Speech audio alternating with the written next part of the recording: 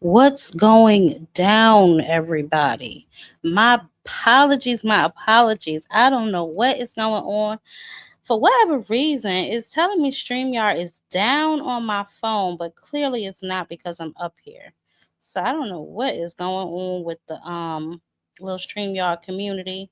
I'm on my laptop too, but I had to make sure I uploaded all my stuff because I got some shit I want to talk about. And I got to make sure I got it loaded.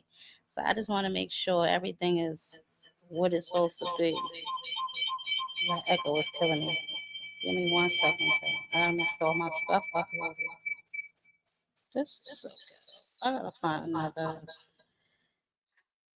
way to upload stuff.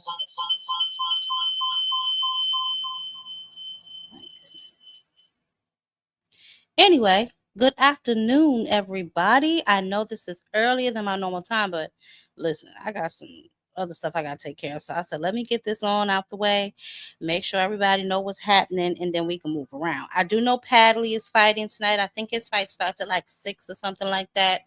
I know that card was on earlier because I started seeing like some of the undercard winners being announced, and I don't know if it's 6 our time or their time. I'm not even gonna lie, I wasn't really checking for Padley like that. But I will take a peek at it if it comes on a little later just to see how he's doing.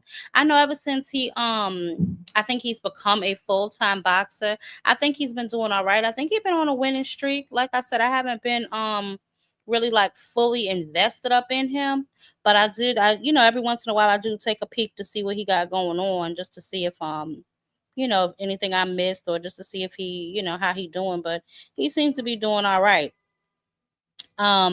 Lord, I know these clips is not repeating themselves. This is just a bunch of ghetto foolishness. Y'all, I'm so sorry. I had some oh here they go. Cause I'm gonna get into Bill and I have some other stuff I wanted to get into too. It's a whole bunch of nonsense going on, but nevertheless, happy Saturday. Bands up in the building. What's good with you? Tim Carey 85. Hello. Aircraft, how you doing, baby? Hey Geico, where you been at? But yeah, it's been some stuff going on. So I just said, let me see what's going on. Obviously, as y'all can see from the thumbnail, Bill is out here shopping a 2-for-1 special. And we're gonna we're gonna talk about that too. Um, but I definitely did want to make sure I brought up just some of the things that I want to, and then the some of the news as well. Hey, one on the money line, how you doing, baby? Yeah, I'm just trying to kill a little bit of time wait for some of my stuff to finish uploading. StreamYard. If anybody know anywhere else I could stream, because StreamYard be doing the most for their little funky money. And I thought that I was gonna start using OBS, but OBS is way too like complicated for mother.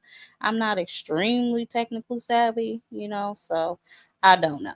But we can definitely try something else. At this point, I'm willing to try any damn thing because I am sick to death of StreamYard and they foolishness. Like I don't be paying them their little couple of dollars, their little funky money. Rumble Studios, what's that? I'm gonna look into that. Is the interface user friendly? Cause listen, I ain't got no IT skills and none of that foolishness up under my belt. Okay, so it definitely need to be IT friendly for mother. Um, I think that's all my clips. If not, we'll go back in the phone and get the rest of them. Nevertheless, what's up? What's up? What's up? Let's go ahead and get into this news, y'all, and see what's happening with some of these boys. Now, obviously, I just told y'all that Bill Haney is running around here shopping a 2-for-1 special. He is interested in now. Listen. I don't know how he gonna work this out, but he wants Keyshawn then Shakur, but claims they're a package deal, saying they both need to sign. Now, obviously, this comes after the WBO made Keyshawn the #1 contender, and we're gonna listen to some of that spill a little bit too. So, um, the walls are closing in on your boy. Okay. Oshaki Foster said basically the walls are closing in on Shakur. He's willing to fight him at 135 or 40. I told y'all last week how I felt about that 140, right? And he said he don't need any weight restrictions, so he's willing to make this fight any way he possibly can to get him in the ring with him. We will see if that is going to happen. I still keep seeing these reports about Shakur signing to Zuffa. This now is coming from Sean Zattel, saying that he's hearing the Zuffa wants Haney versus Shakur as a marquee matchup, and according to him, they agreed to join Zuffa. Both, obviously we know Shakur and Devin have publicly denied signing. Well, Bill is the only one really running around here saying anything. Shakur is still denying it, but we can't take really his word for it. So who knows, right? I think, let me see. Yeah, Frank Warren has predicted that Tyson Fury beats AJ in the same sort of fashion that Daniel Dubois did if both men make it past their next fights, right? They're due to meet, I think they said November of this year. Now, AJ, we know he has a fight coming up in July against Christian Progrena, who is also a kickboxer. I don't know what's going on with these guys fighting these damn kickboxers. And then Tyson Fury is also due to have a warm-up fight as well sometime before their November matchup. And then if they're successful, they're due to meet in November. Now, I saw something about Iglesias and Carlos Adames, right? They were supposed to be heading towards the IBF title fight. And we know a while back, Adames, he announced that he might be moving up to 168 from 160 while still holding the WBC title. Now, if that agreement is finalized, Adames could become a 2-division champion. But I saw Mauricio Suleiman, and he said that he's not going up to 168. So I don't know what the hell is going on. No, I believe he's going to remain in 160. Okay. There was talk about him moving to 168. I believe 2-3 weeks ago, I spoke to his promoter, and they confirmed he's going to remain in 168. Okay. I mean, 160. Yeah. 60. And so I don't know what the hell to make of that. Okay. But I'll keep my eye on it and see what makes and shakes of that whole situation. A lot of people, as we know, William Zepeda is set to face Lamont Roach in August. A lot of people are favoring William Zepeda in that fight, saying that he has too much pressure, too much work rate, and durability for Lamont Roach to sustain it. I guess they're basing it on his fight with Pitbull, the last fight that he had, which was also a draw. I guess they're saying that Zepeda may be a little bit more skilled. He's a little longer. His range may be a little bigger, a little longer anyway. So therefore, who knows, right? But I don't know. I mean, I'm here for that fight. We'll see. We'll see what's going on with Lamont and this whole Zepeda situation. And what happens with that whole situation. Now, it looks as if Frank Martin has signed with boxing manager Adrian Clark, Fighters First, who we also know has Brian Norman Jr. They now have Edwin De Los Santos, Earl Spence, Justin Polito, Justin Figueroa, and Dominique Jamar Frances, and Jesse Fletcher III. So it looks like Frank Martin is following his promoter. I don't want to say following his promoter, but it looks like they both decided to sign with Fighters First promotion. So we'll see how that works out for them. But shout out to him, you know what I'm saying, for making the best moves he can for his career. He's now, as we know, at 140. So we'll see who else he's looking to get in there with if he's not going to rematch Albright. Also, I did see that Antoine Russell is looking to possibly face Pitbull Cruz at the end of August, beginning of September. So I thought that was very interesting. And we'll see what happens from there. But I'll tell you what, honey, Lord, that might be a good fight. That really might be a good fight. This is very interesting. We've been talking about this whole Zuffa situation and this belt situation for quite some time. And it looks like, as I told y'all before, this fight was ordered. The WBC ordered Michelian to go against David Benavidez. Now, the WBC basically is saying if he declines and decides to fight Jao Opetaia instead, he could be stripped, which then could possibly open the door for David Benavidez and Arthur Beterbiev, possibly at I think they said 200 pounds. But here's the interesting part to me about this whole situation.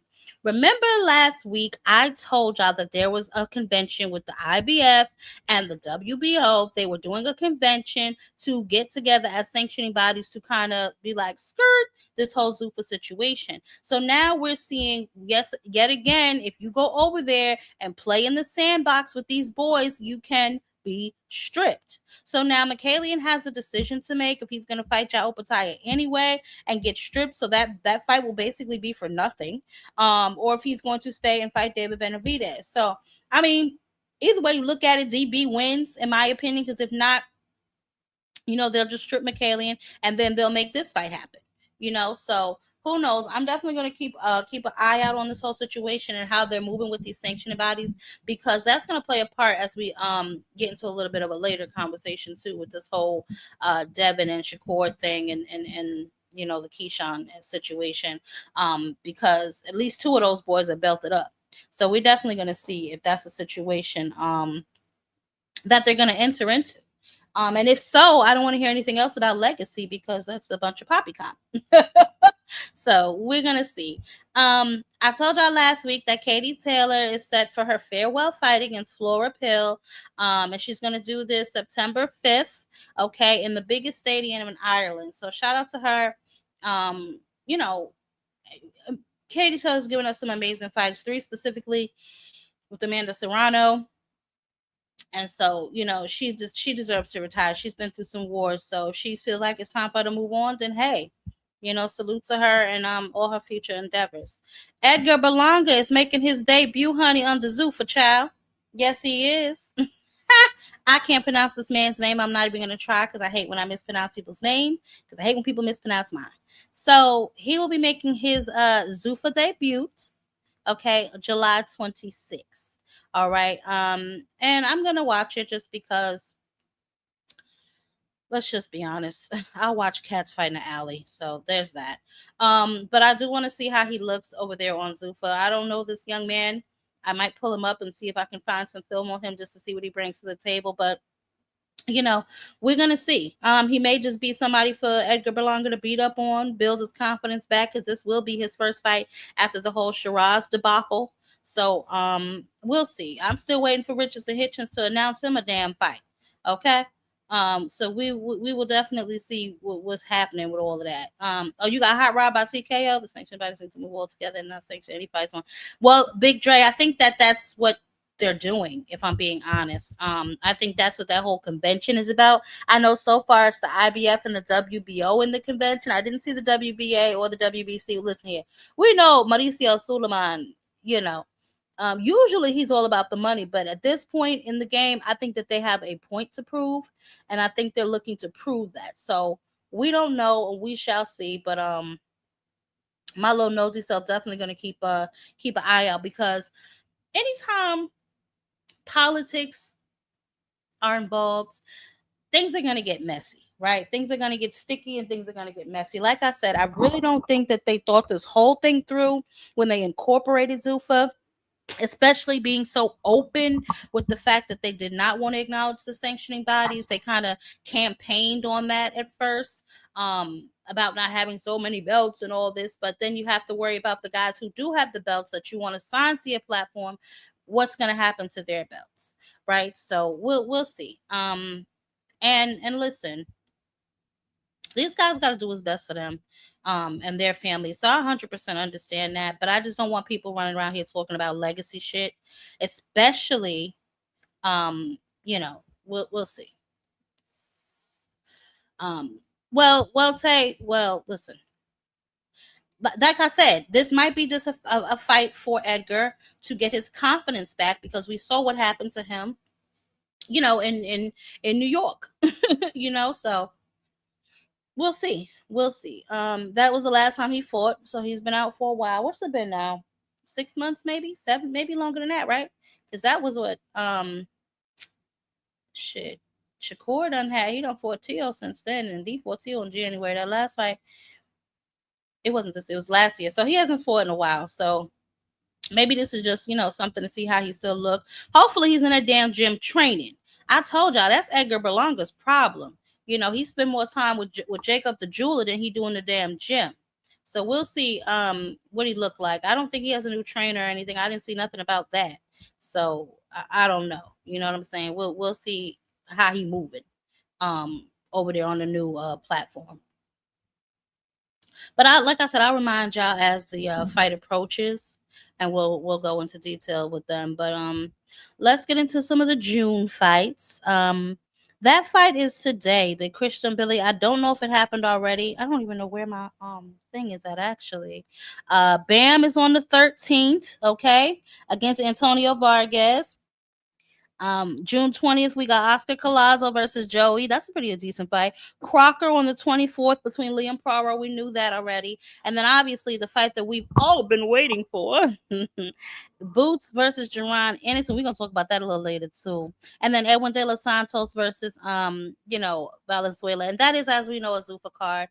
And this will be Edwin De Los Santos' second fight back. Because remember, he was supposed to fight Key, and then he went over to, was it Dominican Republic or one of them, and had a fight where he had the first round knockout. So I think this will be his second fight back in a long time. So we'll see how he looks as well against Jose Valenzuela. But those are the male matchups for this month, and we have some female matchups as well for this month. So on the 13th, we have O'Shea Jones, okay, down in Florida, versus Ella Carranzo. And then on the undercard, we have, let me see, I have to make this thing bigger. My bad, y'all. Tiara Brown versus Hannah Rapp. Okay, Evelyn Bermudez. Some of these other girls, Jasmine. Let me see. Brittany Sims is on this card. This actually should be a decent little card too. And then we have a super flyweight. I'm gonna play something for Tiara because I think that a lot of people had a misconception of something that she said. So I kind of want to clear that up. But these are the fights that we have for this month. A few, obviously we're waiting for the bigger fights. Hey, Ashley, bigger fights at the end of the month. But this O'Shea Jones, I think this is a unification fight. This should be a good fight. And Tiara Brown, obviously, that's going to be a good fight too. As she looks to continue to unify her division as well. So at least the ladies are looking to unify. Okay, I don't know what the boys is over here doing, but the ladies is looking to unify. Okay, so I don't know. But and we got some drama though over there in the female department. We're gonna get into that too in just a second. But y'all give me 1 second. My daughter is looking at me like something is an emergency, which usually means not a damn thing is an emergency. Give me 1 second.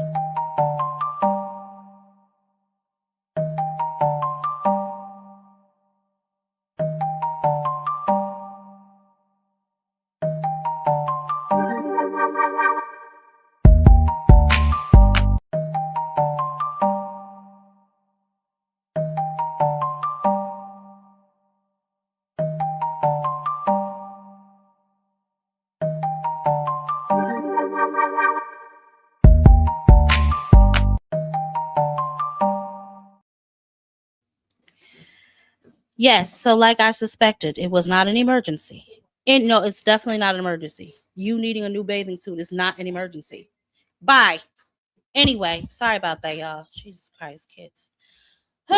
Anyway, those are the upcoming fights that we have for the remainder of the month. Now, like I was saying, the drama that we have in the women's boxing division, right, is I just got a couple questions, right? I listen, just a few got daggone questions, okay?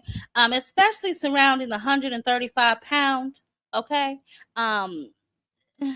There's 3 champions, obviously we know 4 belts, and then there's an undisputed fight that is right there if the right people make the right calls. So now we know we have Caroline Dubois. She has the WBC, the WBO, and the Ring magazine, right? She's 25. She's undefeated. She's a southpaw. She's training under Shane McGuire. She's definitely one of the most complete, I'll say, technical boxers at that weight class. You know what I'm saying? And then we have Elif Nurturan. Now, I always speak about Elif, wanting that fight and being a dangerous fight for her as she was looking for Alicia Baumgardner.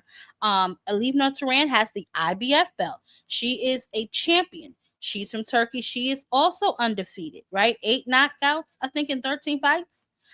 She won Fighter of the Year 2025 from me and from boxing scene. She stopped Beatriz Fiera, who was an Olympic gold medalist, and Fiera wasn't no joke. She stopped her in, I think, the 4th or the 5th round winning her title. You know what I'm saying? She is the biggest puncher in that division, right? And then we have Stephanie Hahn, who is the WBA champion. She's from El Paso. She's also undefeated. She has 14 fights, right? So 3 champions, 4 belts, the road to undisputed for them to just get it together and kind of, you know what I'm saying, get their situations together. Now, I talked heavily about Caroline Dubois on her water boy mission to carry Clarissa Shields' water, calling out Alicia Baumgardner, when in fact she needed to be focusing on her own division, right? So I have where is this child? Because she made a video. She's so frustrated about the situation. Let's listen to Elif. She speaks broken English, y'all. So give her a pass. I usually say my piece in the ring, but let's make an exception now. Caroline Dubois, you said you'd knock me down. You said you wanted me. So here I am. Do you really want to fight me? Then I invade to Istanbul with a big offer, or turn your small offer into a serious one. Let the talking stop, and now it's time for action. Let's be realistic. Thank you. Okay, so that is her plea to unify with Caroline Dubois, right? Now, Caroline Dubois has stated that, you know, she's open to a fight with Elif Nurtaran, but if we're being honest, she's not keeping that same energy that she has with Alicia Baumgardner. And, you know, Alicia Baumgardner called her a guppy and, you know, said that she's not ready.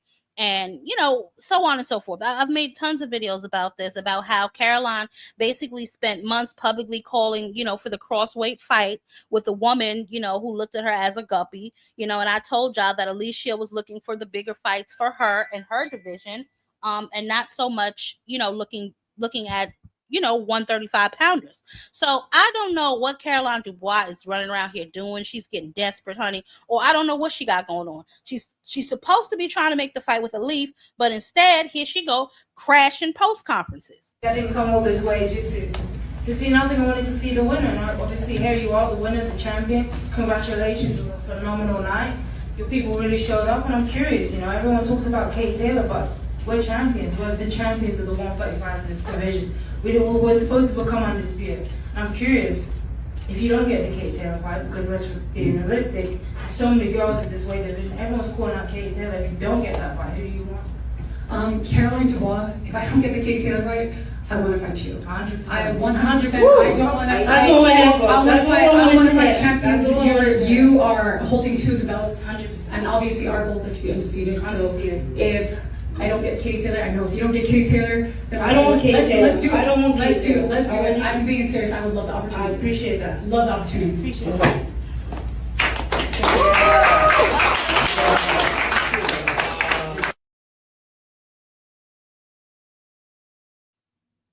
Now listen here, right? First of all, note the handshake, the agreement, right? Unlike some people. However, my issue is this.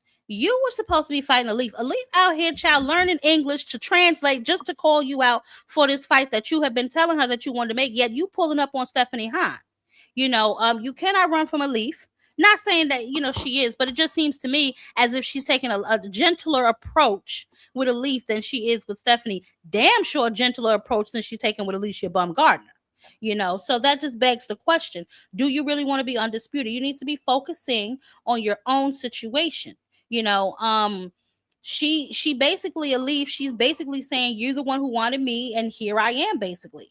You know, this woman has been ready. She stopped an Olympic gold medalist to win the IBF belts. You know what I'm saying? She defended it. You know, she was named Fighter of the Year, like I said, and she's been publicly calling for Caroline Dubois for months. This did not just start, y'all. She just learned English to call out in English, but she's been calling for this fight. Okay, so I don't know. Caroline, she's really going to have to, if she wants to be undisputed, I know she's at 135, but that's the thing. You're at 135, pulling out a 130 pounder, clear out your division, especially when you're not even unified. You have two fighters right there. One of them who's really on your heels. You heard Stephanie Hahn. She says she wants to fight Katie Taylor. Katie Taylor's not thinking about her either, though, just for the record. As I just told y'all, she got her last fight in September, and she's getting ready to ride off into the sunset. So, Stephanie, you might as well go ahead and just fight Caroline or whoever else you're going to fight. But the bottom line is this. Y'all are focused on the wrong shit.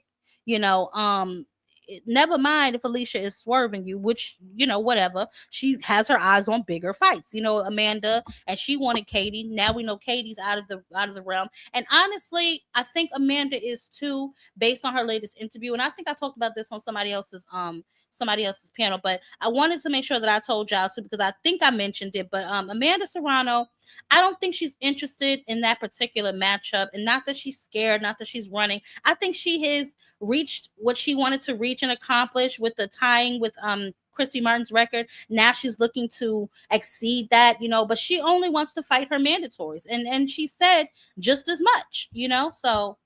Is a MVP stablemate, which is Alicia Baumgartner. She says she wants to fight with you. And I don't know how you feel about that, right? Because I know you don't want to pass the torch, right? Like, if you're going to fight somebody, you're not fighting to give them the opportunity to become the next face of women's boxing. You still want to win that fight. But can I just, there's no such thing as passing the torch, because say if Alicia does beat me, she doesn't become Amanda Serrano. Mm-hmm. Or if someone beats the Katie Taylor, they don't become the Katie Taylor. You have to make your own name in the sport. You have to make your own movements in the sport. Listen, my biggest fights, my dream fights, my great fights, I already did it 3 times with Katie Taylor. That was my fights in that moment in my era. Those are the big fights, and I've done them already. Now it's just, fighting my mandatories. If the fight was to ever happen, it has to make sense to me. It has to make money, and it has to make sense.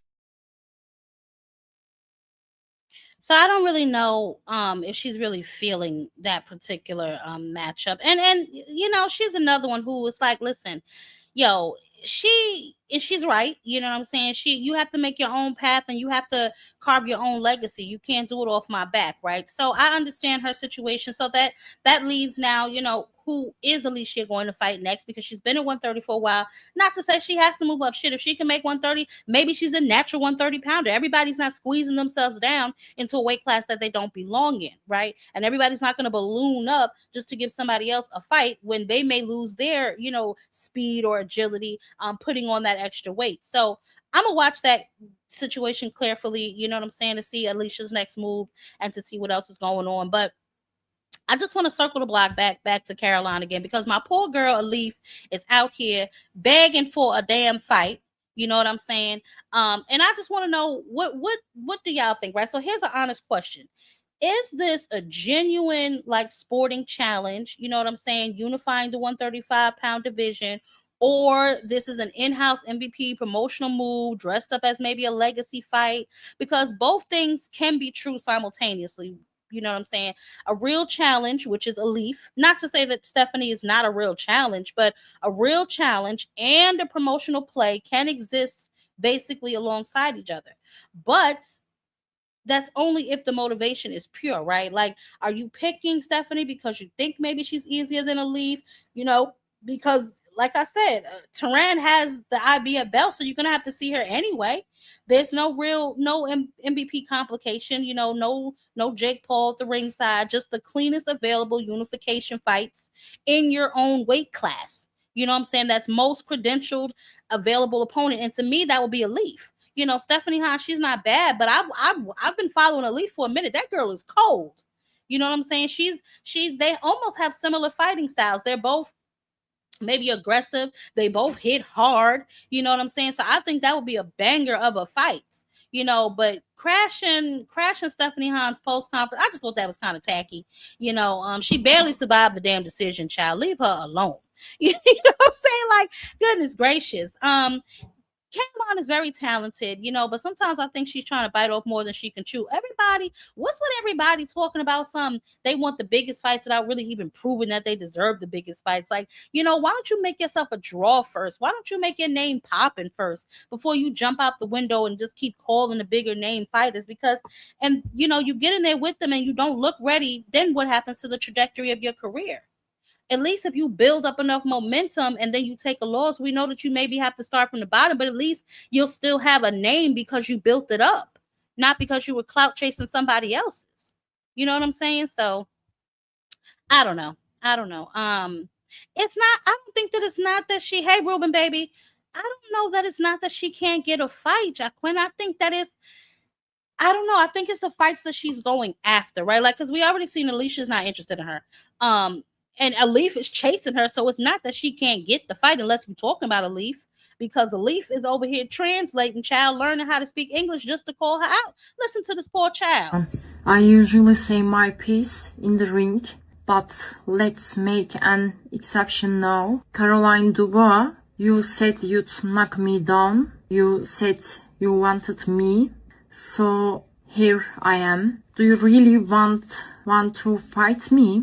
Then I invite to Istanbul with a big offer, or turn your small offer into a serious one. Let the talking stop, and now it's time for action. Let's be realistic. Thank you. So what I get from that is either there was some sort of offer on the table and it was like a disrespectful offer, or there's been no offer at all. So I don't know. I'm gonna scan her social media again. Yeah, I don't Tay, act right today. What's wrong with y'all? Act right today. I don't know. Yeah, I definitely know Sky can't. I'm not high on Sky Nicholson, if I'm being honest with y'all. I think Alicia would have the best chance. You know, she definitely would have to dog it out, because Amanda ain't no slouch. So she definitely would have to dog it out. But I think if anybody out of the two of them that you just named, I think she would have the best chance, you know, at beating Amanda Serrano. But hell, listen, Amanda Serrano ain't sitting at the top of the mountain for nothing, you know. So if that's the fight they won and it's made, then you know that's a good ass fight. I think Alicia and Amanda is a real good fight. I think Amanda easily whoops Sky. I don't think Sky got nothing for her, if I'm being honest. I'm not really high on Sky Nicholson, like I said. You know, she decent, you know what I'm saying, but I ain't really off her. I think she was another one, Eddie's little pets, if I'm being honest, but I'm not really high on her. Never have been, if I'm being honest. But that's neither here nor there. But yeah, so I don't know what's going on with that situation. But now enter Tiara Brown. We know that she is at 126. She's looking to move up to 130. She also has stated that she would like to get in there with Alicia Baumgardner. Let me see. Is this the right one? Amanda Serrano, she's the GOAT in boxing, especially my weight class. You know, I think that would be a great fight. As well as Alicia Baumgardner, after I clear out my division at featherweight, 126 pounds. That is my plan, to go up to 130 pounds. Hopefully she is still there. If not, whoever is there, I will go to that division after I'm done with 126 and get the belts at that division as well. And it makes sense to take the Scottney fight if it's able to be made, given the fact that you're with MVP, she's with Matchroom. You know, you've got the title belt. You worked so hard to get the title belt. Yes. You don't want to not have that title belt and the leverage that would then give you to help you land more big fights. And I also would like the IBF. I think it's a super cool belt. My friend Nina Minky actually holds that belt right now. And I hate fighting people that I'm close to, but I do want that belt. Take notes, Shakur Keyshawn. Anyway, yes, she has a fight coming up after the one that she had. I would like to, moving forward, fight big names. I'm told that the winner of this fight will be facing Ellie Scottney, who is the youngest undisputed champion. She just came from 122. She's going up to 126, and so I'm being told that will be my next opponent. I'm here for big names. I'm here to win the game, and I'm here to stay.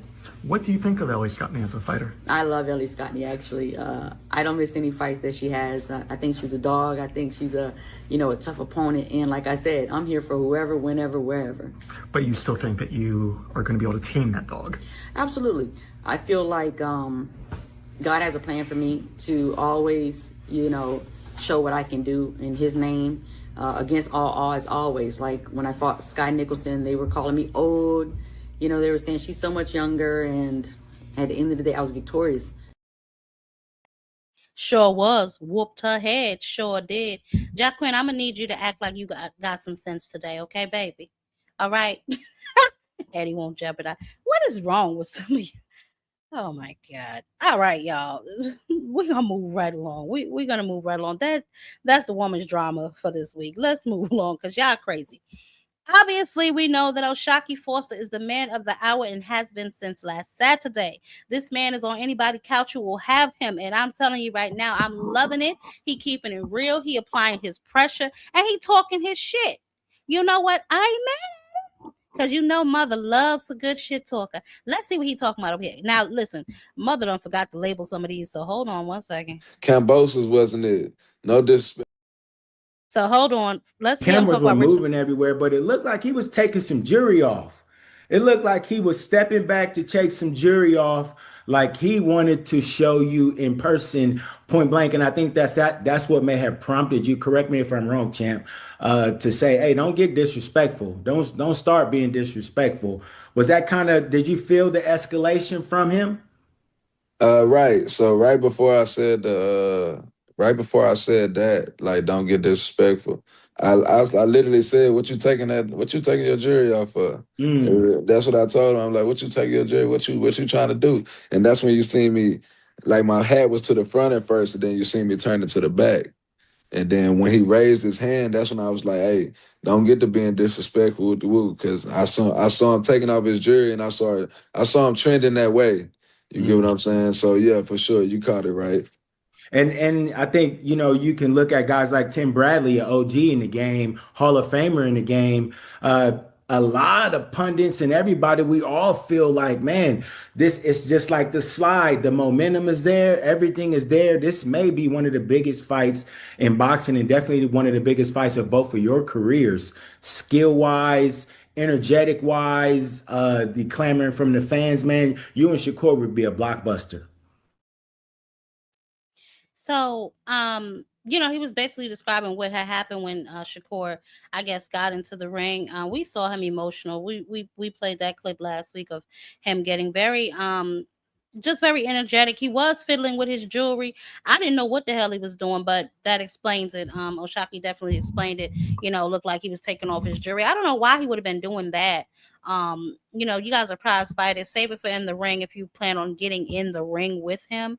That's the time that you save it for. But O'Shaquie, like I said, he's been asked a series of questions, and I felt like he answered them honestly. Some of his answers were hilarious to me, but they were all funny and they were all real. It's not nothing that none of us haven't said several times over.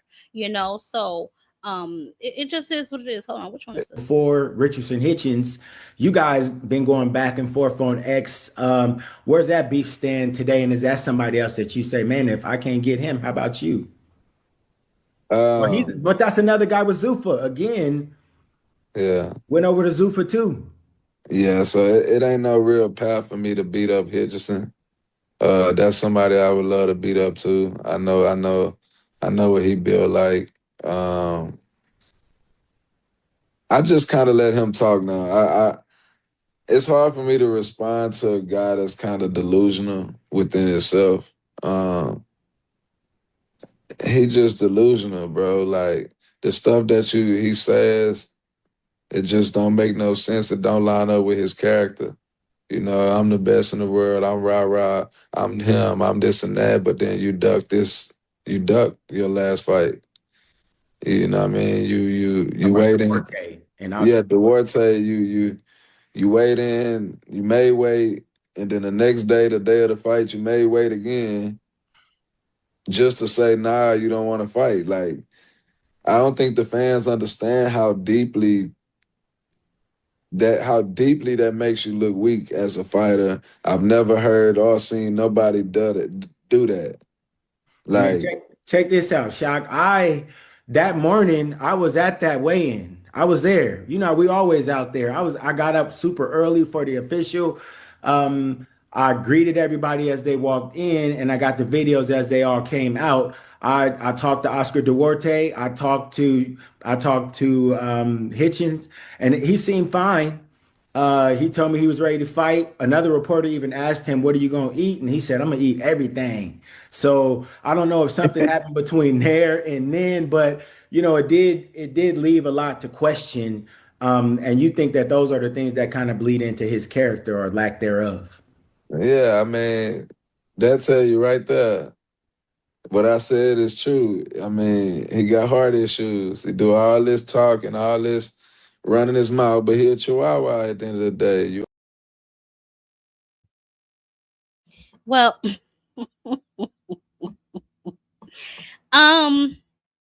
we talked about this, him and Richardson Hitchens going back and forth online, because Richardson Hitchens, as I told y'all before, he's in the BBC, the Boxing Brothers cult, you know, and you know they're all very salty. Let's call it what it is. They're all very salty that the plan did not work and that you know Ray Ford had to fall. But this is what happens when y'all constantly keep letting this boy divert y'all in front of his smoke. We're gonna get into that, but nevertheless, that was his take on Richardson Hitchens. And then he also, obviously, y'all started to hear about the George Kambosos comments, which I ain't gonna lie to y'all, I chuckled so damn hard. Kambosos wasn't it. No disrespect to Kambosos. I respect Kambosos because he fought whoever they put in front of him. Travel down the most difficult road Kambosos has. Yeah, so no disrespect to him because I respect him as a fighter, but you caught him after Devin Haney, you caught him after Lomo, you caught him after, and this what you riding home? Come on, bro. Yeah, you trash, bro.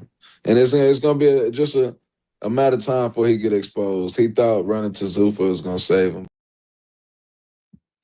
And listen, once they over there, they're gonna have to fight whoever they're gonna fight. I think he turned down the fight, I think, with Ham Hands, but then he ended up accepting it after that, because y'all do know over there on Zuffa, when y'all start turning down fights, y'all bag gets smaller, right? So there is no ducking and dodging, specifically over there. I mean, you can duck some of the names that was over here that you didn't want to fight, but you're gonna have to fight over there, or you're gonna be sitting on the show. And Richardson Hitchens, in my opinion, spent a lot of time on the show under Mayweather's tutelage. So this is a time for him to be a little bit more active.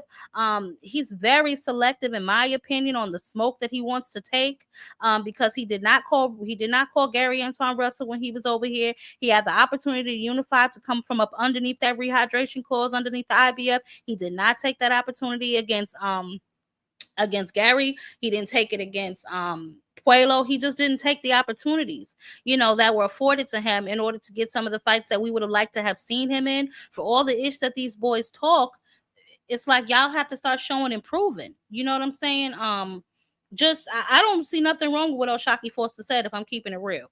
He didn't say anything that to me, I ain't said my damn self, and that other people haven't said either. He did also chime in on the Lamont Roach and the Zepeda upcoming fight in August. So we'll see what he do. Do you think that, I mean, we know that he's one of the most storied fighters in our sport right now, but do you think that maybe he kind of put his foot in his mouth with kind of arbitrarily throwing it out there before, that if you fought Ray Ford, and maybe it probably wasn't going to come to fruition, it comes to fruition the other night, and now do you feel like he's backpedaling? Have you guys made any calls or anything yet? Have you talked to your management team and said, hey, make it happen, let's go?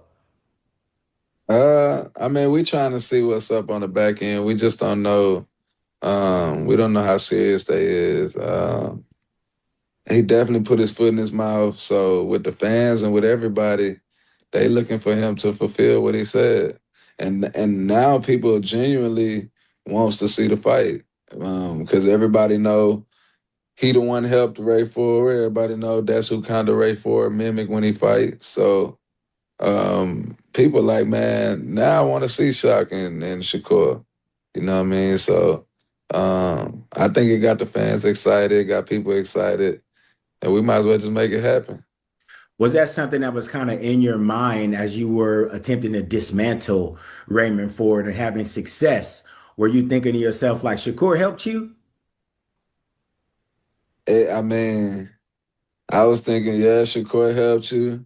Richardson's supposed to have helped you. And this it. And you gotta think, I think about it like this too. Yeah, Shakur got the better IQ and the better defense, but offensive wise and certain things, Ray can do a little bit better. Like Ray can punch a little bit harder. You feel me? Speed and certain things, Ray can do it from right hand and southpaw. And his arms is like an inch taller, an inch longer than Shakur's. Shakur's 68, mine's 72, so I got like a 4-inch reach advantage on him. So it's just a lot of elements in that fight I can see, and I can see me giving Shakur huge problems. You get what I'm saying? So, and he know that for sure. And you guys have worked together before, so I saw the video that his partner made. His guy came out saying that the polar opposite of the things that you had said about making Shakur stop during the sparring. Where do you think that came from? And when it's two stories that are on the spectrum like that, somebody's fibbing. Yeah. I mean, look, I feel like he could have came out and said that if it was true. Why wait to the biggest build-up, the jump in the ring fight? Because I said his name and the cameras heard it, so he had to respond. Which I get it, that's his man's.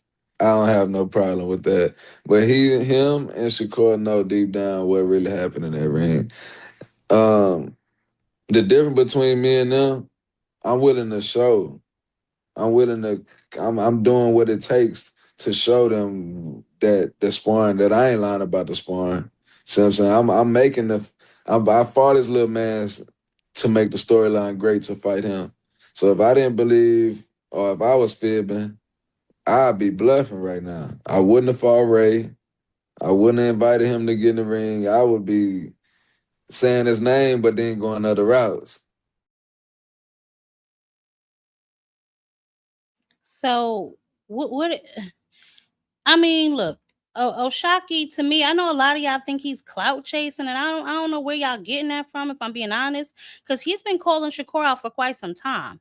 So I don't understand why people would think he's clout chasing. He also did Ariel Hawani, and I'm gonna play that too. I didn't upload it. I'm about to upload it right now. But the story, obviously, and we've heard him tell this story before, but of how the backstory, why it is he don't like Shakur, why it is that he now wants to fight him. And if we're being honest, I don't know how many of y'all, but I've heard this story before. You know what I'm saying? About him doing kind of like behind the scenes, sneaky snake type of things. So let's take a look. Can I ask, how do you feel about what they're doing with regards to like their own belt and the new Ali Act and, trying to do their own thing as far as boxing is concerned? And so what happened there in the gym? Man, he know what happened. I see his people want to come respond now. He know what happened in that gym. He got ran out of there. That's why if you notice, he wasn't training in Houston, and he wasn't fighting. Like, he wasn't training in Houston. After that summer, after we had those sparring sessions and the gym got too hot for him while we were sparring, that's part of the reason he ran out the ring. It got too hot for him, and I was cooking. And he changed up his whole camp and started training in Houston and trying to get used to that heat and everything. So, I mean, he can say what he want. We know what happened. Inside his heart, y'all can see how he responds to everything. Y'all know a liar when y'all see one. Oshaki is sunny. Hold up. Shout out to SBG Mello with the $5 in the super chat. I appreciate you for showing love to the channel. Oh shit, we about to make a little change up in here. Yeah, listen. I just can't wait. I hope that Shakur stands on his word. When we open it up, we're going to see how many of y'all think he actually will. But this is him basically discussing the complications with Shakur possibly being on Zuffa now. Can I ask, how do you feel about what they're doing with regards to like their own belt and the new Ali Act and, trying to do their own thing as far as boxing is concerned? Man, I don't know. I honestly don't know because me growing up, I always watched the champions, you know, the WBC belt, IBF, all them WBO, WBA. And it's real history and real, like, you know, legends that I looked up to that fought for these belts. And they mean so much to a fighter that it's kind of hard to take that away and try to change the program. It's going to be years and years of history that they're going to have to try to make to be able to, you know, replicate what the WBC and everybody has done. But, you know, I'm definitely, I don't know. I couldn't see myself. I just got to say, I don't know. We got to see. Okay, fair enough. What's the genesis of the issue between you and Shakur? Where does this start? Just two-faced it, man. Two-faced it. He a two-faced snake, man. That's it. He was trying to be out. I mean, we was cool back then, but then, you know, when certain stuff transpired, we had a little falling out, and then, you know, he came back around and just was like trying to be cool, trying to be friends with me, trying to get me to come over there and spar and everything. And you know, I told him on the message like, hey, I don't do no fake kicking it. I'm cool on all that. And next thing you know, I see his little man's calling me out, and then his little man's exposed him, like saying that he been basically telling him behind the scenes that he's going to help him day in and day out if he was to fight me and he want to be his main sparring partner. So it was just like a bunch of snake stuff. Like, why you trying to get me to come hang and get me to come kick it, and then you telling this guy that? So I'm like, yeah, you the target. Then let's get to you. So, oh my goodness. So, first of all, if Shakur goes over there, and again, I don't know. There's been so much speculation. He's saying no, but then we know he lies, but we just don't know, right? But so, if he does go over there, right? If he signs to Zuffa Boxing, and y'all know that Forster is Top Rank and they're on the zone, Shakur, you know, like I said, they're saying he's with Zuffa now. They're on Paramount. Those are two separate promotional companies, two separate streaming networks, two completely different boxing worlds. You know, Zuffa, their UBO or whatever they're striving to be, whatever, right? So for that particular fight to happen, Zuffa would have to agree to a co-promotion with Top Rank. And Zuffa, Dana White, you know, like I said, he's shown zero interest in stuff like that, zero pattern of co-promoting with you know, existing boxing establishments. He'll do like something with the Ring, yeah, because that's aligned with Turkey and that's aligned with him. But as far as everyone else, like, you know what I'm saying, that's I don't get it, you know. But even with the promotional, like even with that not being able to happen, right? It's the sanctioning bodies. And listen, we seen what they do. They not playing with these boys. You go over there, you getting stripped. Jao Pataya, you know what I'm saying? Richards and Hitchens now. The IBF sent that check back to Jao Pataya, like, keep your little funky 80 grand. You know what I'm saying? They returning their own sanctioning fees and severing their relationships with any of them that go over there. You know, when a government, when the sanctioning bodies are willing to forfeit their own revenue rather than associate with who you're under, yo, the writing is on the wall. So that begs the question, does Shakur really want to fight for legacy, you know, or if he just wants money? Because all them belts he got, they're going to either be stripped or he's going to have to drop them. Under that Zuffa umbrella, there's no path to undisputed, no IBF, WBA, none of that over there. You know what I'm saying? So what is he really going to do? I don't know. I don't know. Shakur, you know, if he does, he's made his choice, you know, the bag over the belt. And it is what it is. You know what I'm saying? Don't get me wrong. If they're paying him what they're saying, I think like they said 15 million or something like that, that is generational wealth. So I'm not mad at that. I'm just upset at the fact that they keep trying to say they fight for legacy, because more and more we see that that's simply just not true. You know what I'm saying? I don't know. And then, you know, we saw Shockey asking for the handshake. He didn't want to shake his hand. Listen, the writing on the wall to me, you know what I'm saying? Wanting the man to come up to 140. Yes, O'Shaquie did say he would go up there, but why would you even want to fight him at 140? You say you don't want to be at 140 no more. So why do you want to fight him at 140 and you want to drag him to Newark talk about putting the odds all in your favor. This is what I'm talking about sometimes. Like, I don't think he's comfortable in a fight that people would consider 50-50 or even a good fight. If he does not have the majority of the advantages, I don't think that he takes those fights. Now, the 130-pound landscape, you know, it looked a little fractured right now. His best, I guess, who's over there? Navarrete, I think that would be his best unification fight now. You know what I'm saying? But who knows? Who knows? We'll definitely see. What Shakur's next moves will be. He's keeping it very cryptic, you know what I'm saying? I guess in order to figure out his next move. But the walls are closing in on nevertheless, because if he goes over to Zuffa, you see Bill over there with his hand out. We about to get on Bill ass, but you see him with his hand out looking for a fight for Devin. You know, so it's just very interesting the moves that are being made with some of these boys. You can kind of tell that they're not really interested in tough matchups. You know what I'm saying? You say he better stay away from Navarrete. Hey, opulent baby, how you doing?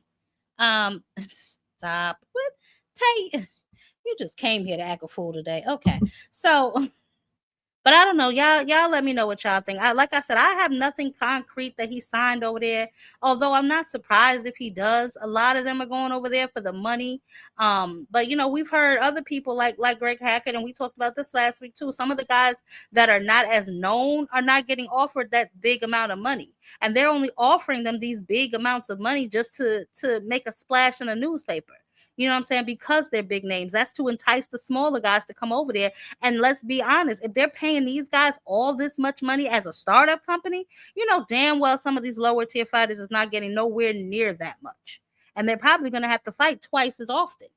You know what I'm saying? So we'll see. But speaking of stuff like that, I did see, Lord help us all. All right. So we know that, you know, Bill has been running around here talking about, you know, this 2-for-1 special that he has for Keyshawn and for Shakur. Now, again, this is, I don't know if this is contingent on or what he got going on, but he was on $1 million worth of game. Man, hold on. Listen, because it's a package deal, Kate. Now listen, you and your brother, we want you both.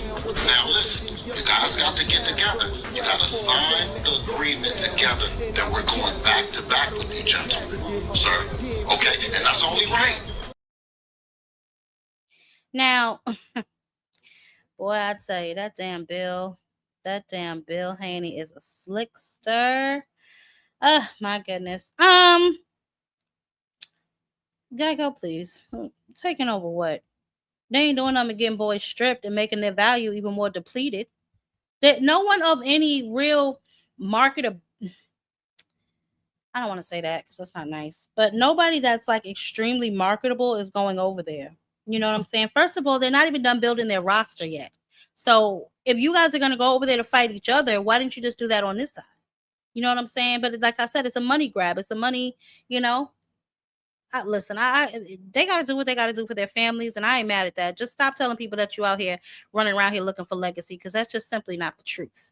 You know what I'm saying? But nevertheless, back to Bill and his tour, because like I said, he's been everywhere that anybody will have him, talking about this package deal for Devin, being Keyshawn and Shakur. Now, I find it interesting that it's almost like a contingency plan. Like, it's almost like we want you and Shakur and y'all both have to sign. So if they both don't sign, does that mean you don't want to fight them? Like, sometimes Bill is a little cryptic, but he was over there on, I don't know this boy's name, but shout out to him. I mean, you tell me you just set the boxing world on fire again with this, content that Gillian Wallow dropped on $1 million worth of game. You're suggesting that the double up, as you called it, you said that you're basically verbally offering Keyshawn Davis to sign an agreement to fight in any order Shakur and Keyshawn back to back. Is this correct? Well, absolutely. It's you know, we got two targets that happens to be represented by one team, both inside and outside the ring. They have a tremendous, you know, management team that represents them, and they've gotten to the place that they are, you know, but they're not going to fight each other. So unfortunately, that's a problem for both them and their team to make those big joints happen. Then you have Debo, Devin, the Dream, who's saying, listen, don't run it one way over here at the zone and then one at Zuffa and saying that, if we go here, we can't make this one happen and that one can't happen. Let's agree that right now, let's do them both. The time is now. Because if we go one way and you go to the zone and then they say, well, he's over there at Zuffa and you can't make that happen, or you go Zuffa and you can't make that happen with him. Let's take out all those narratives and let's not bullshit the people and play musical chairs. Let's make this shit happen. You did tell him since y'all not together and y'all not gonna fight, this is kind of what you were basing. This is what you told Keyshawn, and then Keyshawn said to you, when my manager get back with you, then it's straight. And you told him that you already been talking to his manager. So what can you tell us? I mean, I guess that kind of sums up what y'all been doing, but what can you say about your talks with? Well, publicly, I can let you know that they've been at 144 pounds, privately and publicly. And, and I've been consistent with whether you're 144 or 145. We're probably going to come in at 146. So, 144 versus 146. I don't see the problem. I think this 3 pounds and this other stuff is a distraction that both they know and I know. Now, he didn't want to say it publicly that the deal was on the table and we were negotiating. I came out and I said, yeah, well, I think different. Now, it's been ongoing for some time now. So it leads me to believe maybe this is an incentive that with Keyshawn Davis having an opportunity to derail the plans, that might incentivize Shakur to sign the deal. Now, so we know that Keyshawn has been named the #1 contender in the WBO for Devin, right? And that Devin recently came out and said that he was fighting Shakur, and Shakur said cap. So this little double up deal is an attempt, I'm assuming, to call their bluff, or y'all know how the Haneys move, man. They call everybody out and they rarely fight any of the people that they call out. So this could just be another pure entertainment spectacle by Bill, right? But he did say, I'm assuming he's shopping the fight still, because he made reference to Eddie not being able to afford it per se. Hold on. Which one was that? Is that something that you can elaborate on when you say the people who are putting up the money? Is that something you could elaborate on, like specifically who? No, absolutely. Well, we know that Eddie Hearn. Eddie says that he doesn't have the money to pay Shakur or Devin, right? On that platform. So it leads us to believe that Zuffa and that team, Turkey and all of those guys want to make the fight happen. Okay, yeah, I've seen a lot of, obviously I've been covering a lot of stuff, but I've seen a lot of rumors. Can you clarify if you've been in negotiations? Have y'all been approached to sign with Zuffa? Have y'all been offered a deal with Zuffa, or is it Zuffa or Zuffa? Well, what I can say that it's a fight on the table for Devin and Shakur with that group right now. Okay. So but they're not mentioning Keyshawn? No. That's a top, I would assume that's a top rank thing, right? Okay. So is this in the same? The manager knows that we're talking. He knows that we're in negotiations for it to take place.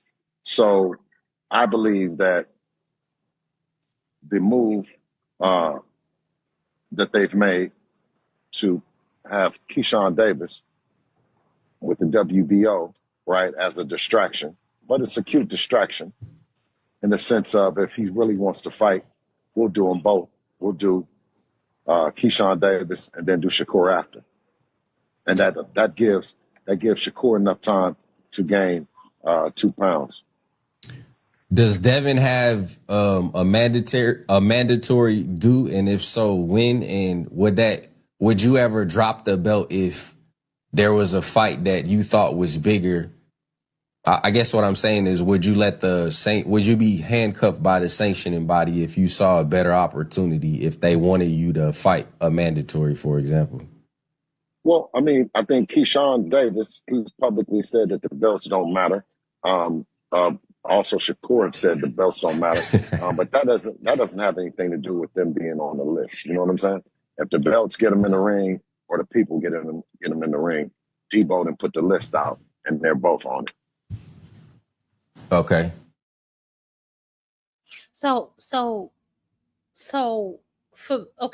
Bill is basically saying, like, you know, they threw Keyshawn in front of Shakur the same way they did Raymond Ford in front of Shakur. He's basically saying that won't work, right? But what I also gather is he don't know who the hell gonna pay for this fight, right? And I don't believe that Eddie Hearn said that he couldn't afford to pay them both. I think he probably said he didn't want to pay for this fight. That sounds a little bit more along the lines of what we've known Eddie to say in regards to a Devin Haney fight. And then also we heard Eddie Hearn come out a couple of days ago. He's the one who said that Shakur signed to Zuffa. You know, I don't know if he wasn't supposed to let the cat out the bag. He's lying. I don't know what's going on over there. But I do know that that's probably a fight that he just wasn't willing to pay for. Not that he couldn't pay for it. He just probably wasn't willing to pay for that particular matchup. But it looks like Bill is still trying to drum up interest in this fight. He claimed he's in talks with them to make this particular fight. He'll take Keyshawn first. Now, we can talk about that once I open up the panel, who we think would win that fight and all this other kind of nonsense here. But I do feel that it's very interesting to me that Bill decided to do a double contract with the two of them. I guess that, like he said, that's his way of saying, you know, you can't run, or basically with a hey Creed the Traveler, hey baby. Or what it is that they're really trying to do. I ain't figured out Bill's little scheme yet, but I will, you know. But the more he talks, the easier it'll be able for me to figure out what he got going on. But nevertheless, this double contract that he's offering, he obviously once again everywhere talking about the situation. He was over there on Messy Mills and he was talking to Bernie the Box about it, and then Bernie said something that I found interesting after Bill, of course, was, you know, talking about Keyshawn doing, and the rest of them niggas trash. Nigga. Now, who you referring to, Bill? I'm referring to all of them, nigga. After Bud, it's Devin. When Bud retired, I said it's Devin. That's what I said. Now, and listen, and let me tell you this. I told before that I came, I said, damn, Floyd choking out Bud's era. It was Bud's era, right? And I really felt like before that fight, well, listen, it's the motherfucking Devin Haney era. And listen, it's still to be determined. Devin Haney up there is still to be determined. Well, let me ask you this then. If it's not him, then who is it? Shakur Stevenson, you know that. Okay, so let me ask you this then. You know it's all about Shakur. Listen, let me ask you this then. Man. Let me ask you this then. Okay. Hold on. Who do you want to see Shakur fight? I want to see him fight Tank. Okay, Tank is not there right now. So who else do you want to see him fight? I want to see him fight Devin. Okay, so Devin, he's not coming up for Devin. He's not coming up there, right? That's what you say. So okay. Then who do you want to see him fight? I want to see him fight Devin or Tank. And now See what I'm saying? Now Shockey. Right? So now, you see what I'm saying? And I want to see, I want to see Devin. I want to see Devin and Keyshawn for real. Wait. I want to see Devin and Keyshawn for real. Wait. Listen, go back. So you said you want to see him fight Devin, but you don't. But you saying he go up, he ain't gonna go up, and all the shit. You I want to didn't say he's see not him gonna fight go Tank? up. I don't know what. I don't know what he's Okay, gonna do. so if he don't go up, then what? You want to see him fight the fight, and if he don't go up, and then what? Then I want to see him fight. No. Kid. Sorry. If he doesn't go up and do the fight, then what do you feel? How do you feel about it? I feel everything about still good. Okay, so let me ask you though. So wait a minute, hold on. You said Tank, you said Shakur, and you said who? I mean, you said Tank, Devin. You said Tank, Devin, and who else? And Shockey now. I want to see him fight Shockey now. Okay, so I want to see him fight Darren Russell. So wait. Now you just said the 140-pound champion. You want to see him fight the 130-pound champion. This is what you told me. Now, there's no other fighters in between there and all that make for a great fight, or do you feel that O'Shaquie Foster at 130 pounds is better than everybody else outside, better than everybody else that's available for Shakur to fight? Is O'Shaquie Foster better than, okay, if you say you want to see Dev and that fight can't happen, that Tank can't, you say O'Shaquie Foster is better than everybody else, in your opinion? Yep, him or Lamont. I like to see him or Lamont. I want to see him mix it up. I just want to see all them guys. Okay. I want to see all them guys mix it up. I want to see all the guys mix it up. I want to just see them all mix it up. That's all. I don't care about nothing else. Let me tell you something. This is what I'm talking about, right? With the trap, right?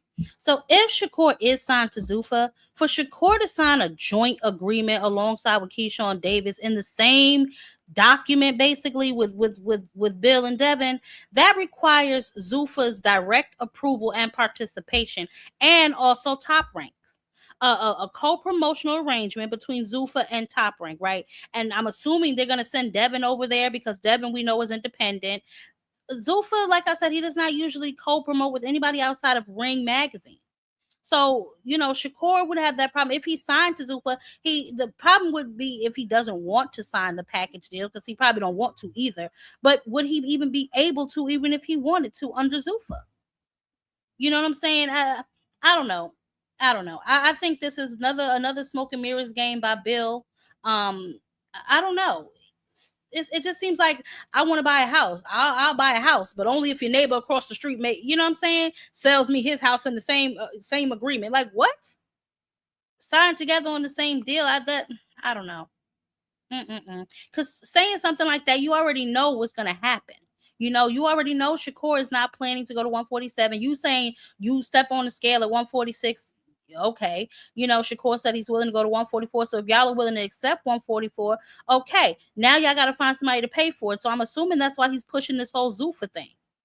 The conversation, however, doesn't stop with just Bill. Jay Prince is the manager of Keyshawn Davis and Shakur Stevenson. You know what I'm saying? We've already heard him say that Shakur's 135. His max he's going to go up to is 144. He got to get stronger or some nonsense like that. You know what I'm saying? But Shakur holds all these belts now, 140, the WBO and the ring lineal, you know what I'm saying, at 140 pounds. This is a mess. He needs to do something though. You can't hold the lineal title at 140 and then tell people you want to go back down to 135, or you going to do this, you going to do that. You can't hold the belt and then just do nothing or fight a bunch of catchweights if that's the case. Why aren't you trying to make a fight with one of the other champions at 140? Keyshawn wants to fight you. Keyshawn's been saying that for a while now. You want to drag Shakur into it, then fine. However, if Keyshawn still want to fight you and Shakur don't, what's the problem? Bill is saying package deal. I mean, I don't understand that. Shakur is not even at the right weight. Keyshawn done made himself your number one contender. Get that squabble on. You know what I'm saying? I don't know. Something smell fishy out here. We know the Bill, he running the public. You know how he do, architecture of all lies, and the smoke and mirrors. So who knows? I don't know. Yeah, that's the catchweight is trash. You know what I'm saying? It's super trash. It is a wild request. You know what I'm saying? And whether or not Yes, they're both liars, Dr. Cabron. But that's my point, right? Like, so this is Bill's engineering, though, right? Because Shakur already came out and disputed this. So I don't understand it is how now all of a sudden you decided to loop him in with Keyshawn. You know what I'm saying? I don't know. But y'all know how Bill does. Call out everyone, look willing, let the other side absorb all the blame. You know what I'm saying? I get the strategy. I've been watching Bill for a minute now. You know what I'm saying? But the architecture of this deal, the impossible joint conditions, like, come on now. Stop playing in people's face. I don't know. I just it don't I mean, he ain't wrong what he's saying. This little buddy shit gotta be broken up. But still, you cannot, you know that Shakur is not interested in that fight. You know what I'm saying? They put Keyshawn in position for the very same reason that they put Ray Ford in position. You know what I'm saying? And that is because, like I said before, I personally don't think that Shakur is willing to take tough opposition. That's just what it is. You know what I'm saying? I don't know. Exactly. One hitter quitter. Exactly. He's already the number one contender now. So I mean, they didn't order it, so he's not his Mando, but he is the number one contender. You know what I'm saying? So it's like this whole little charade is kind of pointless on Bill's behalf, but he does what he does best, gets the internet talking and buzzing. You know what I'm saying? And we'll see what happens from there. But it was a whole bunch of ridiculous things that he spat out. He was over there. Well, now the other messy one was talking to Mill City, and Bill, of course, he called in, and he had some interesting things to say. And I'm gonna get on Papa Schofield, but I'm gonna let them do their thing real quick. What's going on, Bill? Hey, hey. Yes. Are you still on? Yeah, I'm on with Schofield right now. He can hear you. Schofield, what's happening, Schofield? What's going on, brother? Oh shit, man, how'd you like them fights? Them fights was kind of trash. In my opinion, that's what I'm going to say. But I want to congratulate you on the moves you making, Bill. I'm so proud of you and Devin and the business moves you make. You might get a lot of flack, but I can understand the business moves you make, and I'm so proud of y'all. Yeah, no, Just wanted to tell you that. I see you working as well. You know what I mean? And good luck in everything that you're trying to do and accomplish. You hear me? Thank you. You taught me a lot, brother. You taught me a lot when we came there that first time. I seen the moves. I picked up. I appreciate it. I'm gonna let y'all go ahead and cook. Okay. But listen, let me ask you this. Yes, sir. So would you guys, if the Shockey is what? How do you look at a Shockey Foster? You guys, and this is just speaking from a fan perspective. I think Kid would stop Shockey Foster, and we'll give Foster a fight anytime he want if he want to step up and fight. Had you guys ever sparred with Shockey or Ray Ford? Nah, Floyd was supposed to spar one of them. They didn't show up. They left us in the gym for 2 hours and never showed up. Okay. So we never got in the ring. That's all I wanted to know. I just wanted to know what did you think about the fights last night? They not on. I could tell you this one thing: if there was levels, they not on the level that he's calling for. Foster not on the Devin or Shakur level. That's why I think it's crazy for them to have him move up 2 weight classes just for that easy fight for Shakur. But that's my opinion. But it is what it is. Absolutely. I just wanted to hear it. I'm gonna jump back in the chat, man. Salute. Bill, I got a question for you though. Yes. In the chat, I had a great super chat here. You know, obviously, Shakur's been talking about 144 pounds to fight Devin. And then you can rehydrate whatever you guys would like. What are your thoughts on that? Well, I mean, I told you they say everything but let's fight. You know, they start making shit up and changing rules and making it up and all this other shit. You know, you could say what if and what if that and all that other shit, but we ain't heard that. People making shit up, man. That's what they do. WBO champ. You know, at 140, we the WBO champ at 147 pounds. And that's what it is. Is Manager Jay. When they get some muscle or they get where he feels that, you know, he's confident enough to move up and all the other shit, that's what he's gonna do. Other than that, it's just talk. You know what? I'm not even gonna lie to you. I just can't even be bothered with this type of foolishness. There was another clip I was looking for, so that's why you see two of me up here. But I do wanna say this, right? Floyd Schofield Sr., he really irritates me, y'all. And I'm gonna tell you why. Because he talks the most trash for somebody's son who's on the damn couch. The absolute most trash. He's constantly talking about other boxers, talking about their performances. We ain't seen your son in the ring in a month of damn Sundays. So how the hell you sit up here talking about somebody else's performance? When we gonna see your son perform? When we gonna see that? When is his tummy gonna be feeling better in order for him to get back in the ring? Constantly talking about somebody else, talking trash about how their performance is. It's ridiculous.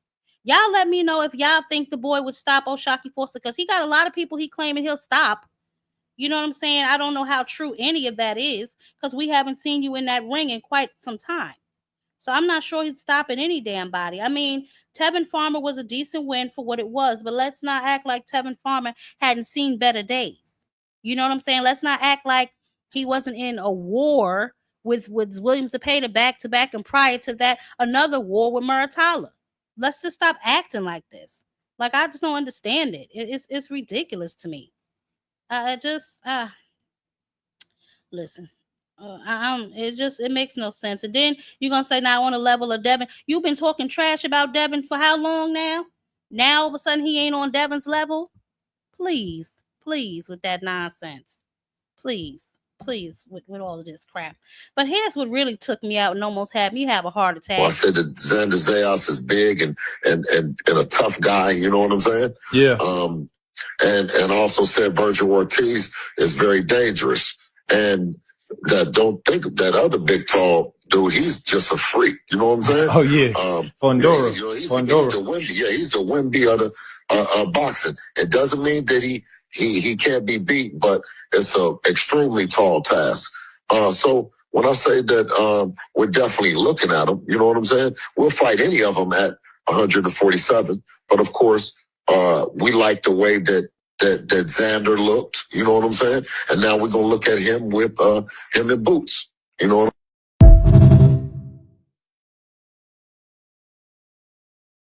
Listen to me. Why? Thank you, Dondrick. Why in the hell is Bill asking about O'Shaquie Foster? Why are you worrying about a 30-pounder? Is Lil Sean Haney already ready to be a pro and everything else? Because I don't know why else you'd be looking at him. I just don't listen. I don't know. And then you talking about you gonna stop him. Y'all, he say he gonna stop everybody, don't he? Hey, Irony, how you doing, baby? He say he gonna stop everybody, don't he? I would like to see it. I mean, who is his next fight? Is he still waiting around for Tank? Is that what he doing? He's still waiting around to see what Gervonta's gonna do?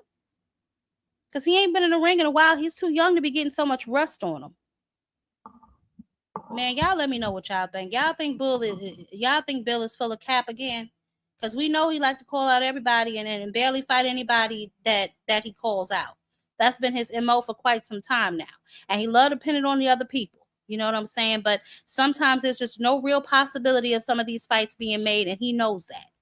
You know what I'm saying? So we'll be seeing. We'll see. Yeah, it's crazy. It's nasty work, one hitter quitter. It's nasty work. It's nasty business. What did you even talking about O'Shaquie Foster for? I mean, really, unless y'all worrying about Shakur fighting him and taking one of those fights away from y'all, but that shouldn't be your focus. If you say you're gonna fight Keyshawn first, then that should be your focus. As far as Bill talking about he want to fight Xander, he want to fight Boots, he want to fight Fondora. What? So you are a WBO belt holder. So you actually have the right to go up and challenge the guys with the belts up there. So do it. Don't talk about it, be about it. All of this capping, yo. All of this capping is ridiculous. It's nasty business. You want to fight this one, you want to fight that one. Take your ass up there and do it then. You have the leverage. Go up there and do it. I shouldn't hear nothing about none of that. I should just see the WBO order this. That's all I should see if you really about that action. It's nasty, yo.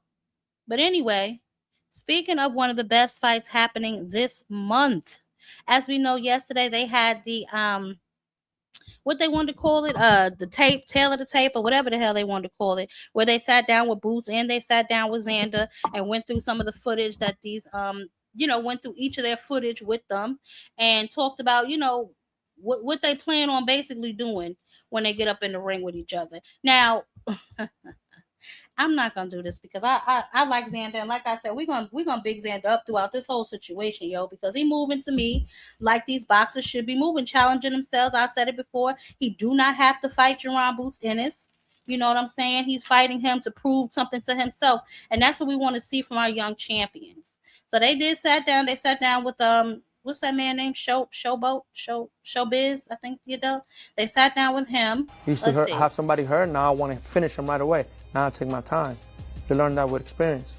You learn that going back into details and not having 10 people around you telling you, oh yeah, you're the best, you're the best, you're the best. But having 2 people around you telling you, you're good, you're doing this wrong. That's the difference between me and everybody else in this division. Because you're so young. And everybody was looking at you. They were all looking at you, saying that he's going to be the next this, he's going to be the next that, and you matured. And again, it's easy. It's easy when you have 10 people waking you up every morning telling you you're the best 154. It's easy to believe that, right? When it's only 2 people and they're not just giving you that, they're also criticizing what you're doing wrong. That's when you grow. That's when you learn. That's when you really believe it. That's when you really go into those deep areas, into those long nights, and you're like, okay, I'm that guy because I could do it. I've been doing it with the same 2 people around me. I don't need 10 people telling me who I am and what I need to do. I need the same 2 people, those 2 guys in front of me, just telling me what to do. That's it. Yeah. We getting ready to get this conversation a little turn. Now I'm gonna play some of Boots, and then we're just gonna go into what each of them does. I want to focus this conversation on their corner work because, as we know, Bozy Ennis will be in the corner. I think Xander's longtime trainer will be in his corner as well. We're gonna get into that conversation, but let's listen to Boots. Boots was kind of funny to me in this little interaction. Yeah, a lot of people forgot. A lot of people be. The same thing with Stan Jonas. They were trying to say it was a 50-50 fight. And then when I beat him, they tried to downplay Stan Jonas like he was a bum. I'm like, there's no way. There's no way y'all can downplay Stan Jonas. He was, at 147, he was one of those guys that nobody wanted to fight. And you could ex Eddie. After I fought Karen the second time, even though I wasn't even supposed to fight Karen the second time, I was supposed to fight for WBO. And Ryan Norman? Yeah, Ryan Norman, yeah. You don't want to open that. That fell through, and I had to wind up turning around and fighting my mandatory, which was him. I don't know how he became the mandatory again. But after that fight, I told him, please, give me a unification before I make my next decision. No, he got me the unification. You're not lying at all, because I remember the build up to this, and this was like, oh, this is going to be his challenge. And immediately after 85 uppercuts, hold on, bro. Hold on, I just got to see this again. I'm sorry. I got to see this again, bro, because this is mad disrespectful. Hold on. Wait, is it playing? Here we go. It's playing. Yeah. Brother. I set it up early on, too. Man, oh man, I can't. It ain't enough. Them things come back home to me. Touch him one more time. Man, to be honest, like people see it, people say, oh no, like it's beat. Man, I gotta take up business. That's it, simple as that. It's just business. It's just business, never personal. If you take it too personal, it gets to your heart, and now your feelings are hurt. Come on, man, I'm just trying to take care of business. But without giving too much. Yeah. What do you see here? Oops. There's just a lot of mistakes. I mean, he fought a guy that was fighting his fight. I mean, this guy was fighting his fight. Most of the guys fight his fight. Never fought a tall guy. He's always fought shorter guys, and they always, got to cut the distance somehow. So he's really slick in the inside. He's very slick in the mid to short range. Not so well in the long range. We're going to talk about that. We're going to talk about that because he's the bigger guy again. Mm-hmm. Walking Stan Jonas back. And where he's fighting, mid to short range. Brother. And also, yeah, but Stanioni was also like, how many years he was before fighting again? Like he didn't fought since, and then his wife was also in labor I think that week. So there's a lot going. Yeah. It is what it is. Not taking any credit though. I mean, he won. When you're breaking down everything, this is what I want you to do. Yeah. Lima, look, switch to southpaw. for no reason. He leaned forward for no reason. He was reaching for no reason. I mean, Lima just gave him the knockout. Look, reaching forward. Reaching forward. He didn't know what to do. He's good when the noise, when the crowd is going.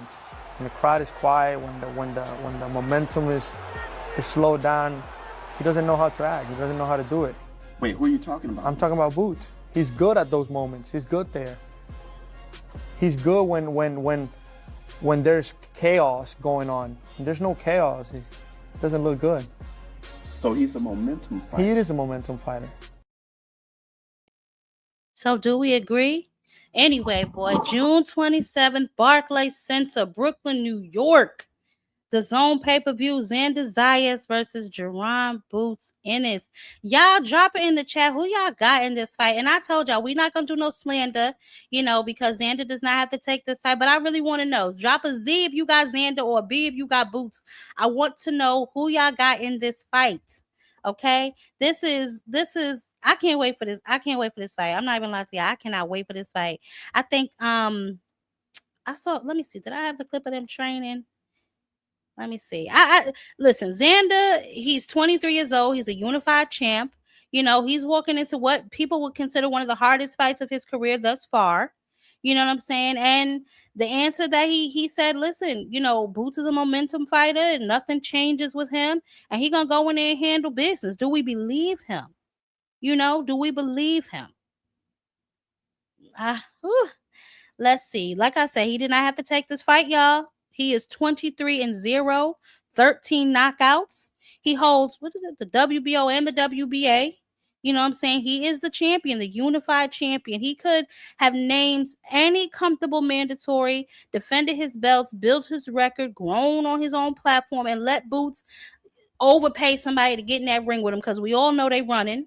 You know what I'm saying? He could have done that, but instead, he looked at Boots Ennis, 35 fights, 31 knockouts, former multi-belt weight champion. You know what I'm saying?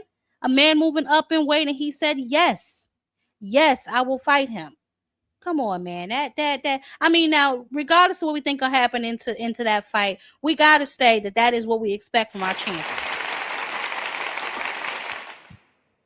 We got to give him his credit, yo.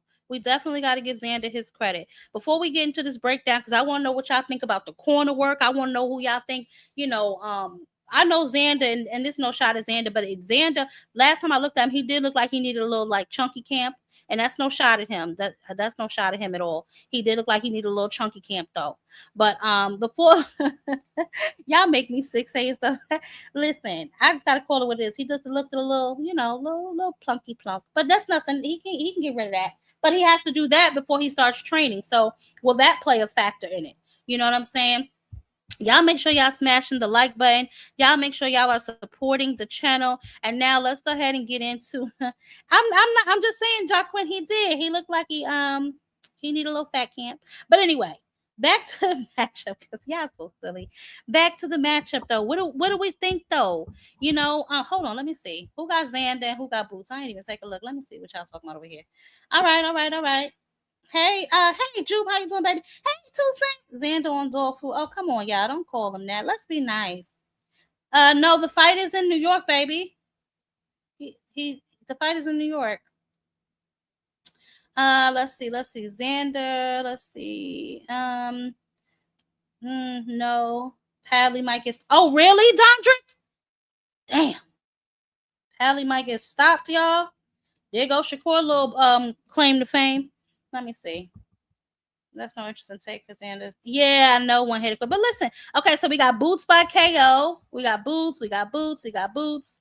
Okay, Boots.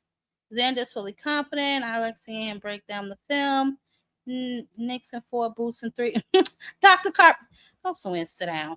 Boots. Okay. All right, so it looked like we got a unanimous Boots group over here. Nobody don't think Xander could win? Poor Xander. Poor baby.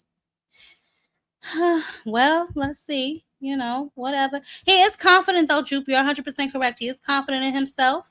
But let's do the flip side, right? Boots is the new man at 154. You know what I'm saying? I mean, I don't know. He moved up because he couldn't make 147 comfortably anymore, which indicates he might be a little stronger, right? We did see him against Lima, but that wasn't. I couldn't really gauge nothing because I blinked and it was over. You know what I'm saying? But he's been a welterweight champion. He's fighting at he's 80% of his natural capacity. You know what I'm saying? Because his body, like I said, has grown out of the 147. I don't know. Let me see what else I can say to try and help Xander. I don't know, y'all. Help me. Okay, let's do this. What do we think that Xander does better than Boots? What do we think that he'll be able to capitalize on? Because he spoke to a lot of mistakes. I did hear him say that a couple of times. He said Boots makes a lot of mistakes. So what mistakes do we think that Boots makes that Xander sees that he feels that he may be able to capitalize on? Me personally, I don't see what he sees, but hey, I'm not a fighter. You know what I'm saying? So that's just is what it is.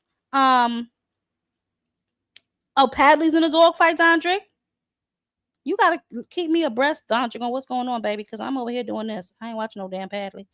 But okay, so what do we think that Xander's just big? So y'all don't think that Xander has any qualities that may help him at least give Jaron a good fight? I want this to be a good fight. I mean, obviously I'm going for Boots too, but I want this to be a good fight because I really think that, and this is a tricky part for me, right? Because Xander is a name, but he is young and he is, for what most people would consider, unchallenged, right? Or unproven, right? And Boots, y'all all talk about Boots is unproven. He ain't fighting nobody. So if he goes in there and he steps on Xander, are y'all gonna give him his credit? Finally, is the man gonna get the credit he deserves to being the fighter that he is? Or will y'all say that Xander wasn't ready? Xander's young. Xander's not that good. Like I could just hear all of y'all excuses already. We ain't even got the fight week yet, and I could just hear all the excuses already from people.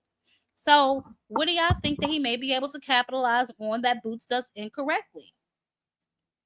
Xander does have a decent right hand. Okay, thank you, Quadia. Thank you, baby. Somebody help the baby. Somebody helps Boots. Xander. Xander slow feet, keeps his hands, have a decent right hand. Yeah. Oh, Padley in a dog fight. Oh man. Poor Padley. All right. So nothing, y'all? Y'all don't think nothing? I mean, listen, he's a unified champ for a reason, damn it. You know what I'm saying? So I feel like Xander, he's getting better. You know what I'm saying? But is this the fight that he should be in to show how much better he's been getting over the last couple of fights? I mean, a lot of people say Boots get hits too much. You know what I'm saying? So what do we think? Let's do like a style matchup, right? Or the corners. Who do we think has the better corner? Because Xander's been with what's this man name? Oh God, somebody tell me the man name that he's with. I was just reading the shit earlier when I was looking at his record. Let's see. Hold on. I forgot that damn man name. I know Boots is with Bozy. All right. Let's do the style, right? Xander he's naturally, to me, like a front foot, like pressure kind of fighter. He's like a come forward, you know what I'm saying? Like he moves forward, he applies, you know what I'm saying, physical pressure. He tries to dictate his positioning, right? And use his body strength, you know what I'm saying? He uses his weight to kind of control the distance, you know what I'm saying, on the inside. Boots Ennis is the trainer since birth. Well, I know that. I'm talking about some. Hey, JB, what's up, baby? What's going on, Jack Queen? How you doing? I'm doing good. How you doing? I'm over here trying to break down this Xander and Boots fight. I was watching them on their little film tour with Showbiz, and Xander said that Boots makes mistakes. So I'm trying to figure out what mistakes that he may possibly see that he thinks that he'll be able to capitalize on. Do you know what he's talking about, perhaps? Well, he's probably looking at some of the fights with Karen and fights, even the fight with Avanesia. He was getting caught with some shots, but it wasn't like he was getting caught with multiple shots. He might be getting caught with single shots. We seen that even with Crawford. We see that with any other top guys, but I don't think he sees anything that he can really, really exploit. I just think he's going to try to outbox him, stay on the outside, use his jab, and try to win a fight on points. But when you look at what both guys bring to the table, I just don't see how really Zayas gonna win the fight, man. I think Boots just do everything better. You know, he's got a better jab. He throws better combinations. I will see about the power. Maybe him being a bigger guy, him coming up from 147, maybe he better catch Boots with something to get his attention. But as far as just what guys bring to the table, man, I just think Boots does everything better. Better athlete, more gifted. You know, we seen Zayas in our boss fight. Our boss was catching him with some shots. If our boss catching with some shots, I'm knowing Boots. I think Boots gonna be able to catch him with some shots. And Boots is a way better fighter than a boss. You know, he's more diversified in his offense. You know, he knows how to set his punches up better. He knows how to places his punches better. So he taking them type of shots he was taking from our boss. He's not gonna be able to beat a guy like Boots. So people need to go back and watch that fight. That fight was very, very competitive. Zayas won the fight, but he had, our boss had his moments in that fight.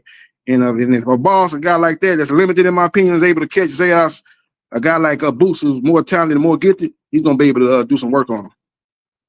Okay. And then we know that Boots, you know, he switches stances like mid combination almost, you know what I'm saying? Not only between rounds, and not when he's just resetting. So, you know, while he's actually in the midst of throwing punches, Xander Zayas made a comment that he was a motion fighter, a momentum fighter.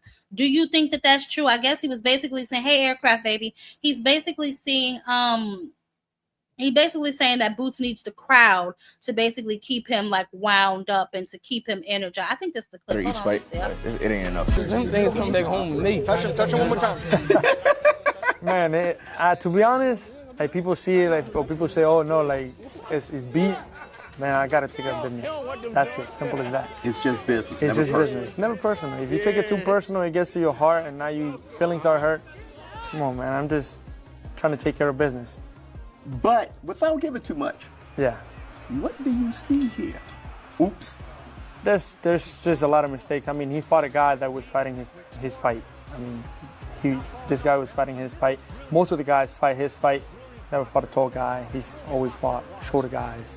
And they always, you know, got to cut the distance somehow. So he's really slick in the inside. He's very slick in the mid to short range.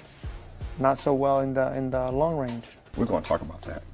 We're going to talk about that because he's the bigger guy again. Mm-hmm. Walking, staying on his back. And where he's fighting, mid to short range.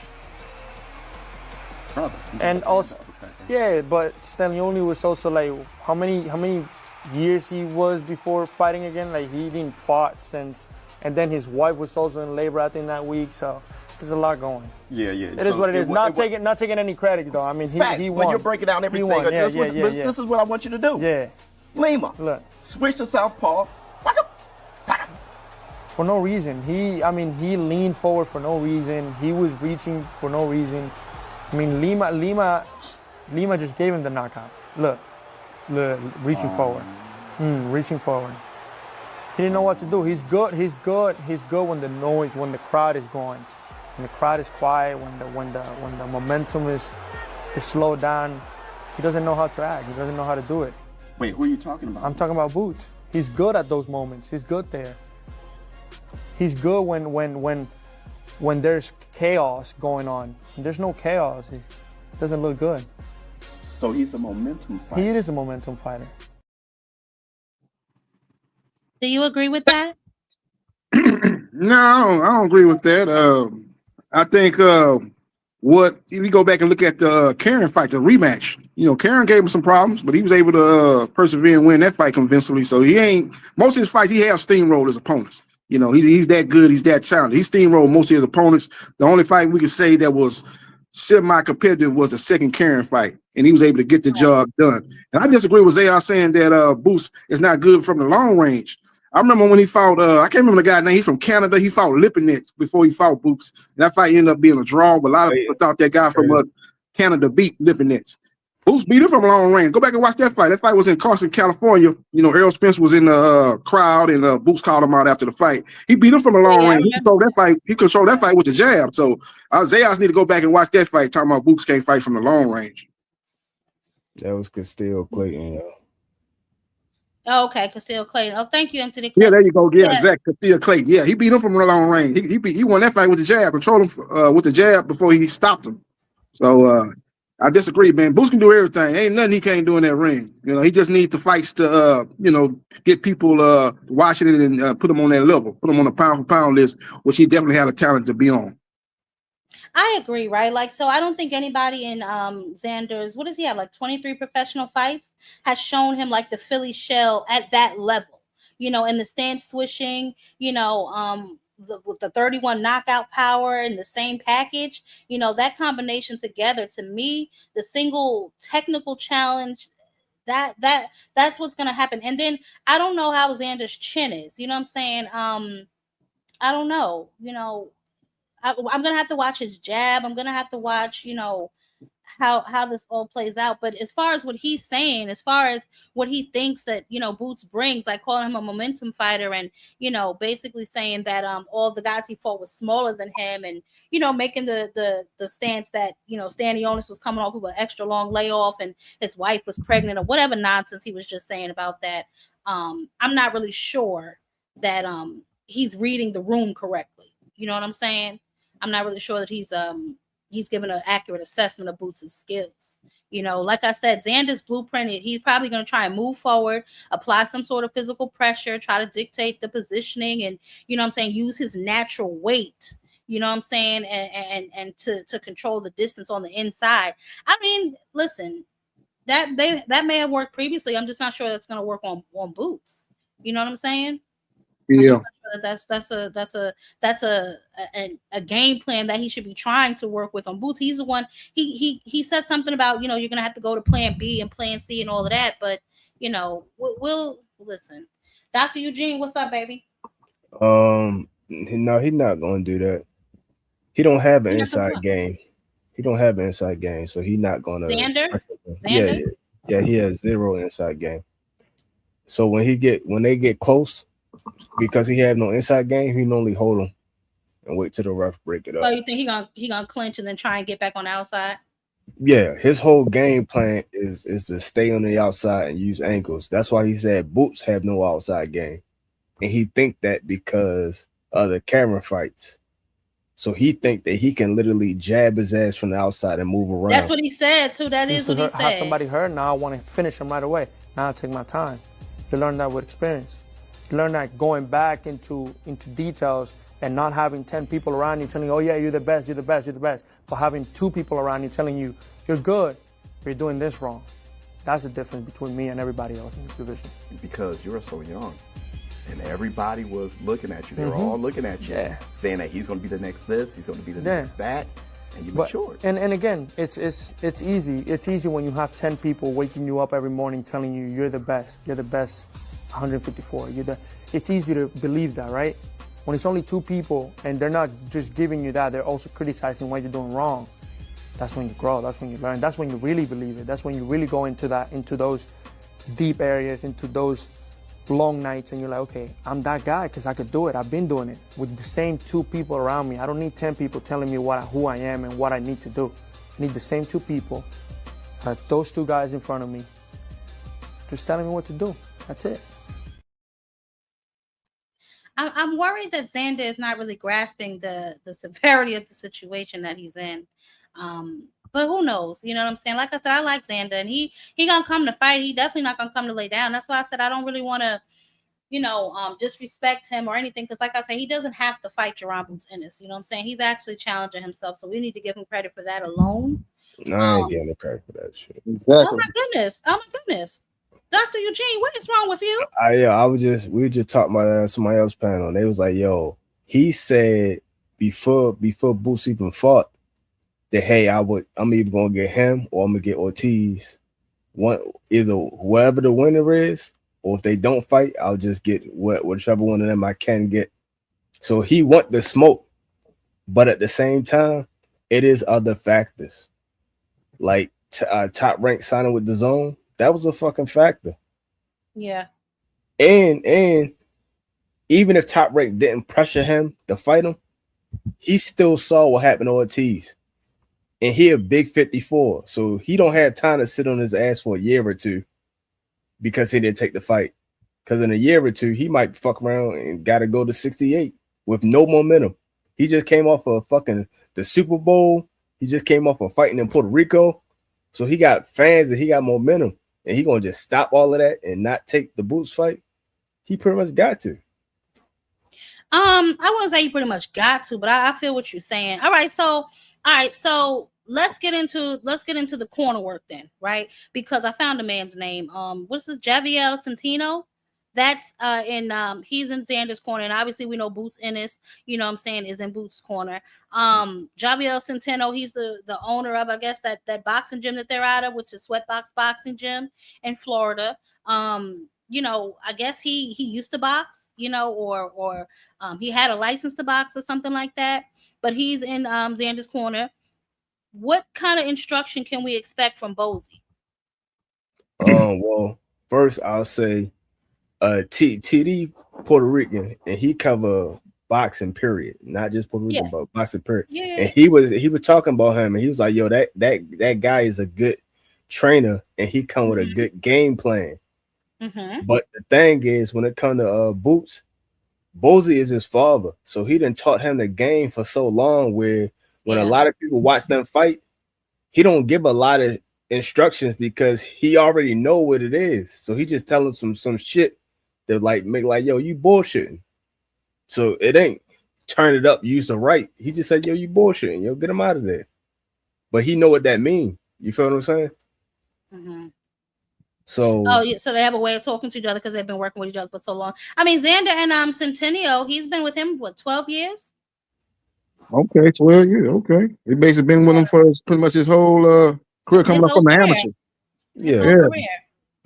Yeah. I think if I'm in Zayas's corner, you gonna have to slow the fight down, man. Because if this fight at a breakneck pace, like a fast pace with a lot of punches getting thrown, that's gonna be a Boost type of fight. He's got to slow the fight down, like you were saying earlier about him being that jab on the outside and grab, kind of like that Devin Haney style of fighting. That's what Zayas brings to the table. He's got to slow that game down. Stay on the outside, jab, you know, throw the 1-2 at times when the Boost looks to close the distance, which he's able to do, especially as athletic as he is. He's able to close the distance. He's gonna have to grab him and hold him. He's got to slow down that pace. He's gonna have to make it where it's a fight at his pace. If he fights at Boots pace, he's gonna get a steamroll. So he's able to slow that fight down, and where it's not a lot of punches landed, and it's not even a lot of punches thrown. A lot of punches that start thrown is being missed.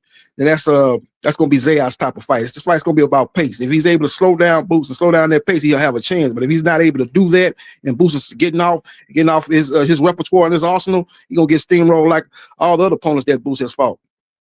Hey, yo, there is nowhere for him to go, yo. I'm trying to tell you, there is, like the example you just gave, you said that's the best thing that he can do in order to, you know, capitalize.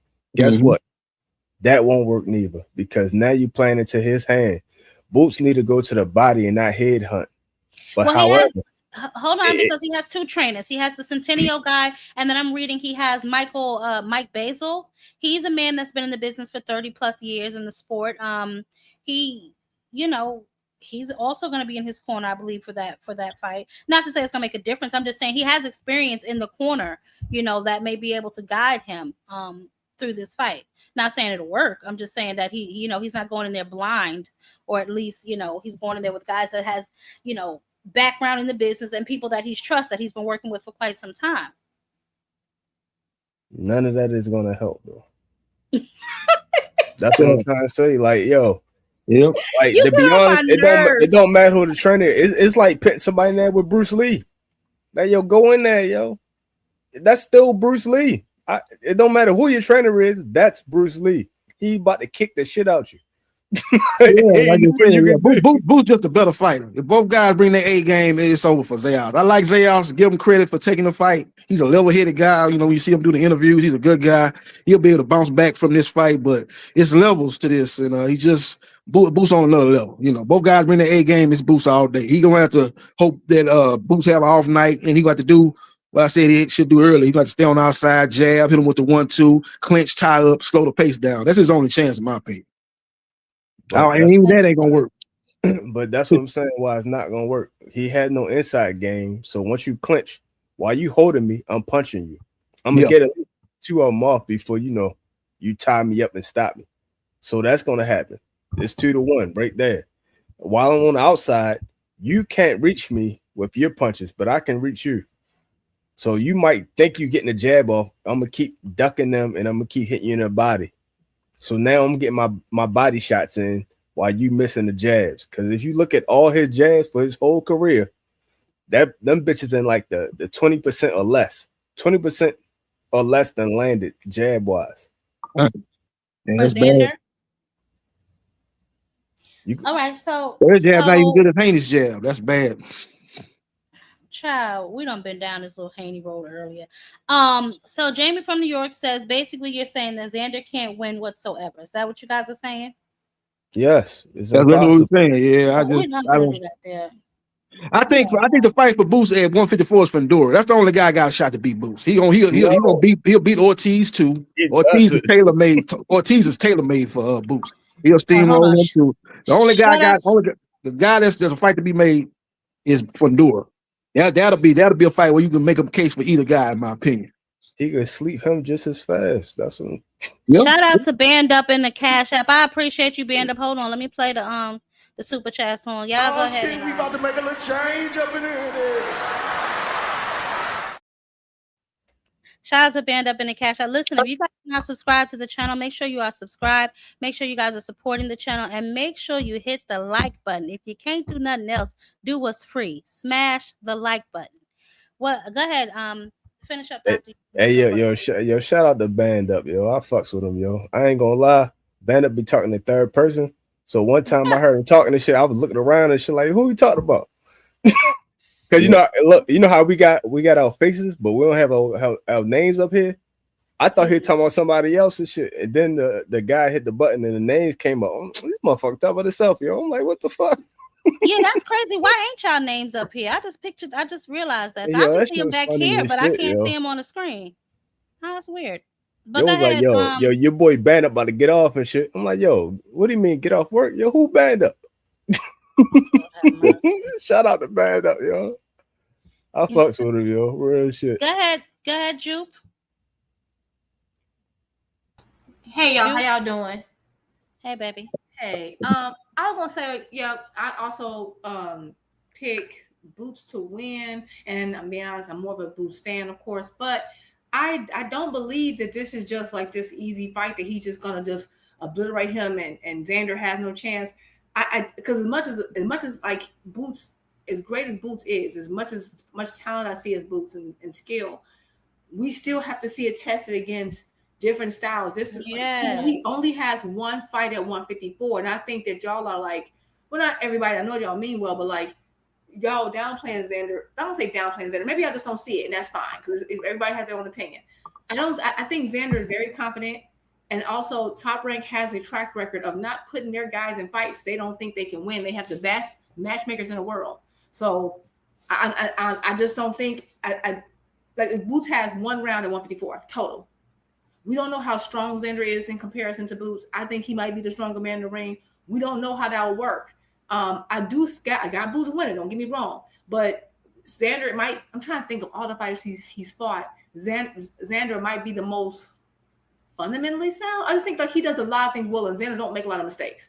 He just really don't allow you to capitalize. So I think Boots is going to try to have to force me to make mistakes. And listening to what Xander is saying, he said the same thing that somebody said up here, to the point like I gotta slow the fight down, because he's saying that Boots is a momentum fighter. So what it sounds like to me, when he keeps saying I gotta slow the fight down, and because he's really good in those chaotic moments, so he's saying, but when it's quiet, he don't know what to do. And so what that sounds like to me is that I think he's been watching tape, and I think he's gonna try to mimic what what's his face did, the one Karen.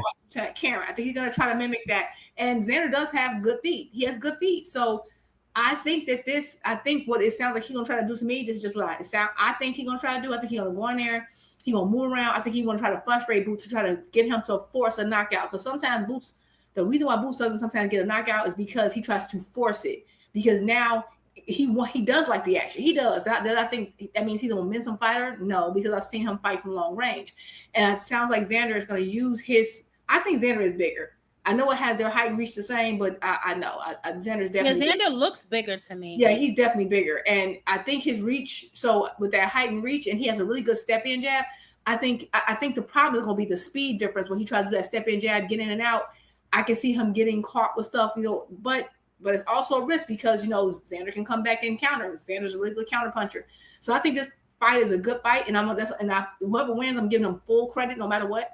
But I don't see this whole Boots has. I think actually Boots has a better resume than people say. I don't think his resume is. Well, I would say his resume is not as bad as people say. However, he hasn't. I haven't seen enough in the ring to be like, oh, Xander has no chance. Like, I just think that that's a little ridiculous. I get what you say on the eye test, absolutely, but I just don't. I don't see that. I gotta see him. I gotta see him fight this young guy, and but I do think Xander has a chance. Now, do I think it's I still pick Boots, but I mean, and Xander got some sneaky pop too, so I don't know. And I was looking at some tape earlier today, and he fought some pretty, rangy guys. Xander's fought, some pretty rangy guys, athletic guys. So, but so has Boots. So I think we just gotta see it, but definitely got Boots winning. I'm rooting for Boots to win, but I don't think it's like I think this fight may go to decision. Yeah. Not because Xander sucks or Boots sucks, but I think Xander is better than some people give him credit for. And I think he's, like I said, he's coming in there to fight. He ain't coming in there just to lay down. He looks like the bigger guy. Like I said, I was joking, but I'm serious. He does have to go to a little bit of a fat camp, to get some of that excess weight off of him, but I think he'll still be strong at when he comes back into the ring, and we'll just have to see. I do have Boots winning, but I think it may be a decision or a late round stoppage. If anything, I don't think he's going to steamroll Xander at all. Because it's a very highly anticipated fight, and I want them to get their credit too. That's why I said we're not going to do any slander on either party, because Xander did not have to take this fight. I know there's a collaboration with the Zone and Top Ring now, but oh well, you know what I'm saying? That they have a like Juke said, sometimes they have the best matchmakers in the game, so they were comfortable taking this fight for a reason, and I want to see what they think that reason is. Yeah, they was looking for a big fight. They tried to get the Josh Kelly fight, but Josh Kelly didn't want to fight. He ducked out the side door. He didn't want to fight, so they went to the next. And Xander don't strike me as a scary guy. Like, he don't strike me as a guy who like, oh, I'm so worried. And I was saying earlier too, 154 is a dangerous division. You mess around at 154 trying to avoid smoke. Like, there's really no easy fights at 154. That's what's so crazy. I mean, not when you get to a certain level. Like, once you got that belt in a certain level, there's really not a lot of easy fights. You mess around, fight someone who's not as a big name, not for less money, and get knocked out. We've seen that happen. We've seen so many that belt before Charlo became undisputed. We saw them belts change hand every other fight. And then, so like, if you're gonna risk it, I feel like at 154, you trying to be safe. Ain't no being safe. People have lost their mandatories at 154. Like, but I think it's the division that where belts change hands the most. We get the most upsets, the most shocking, decisions or whatever the heck. You might as well. In a sense, I think if you playing it safe, mess around, get knocked out for a 25, for a 57% off. For peanuts, might as well. Hey, but agree. Oh no, go ahead. Hey, this is what I was saying, because Top Rank, the way they move people, they pit you up against easy opponents. And like, for example, let's say they offer Xander 3 to 5 fighters. He'll pick the toughest one out of those 3 or 5. But the toughest guy he picked is still not that good. So he's still going to beat him no matter what. And the fact that you're going against lower competition, you can't improve because you don't have no real challenges. He trying his best to improve, training wise, but he never had those real challenges to really push him. That's why he going in there at a deficiency. With Boots, Boots has the highest competition that would sign to fight him. That's the reality. This is the highest competition he can possibly get that will sign on to fight him, because he wanted way more people. He wanted fucking Sprints and he wanted Bud, but he couldn't get him. Just like after that, he wanted to get Undisputed and they kept ducking him. But those are all. But that still shows he wanted. Hold on. I'm about to say, and Dr. Cardinals, don't you think that's pretty much the same thing that we're saying about Xander? He was given No. these people, and then he selected the one that was the toughest one that would fight him, but that person still was not tough enough. That's the same thing almost with Boots. You gotta almost kind of pay these guys 3 and 4 times what they used to making just to get him in the ring with Jaron Boots Ennis. And we seen what happened. The only one willing to step in there was Lima, and he finished him in a round. That's what I'm saying. I'm saying the difference is this is the toughest opponent that they offered him. Not that he can get, that they offered him. That don't mean it ain't 20 motherfuckers ahead of that guy that would have fought you for the same amount of money. So it's not like he had to overpay anybody to hop in the ring with him. Everybody would have hopped in the ring with him that he fought. But the thing is, he picked the toughest guy out of the 3 or 5 options they gave him. But that don't mean that guy was tough. Don't get it twisted. But you're saying that Top Rank, they're the best matchmakers, which they are. But also there's miscalculations. Look at Devin and Brian Norman. You know what I'm saying? I'm sure they didn't calculate him losing to Devin Haney. That's possible too. I agree. And my thing is that I get people like, oh, people dug Boots, so it had to be a situation where Xander just had to take the fight. I think that's just unfounded. I think because other people dug Boots, that we're just putting that label on anybody, because Xander showed no signs of even remotely trying to duck Boots. I haven't seen Xander duck anything. He was even willing to fight Devin. Devin. I just think that's an unfair label, and we coming up with a scenario in our brains that there's no evidence of it in real life. Like it's not unfair, but it's unfounded. It's unfounded. It is unfair if it's unfounded. If there's no, it ain't unfair because if 99 people did it, you expect the 100 person to do it. So that's not. But you're making stuff. But 99 people didn't do it. No, trust me. 99 people duck Boots over 99 people. What they got to do with Xander though? Like what I'm saying. That's what I'm saying. That's what I'm saying. Nothing. I'm not saying that he ducked them, but I'm saying if 99 people did it, I don't believe this other motherfucker is special. That's what I'm saying. It could be. I could be wrong. What I'm saying is Boots can't have over 30 fights and have 99% of people duck him. He would have 2 fights. It's not possible. His last fight versus Lima, 7 people ducked him. At least 7. Okay, that's your opinion. That's fine. No, that's not an opinion. That's a fact. 7 people ducked him. No, it's not a fact. No, it is a fact. We went over it already. I'm not about to debate that. You know what I'm going to say? It's not a debate. I'm telling you a fact. You got it. I'm not about to argue because we literally making up a whole formation about what happened with Golden Boy, and that's what that's script writing now. Now we're writing scripts that has no evidence, just to claim like that's. I just like when we. Well, hold on, Drew, because I counted 4 or 5.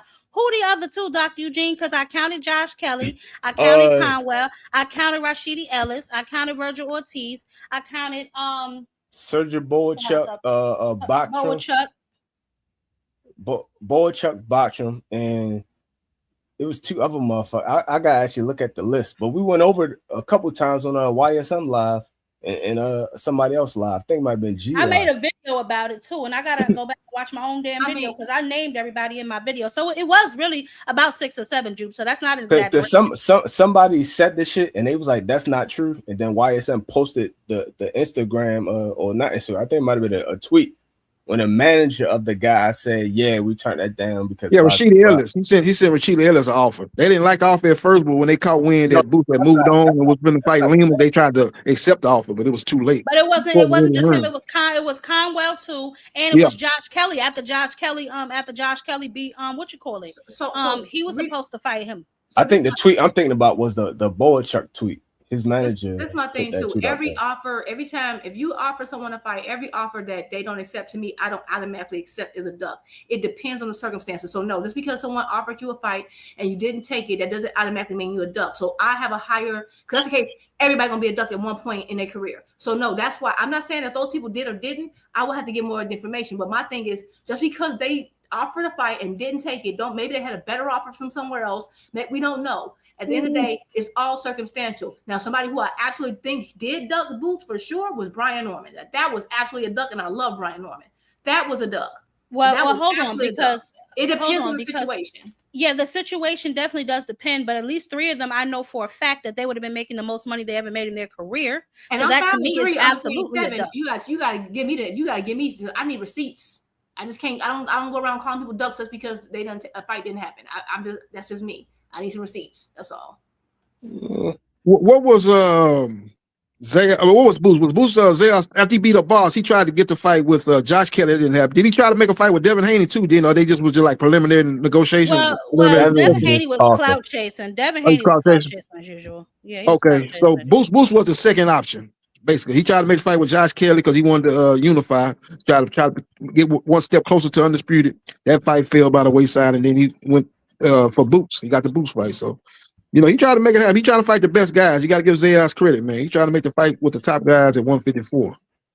Hey James, baby, how you doing? Yeah, I mean that's why I said we have to give him credit for this fight. A lot of people, may think that he had to take this fight. No, he didn't. You know what I'm saying? He's a unified champion. He could have picked anybody he wanted to. He selected Jaron Boots Ennis, which that's why I said we have to start pumping this fight up more. I know, people are going for Boots. I know people. Doctor. Hey yo, I'm sorry, yo, but you said he selected him. That's not true because in the press conference he was saying we had this date set up. The fight in Puerto Rico, so he already had the time set up. But he didn't have an opponent. Yeah, he didn't have an opponent, but he didn't call Boots up. Boots, literally, their team called that team up. But he could have still said no. That's my point, though, Dr. Eugene. He could have. But that's what I'm saying. You said he went at the Boots. He didn't go at the Boots. It's the other way around. No, I didn't say. I said he doesn't have to fight Boots. I didn't say he went after Boots. I said he didn't have to fight Boots. Oh, my bad. Excuse me. No, it's okay. No. But he doesn't though. Like that, I just want both of them to get their full credit because obviously we want Boots to get credit for his win. We want Xander to get credit for his win. We don't want to downplay their opponents because one thing I will always say: if you downplay your opponent before you fight him, you will not get no credit from me after you fight him. That's just the way I roll. That's just one of my pet peeves. Don't come up here telling me that your opponent is trash, and then after you beat him, stand on the rope banging your chest like you King Kong. Because I'm gonna say what you want credit for. It was trash. Right. And my thing is this conversation, I already know people who don't like Boots, they're gonna absolutely use this against Boots. If he let's say he beats Xander, they're gonna use they're like, y'all said he didn't have no chance and he had to fight him because he ran out of options and they use this type of stuff against you. And I think sometimes Boots fans in the praise, they kind of hurt him at the same time. That's why I'm like, you're giving people who hate Boots ammunition and don't even realize it. But the thing is that Juke, they don't need ammunition because niggas gonna hate regardless. I agree. I'm just saying, but why add to it? That's all I'm saying. Why help them? Yeah, why help them? I feel you. But they're gonna do it anyway. Don't know it's true. They're gonna do it anyway. You know what I'm saying? That's why I asked the question previously before I even opened the panel. Are we gonna give him his full credit? I don't want to hear nothing about Xander being young. I don't want to hear nothing about Xander being green. I don't want to hear nothing about Xander wasn't never that good. The man is a unified champion for all you trinket lovers. So I want him to get his full credit. Like, when are we going to give this man his full credit? What did Boots say when they asked him that same question? Yeah. He said, I don't even care about the credit. Yeah. They're gonna talk about me regardless. They're gonna say, oh, you supposed to did that. I care about the credit, and I'm gonna say this. He absolutely should get 100% credit because Xander is a unified champ. Xander is a bigger man, and I think Xander is skilled. I think he might be one of the more fundamentally sound fighters that Boots will fight. So I'm not doing all, and I think he absolutely took him. I think he still could have chosen because guess what? We don't know how many offers Xander had. Just because Boots called him up, a whole bunch of people called Xander up. He still chose Boots out of his options. He didn't have to. Just like he was willing to fight Devin. That was an easier fight to me. Right. If he really, you know what I'm saying? Exactly. So but he didn't call Boots up. Boots called him up. I don't care. No, but that's what I'm saying. He could have, but you're not understanding, Dr. Carnes. What she's saying is he could have chosen Devin because Devin was clout chasing. He could have did a rollie and pulled Devin's card and went like, fuck it. Your Boots called me, but I don't gotta fight this nigga. I'll go fight Devin Haney. But he didn't. That's the point. You know what I'm saying? Well, Boots called him before Devin even tried to call him out. What we're saying, listen what I'm saying. He still chooses. Even let's 100%. Boots. Hey, Robinson, how you doing, baby? The only one calling, boo. He still has choices. Boots ain't the only one calling Xander. He's a unified champion. So he still has to choose between the people who are calling him up, and he chose Boots. There's no way around it. He still chose. Yeah, you're right. Because Boots was coming up. Boots wasn't a mandatory. He didn't have to fight Boots. This is gonna be his best payday now. It is a great decision by him because he's getting this probably a career high payday. But he didn't have to fight Boots. And I do agree that to me the winner of this fight, I think the winner of this fight should be on the pound for pound list. Whoever win this fight should get full credit and be on the top 10 pound for pound in boxing. Let me tell you something. I don't know how they working that little trash ass pound for pound list they got moving over there on the ring. It's garbage. Throw the whole list in the garbage and move around, because that ain't nothing but a popularity contest to me. I don't see how they put some of these damn people on pound for pound list. How they got Shakur number 3? Got their ass whooped on. I didn't take Nakatani off as he lost the innerweight. Nakatani's still on there. He didn't even fall off. He's staying in the same spot he was before the innerweight fight. That's crazy. How did he get up there to begin with? Yeah, because he really lost the fight before he fought innerweight. A lot of people thought he lost that fight. Talk about it. It's ridiculous. I mean, listen, we know that boxing is corrupt. We've known this for years. We've known this forever. Just like I don't know how the hell Zepeda and Lamont Roach are fighting for a goddamn title. One coming off double goddamn draws and one coming off of a loss. Don't listen. I don't pay these people. That's true, Lamar. You know, he did the same thing to Ryan Garcia. He got beat by Rolly, and then he got a title shot in his next fight. Right, next fight. But that happened to Rolly. That happened to Ryan pretty much his whole goddamn career, because the fight against Devin was supposed to be a title fight after coming off the loss to Tank. And the guy Oscar on the pound for pound list, he had the lower weights, but like, yo, who did you fight? Who are you? Well, that's Collazo. Yeah. He just came out of nowhere. Yeah, they got. I think Shock should be on the list. After he beat Ray Ford, I think he should be somewhere, toward the bottom of the top 10. I think he should be on there. Take Nakatani out. He lost the innerweight, and put O'Shaquie Foster in there.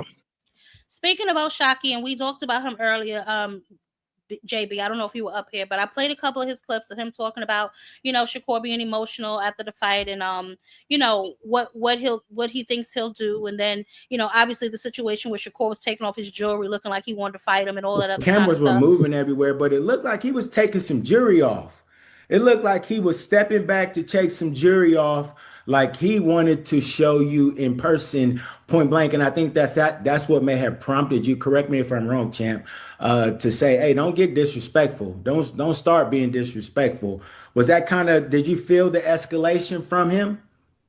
Right. So right before I said that, like, don't get disrespectful, I literally said, what you taking your jury off for? That's what I told him. I'm like, what you taking your jury? What you trying to do? And that's when you see me, like, my hat was to the front at first, and then you see me turn it to the back.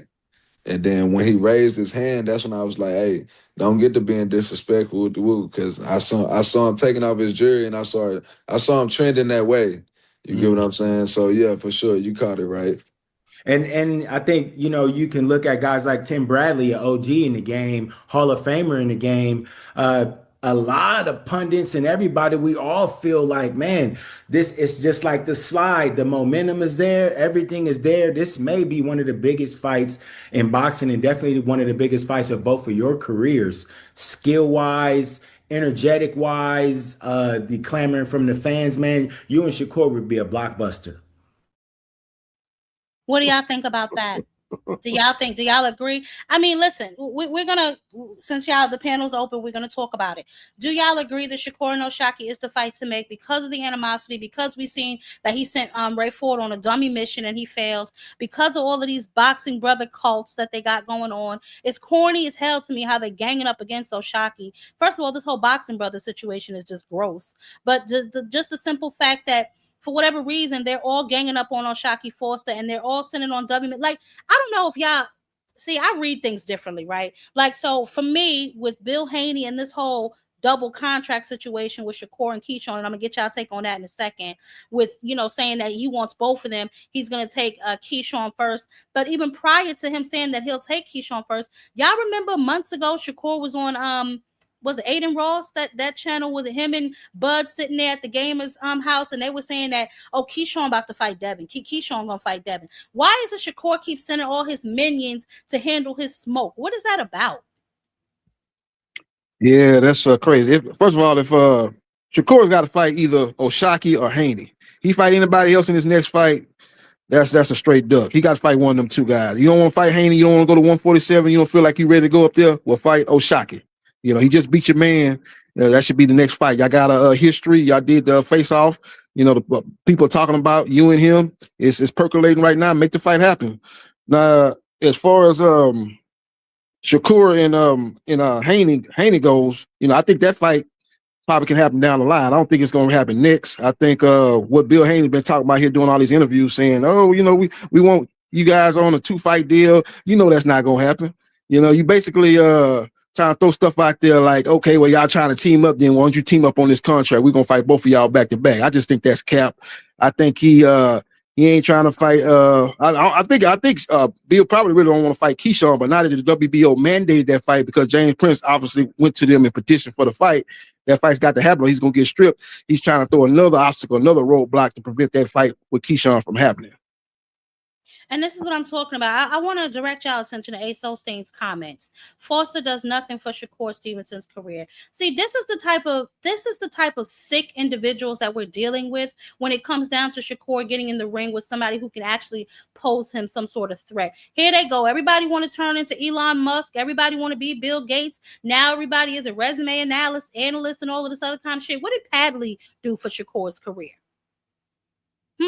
Nothing. That hurt that card too. I was looking forward to that Schofield fight. On. Okay. So guess what? Schofield, he ran away or whatever the case may be. What the hell was Schofield doing for Shakur's career?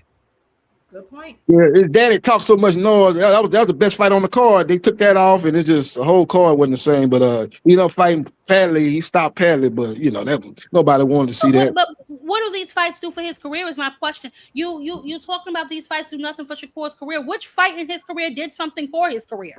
He ain't fought no real big names. He's still clout chasing and name chasing.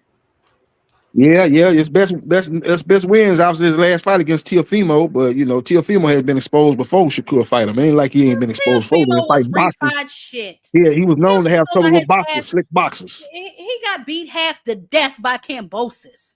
Yep. Cambosis. I thought Sandor Martin beat him. I thought what's my boy Jermaine Ortiz beat him. I thought he beat him clearly, and they gave that fight to Teofimo. So he clearly had problems with guys that knew how to box, guys that were technically superior. He had problems with those type of guys. So it wasn't no surprise that Shakur, who's one of the better technicians in boxing, beat him. So I don't know why anybody was going into that fight thinking that, it's a 50-50 fight. It could be either way. I was like, y'all crazy.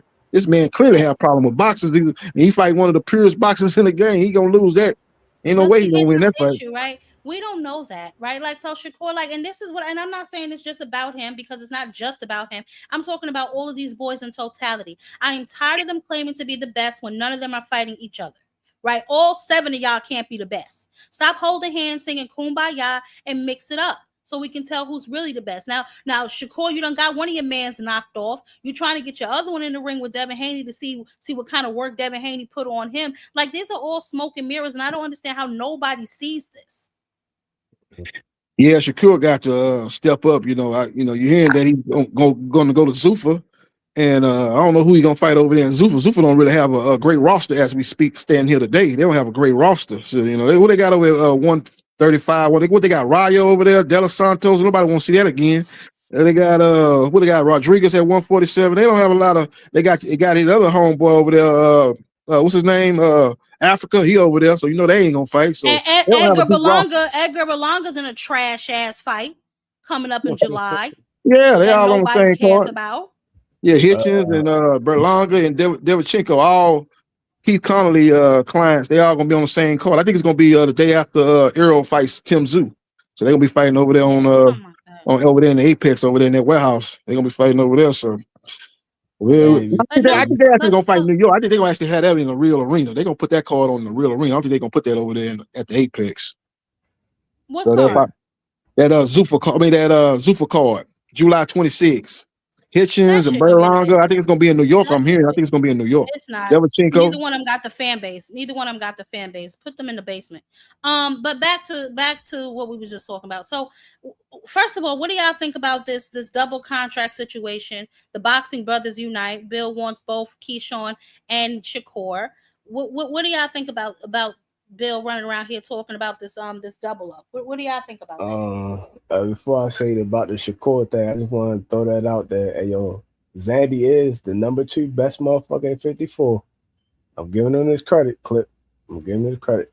I think Shakur, I don't really watch his fights because he's boring as fuck to me.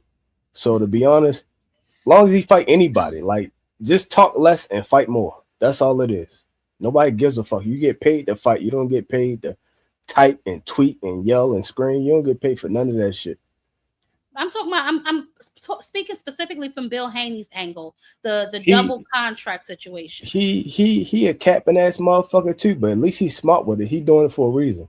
The more I talk and the more name drop I do, I'm getting money. So I'm gonna keep name dropping Tank. Then he grew out the fucking that arena. So now he name dropping Boots, and he keep That and don't he's stop smart. his ass. No, I'm saying, but he's smart because he's doing that. It keeps putting money in his pocket. Because every time everybody gonna tweet about what he's saying, they're gonna respond to what he's saying, and it's all bullshit. This motherfucker is at 54, and he just said on somebody interview, I want to fight Ortiz, Boots, and Xander, and a fourth motherfucker. I think. Or did I name it? Right Well, I here, said right that here. Xander Zayas is big and a tough guy. You know what I'm saying? Yeah. And also said Virgil Ortiz is very dangerous. And that don't think of that other big tall dude. He's just a freak. You know what I'm saying? Oh yeah. Fondora. Yeah, he's the Wemby. Yeah, he's the Wemby of the boxing. It doesn't mean that he can't be beat, but it's a extremely tall task. So when I say that we're definitely looking at them, you know what I'm saying? We'll fight any of them at 147. But of course, we like the way that Xander looked, you know what I'm saying? And now we're gonna look at him with him in Boots, you know what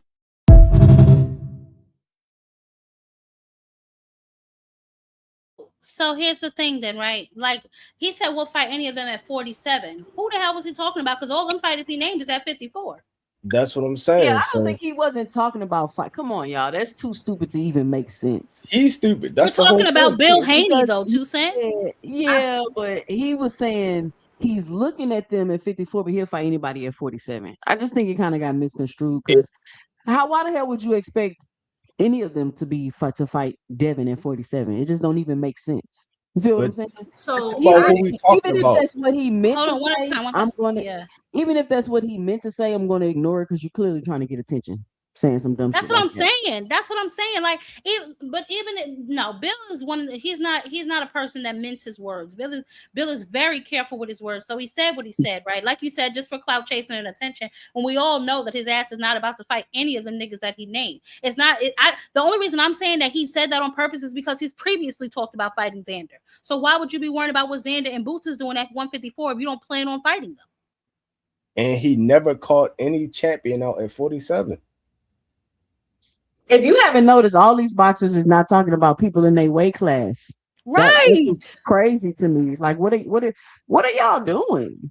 But Like, I believe a boxer if they call somebody below their weight classes up. I believe that because that's a more liable fight. But nobody Can you tell above me you. when people in bigger weight classes called out people in smaller weight classes? that's like some, I don't want to When? curse, but that's some I don't know. Listen, I'm not like you. She know all the boxing history. I don't know none of that. Listen, I'm a casual. Can somebody please inform me at a time in boxing when it was cool for the higher weight classes to call out people from the lower weight classes? Now I know lower weight classes will call out people and move up to higher weight classes, but at what? Because we just went through a whole catastrophe, knockdown, drag out, a debate I won that got overturned because Tank was fighting somebody from 5 pounds below. But now y'all telling me it's cool to call out smaller fighters? Duck Nello do it all the time. And see, here's the thing though. First of all, Dondrick, what are you talking about? Tucson taking up for Devin. So here's Lord Dondrick. I made me lose my damn train of thought. Yeah, they always saying some crazy shit. As soon as I start making too much sense, they gotta say something crazy. Oh my goodness. But you're right, Tucson. It doesn't make a lot of sense. But we've been saying this since he put that list out. There's like 3 or 4 different weight classes on that list. He might as well call out Bam Bam Rodriguez. You know what I'm saying? He got like 3 different weight classes on that list. You know, so I just don't get it. I don't get it. I don't know what they got going on. I hear what you're saying about what he said, but in order for that to be true, it would have to be a semicolon. And the way he talking, I don't hear no goddamn semicolon. I don't hear no goddamn comma. I don't hear a period. I don't hear nothing. No, I'm being honest though. If you'd have said that and then put a semicolon, you know these people don't know what a semicolon is. Everybody at 47. Then I'm like, you know what? He won all the champions at 47, but he also looking at these people at 54. Cool, but he didn't word it that way. It wasn't even a pause. He just kept going like a freestyle. Yep. I'm like, no, Yep. bullshit. Okay. So this is what I think. I think two things when it comes to the whole, whether it's the weight thing and the whole double deal thing. This is who Bill has been since the beginning, and I feel like when I was saying it, people thought it was crazy. He's been trying to get people. And that's one of the reasons I couldn't get on board. I think Devin is talented. I like his jab. The problem is that I never get behind a fighter if I feel like if you're making everything about weight and you always need an advantage. So when he said, "Oh, we like them guys at 140, 147," he said it 2 times. And think about it. If he was just saying, "We're looking at them guys, we're looking at them guys, yeah, dangerous, we love to get fit," he could have just easily said, "We're looking at them guys to fight." Had he not put a weight on it, people would have naturally assumed 154 because he spoke about fighting Xander before. The fact that he added at 147, that's a qualifier. And he said it more than one time. He absolutely meant that. Now, I think what people do sometimes, they put fillers out because he know his fan base. He know that the Haney fans will defend anything, and if they can't successfully defend it, then he'll walk it back. But that was very intentional. Yep, he ain't made no mistake. It's a filler he put out to sit there, put the pressure on these guys to do everything Devin's way, just like because guess what? It's working by saying Keyshawn and Shakur got to come up, although that's partially Shakur's fault for running his mouth.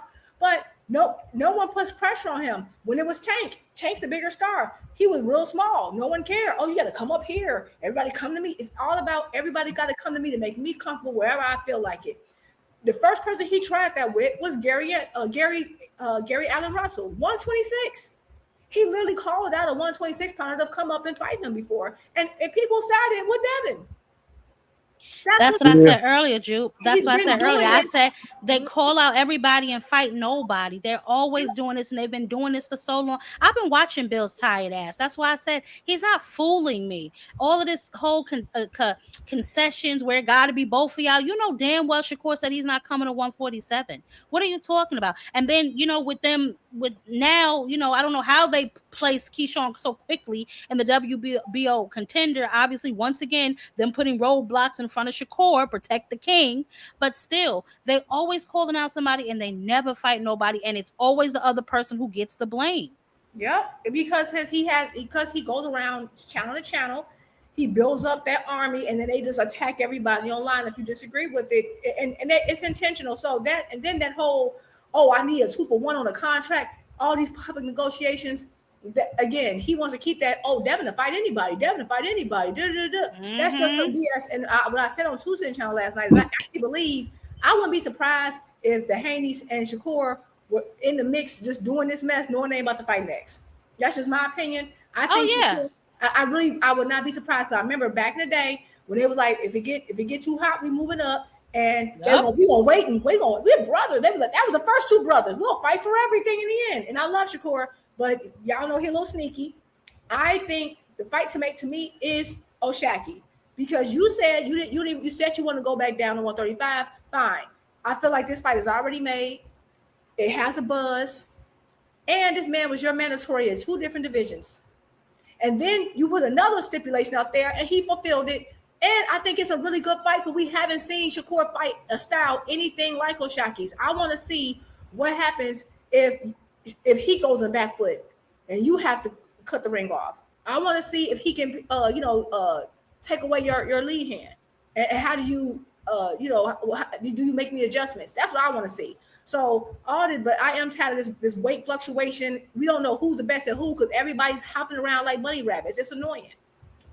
Yeah, and you know what, Jupe? That's 100% correct. And I want to know if somebody can tell me when's the last time they've seen or even thought Shakur was in a 50-50 fight. And I don't want to hear because of his skills. I think that is selective opponent. That is opponent selection. That is careful opponent selection. Don't forget he was at top rank for the majority of his career, so he knows how to do it. And now I believe he's even still moving carefully because all of these putting these that's why he running around here collecting boxes like shields, putting them in front of whoever he think might be tough opposition. Just look at his movements. Look at what he did to O'Shaquie. O'Shaquie was putting the pressure on him. Got that interim belt at 135. What did he do? He hopped his ass up to 140. What else did we do? We seen him put the battery and Ray Ford back. You go over there. You ain't getting to him. You ain't getting to him. No, you got to go through me first. Okay, little nigga, I will.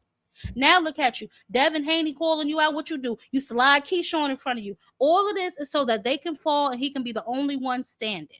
Y'all can call it a conspiracy, call it what you want, but I see that nigga for who he is. Jab, I didn't want to think that way, but it's looking like that. And I'm a Shakur fan. It's looking bleak. Yeah. Like I said, if his next fight is against anybody other than Foster or Haney, I think the backlash is going to be real bad for him. I think he's getting some backlash now, but I think it's going to be 10 times worse if he don't fight one of those guys in his next fight. If he go to Zuffa and fight one of them guys like the De Los Santos Rayo winner or somebody like that next, he going to get a lot of backlash. He ain't getting back in there with De Los Santos either. He ain't getting back in there with De Los Santos either. Just like O'Shaquie said, them walls is closing in on that little nigga. He want to believe it or not, them walls is closing in on him. Okay, he got O'Shaquie breathing down his throat. Now Devin done into the rat trade, the clout chase race. You know what I'm saying? He's gonna pick somebody. He thought he had it out with Maritala, but Maritala said, "I get your hand out my pocket, nigga." You know what I'm saying? So now he's looking around, he's scrambling. Why you think he's constantly not saying what weight class he wants to campaign in? Because he's looking at the layout to see who's an easy lick. I'm not fooled by Shakur. I'm not fooled by him. I'm sorry. And let me answer your question, but let me say this real fast. I forget. We can't. 2 Cent is a smart woman, y'all. She's my sister. But the thing is, nobody could take Bill Haney at face value for what the fuck he say because he a cat ass, lying ass motherfucker. So she using her common sense to say, no, he probably meant blah blah blah, but that's not what he said. So that's why nobody could take him at face value and had to look in between the lines of what he's saying because they're a lying motherfucker. And that's not our fault. That's just everybody else's fault. Tucson is a very smart woman. However, I feel that she also gives Bill Haney the benefit of the doubt. Let me tell you something, Dr. Eugene. I think Tucson been getting that envelope. I think Tucson been getting that. She getting that under the table money.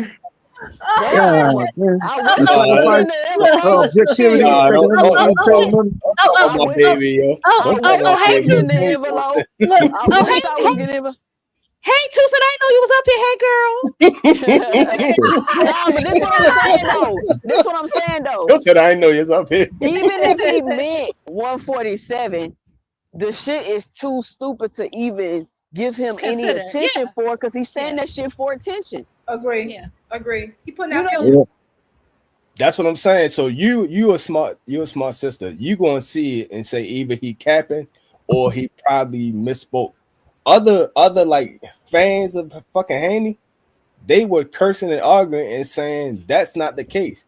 He misspoke, but he really mean blah blah blah. I'm like, yo, y'all twisting his words to make it fit y'all agenda, and y'all agenda is either he right and y'all wrong, or y'all agenda is he just talking shit. Nobody is as dumb as he trying to make us be. He putting out fillers. He just putting out fillers to see. Shout out to hold on, Drew. I'm sorry, sweetie. Hold on 1 second. Shout out to Lee Jackson with the $5 in the super chat.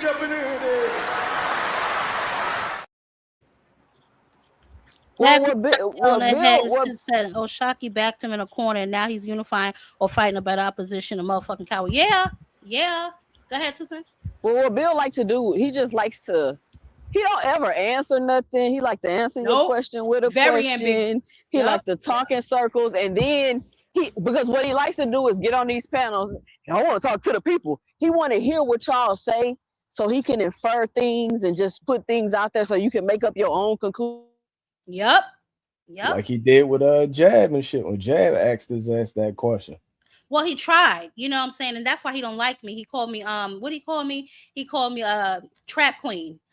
Because I didn't let him wiggle out of it. He's so used to just being able to throw shit up against the wall to see what sticks, and I wasn't letting him do that, so he got upset. But at the end of the day, you have to know what type of person you're dealing with when you're dealing with Bill Haney. right? You have to listen to what he says, and you have to also listen to what he doesn't say, right? And like Tucson said, he's very ambiguous. He leaves things very vague so other people can fill it in, mainly his rabid fan base, because you know they got the rabies. Mainly them, because they run around on this internet trying to bite people, anything in defense of Devin and Bill Haney. They take his word as a Bible book, knowing damn well half of the shit don't make no sense, but they're going to use it anyway to push their narrative and their agenda. Like for weeks, I saw them running around here actually having the audacity to let it come out of their mouth that Boots Ennis ducked Devin Haney.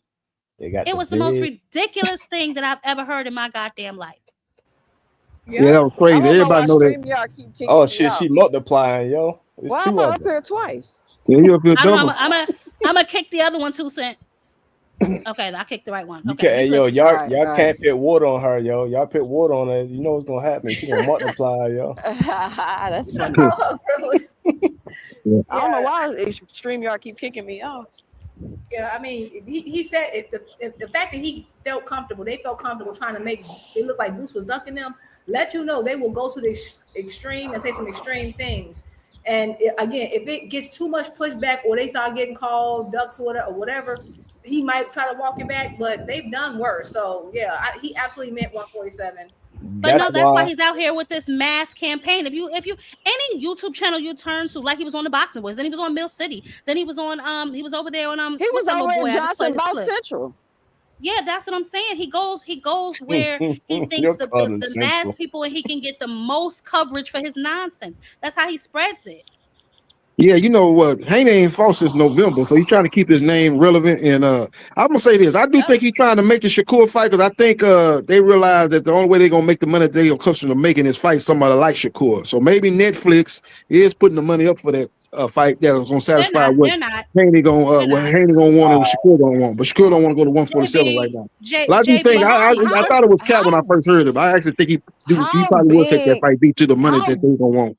How big is this Devin and Shakur fight? Thank you, 2 cent. Thank you. It's not big. Hey, 2 cent. It's not big. If they put it on pay-per-view, it wouldn't sell. But if Netflix is all about putting on events, so maybe they'll pay for it. You know, maybe Netflix is about putting on big events. Netflix is about money, honey. I don't know where these people getting their brain cells from, but Netflix is about the biggest bag they can possibly get out of the situation. And Devin and Shakur is not a big bag. That is why Bill is trying to run around here smearing Eddie Hearn to my Eddie Hearn can't afford it. No, Eddie Hearn will not pay for it. There is a difference. So he's trying to put the pressure on Zuffa, and he's trying to put the pressure on Turkey to build the momentum for this fight by going around here on the internet, spearing up his little tornado of little followers to get this fight to be pushed. But nobody's checking for that fight. People are more interested in maybe a Keyshawn versus Devin, but a Shakur versus Devin, that's a snooze fest. It's like Devin don't want to fight the people that people want to see him fight. Fight the Ryan fight.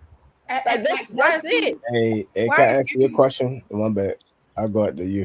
I was gonna say, I don't like another thing that I feel like with all this going on with Shakur and Keyshawn, and I get some people feel like, oh, because Keyshawn's big, he is. Devin also gets away with just always continuously calling out people below him, or saying, "Hey, the small guys got to come up and the bigger guys got to come down." Like what? Like he gets a pass for that, and we got smaller guys who like it's crazy. Like Tank can't pull up champions, but you can pull up contenders. What's going on? Like I just don't like. What was the whole point of going to 147 if you're not going to fight 147? Thank you. You might as well stay at 140. Hey, and I'm a Jupe. His whole not career the A he's side. been smaller guys. I told His y'all whole what the entire point. career. He's been fighting nothing but smaller guys. That is where he is comfortable. If he fights somebody his size and his weight, we see what happened to him. Devin is comfortable fighting smaller guys. Look at him. His first 20 fights was in Tijuana against half pints. He is comfortable fighting smaller guys. Shout out to Texas, man. Shout out to Half Pint Films, man. Hey, everything bigger in Texas. I don't know what y'all talking about. Yeah. No, I'm talking. They definitely need somebody to put up the money, overpay for the fight to happen. Maybe Netflix ain't gonna do it, but Chris Mannix, I think that guy is. He reported that's who was trying to put the fight on if it get done. Zuffa, and then it be shown on Netflix. Maybe that's just fabrication. Maybe that's something they got told that wasn't Zuffa is true. on Paramount. Zuffa is on Paramount. I don't know why y'all keep getting this. I think it's two Zuffas though. It's two Zuffas though. They were talking to Superman. Yeah, it's like a Zuffa League, like that stuff that be on Paramount Plus, a Zuffa League. Then it's a Zuffa Ring magazine. That's different. It's not the same. Those are two different things. Ring and Zuffa, two different things. Yeah, but it's a Zuffa Ring magazine. Like if Shakur signed with Zuffa, he not gonna be fighting in no Apex and no Garage. You know, I understand that he might not be the biggest draw outside of Newark. He's not gonna be fighting over there where Rayo and De La Santo rematch happening. He's gonna be fighting in a arena. He's gonna be fighting in Vegas or New York, in something order, like that. hold on, So no, the hell not. Hold on, JB. Yeah. Hold on, JB, because what I think you're failing to realize is in order for him to be fighting on these big platforms, he's going to have to be a draw, or that card is going to have to be incredibly stacked. And for the money that he wants, that undercard is going to be lackluster as hell because the bulk of the money is going to be going to him. So who in the hell can you get in that ring with him to generate that kind of money that is going to garner that kind of attention to put it on a Netflix?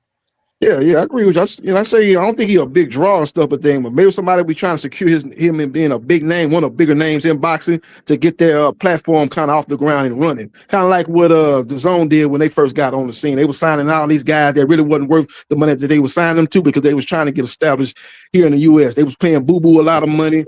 They was paying Devin Haney a lot of money. It ultimately turned out to not work out because neither one of those guys became a big star in boxing. But they was trying to do that, overpay those guys to kind of get the Zone off and running. I think they might be willing to do that with Zuffa Ring Magazine and Zuffa on Paramount Plus.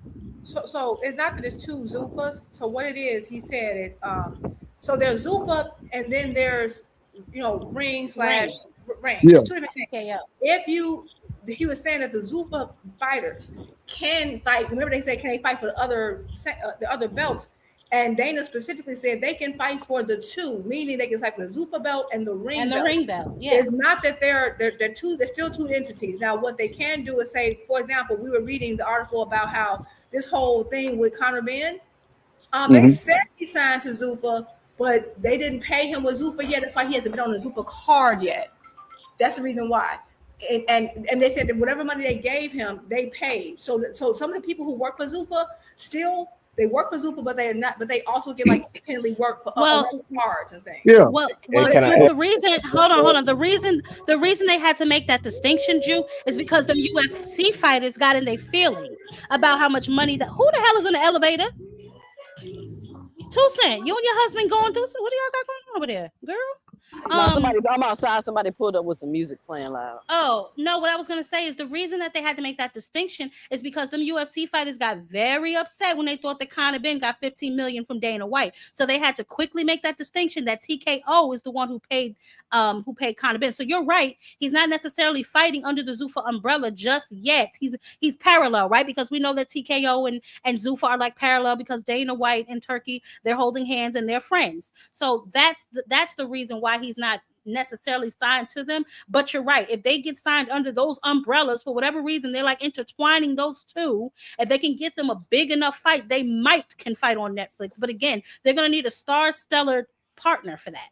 Do you hear all that you just said, Jab Queen? My question is, why is there so much encouragement for people to join a situation or join an organization where nobody really knows how it works? And it's just so many questions, and people keep saying the money. Well, when somebody's offering you a lot of money in a system that you don't understand how it works, that kind of would be a red flag to me. But maybe they know how it works. Maybe the people signing know how it works, and they've asked all the questions. Because again, we're just on the outside looking in. So maybe they know how it works. But even as far as the fans, like, why are we so confused? It shouldn't be this much confusion. It's designed that way for a reason, 2 Cent. They don't want us to know because anybody with a glimpse of education and smarts, i.e. you, me, and Jew, would be able to put it together. Just like when we read that article about what the hell it is that they're being paid over there, what it all entails in that contract. And I believe that was leaked by somebody over there on that side because Dana White still hasn't addressed that to this day. But shout out to Dondrick with the $5. Oh, shit, we about to make a little change up in here. This must be the accusations fly show tonight. So Dondrick is accusing Key, Jupe, and 2 Cent of being part of the Hanos cloud. The RICO is the way because I'm putting cases in all you niggas. And it's Denzel boy show. Yeah, it's Denzel boy. Guess what we read? Squad. I hate the whole Van Hilda brothers. I don't even like Jab. Guess what we read last night, Jab? What? Hey, yo, 2 Cent is Queen Hanos though. Y'all stop it. What's going on? I will not allow y'all to slander this good sister's Just name. saying, just because I'm objective, now I gotta, you know what I'm saying? They gotta try to make No, me pick a side. I'm just saying that shit because that's what what's the name said. Even Freak with a Hayes, one of them said that. Oh yeah, because I picked Devin to beat Brian Norman. But anyway, so last night, me and Jupe and Key on Ladies' Night every Friday night at 8:30 p.m. We found the article saying that some states are about to sue to not let the merger go through with Warner Brothers because basically they're saying it would cause too big of a monopoly. Mm-hmm. Well, yeah, I did a video about that a while ago when I read that they were going over there. It's something with the oh God, who is that other company that was bidding on? I think it was Netflix actually that placed a bid for Paramount too. That placed a bid for Netflix. They are very concerned about the monopoly. And remember, y'all, Frank Warren is suing Zuffa. You know what I'm saying? They have a lot of lawsuits going on, but yeah, man, it's but going now they down. got two states that's finna kick off suing them. You have New York and California. New York and Cali about to try to sue them. So really, one of the richest states. Okay, but you know why they doing that? Because once they was able to do that shit with football and basketball, once they opened the door for that, they said, "Well, fuck it, everybody can sue them if you have a good enough argument." Well, it's also there's a lot of antitrust laws that it could potentially violate. Yep. And then today, Senator Elizabeth Warren said that it's also a national security concern because the main backers are TKO Saudi backers, and they said once they have your account information, they can have access to your to the Americans' information, and that's why it's now security risk. So you have some Congress people who have been having a problem with it too. So this is about to be a mess. But see, here's the thing, they though, gave right? everybody's social security information out there when Elon Musk, they gave his ass to King. I'm about to say, and the problem really is when Dana White decided to bend over for Trump, that's where this whole thing really started going overboard because he bosom buddied up to him in order to get this Ali Act passed, which is still like at a little bit of a stall, but I suspect that they're going to pass this because the numbers to pass it was too much. But he bosom buddied up to him to get this passed, but while he doesn't have it passed, he's in between like a rock and a hard place, right? That's why I really believe that he's pursuing this IBF lawsuit with Jao Patai because he wants to see just how much he can get away with in the event that the lobbying doesn't go his way. But he's not going to have a leg to stand on with that either because they've already given them the money back. So what are you really suing them for? So hold on, Jab. Let me say something real fast. The next I think it's the next one. The next Zuffa card, Z10. It's going to be for the IBF championship. It's going to be for that belt. So that's a sanctioned fight on a Zuffa card. You talking about that one? You talking about what weight? You talking about that cruiserweight? Aaron McKinney versus whatever that dude name is, yo. Oh, McKinney. What's that? Junior welterweight? What is that? I don't know the name, but 160, whatever 160. Oh, 160 middleweight. Okay, I got you. Yeah, I guess. Yeah, okay. Well, they said they weren't going to be working with the sanctioning body. That's Zuffa. Well, we thought Jai was going to be fighting for his IBF too. We'll see what happens. Yeah, he got stripped. That's IBF, and IBF just did the. Then they do a partnership with what is it? Because WBF? Zuffa is the reason that Jai got stripped because they thought that they could just take the money and be like, yeah, we're gonna say this is a championship belt anyway. And the IBF was like, no. I do see that. So here's what it says, and I think they're lying because listen, the IBF stripped Jao Patai, so why would they turn around and let them fight for this vacant belt? So it says the next major fight is Aaron McKenna and Etanos Elio. They're scheduled to fight for the vacant IBF middleweight championship in Dublin on Saturday, August 8th. The title became vacant after they stripped former unified champion Janibek following his failed drug test.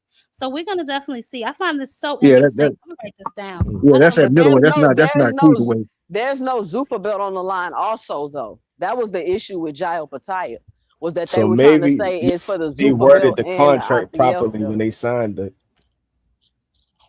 I'm gonna look into this. This is very. Yeah, I heard about that card over in Ireland. I didn't know they had a belt on the line. That's gonna be the main event. Okay. Yeah, this is kind of how the whole situation happened with Jai, because that's this the first domino. The IBF said this is the same thing that happened with Jai. The IBF said the reason why they had the right to strip Jai is because they initially told them that there was no Zuffa title, there was no title on the line. It will only be their belt. and then they tried to slip that in, and then so that's why the IBF said, no.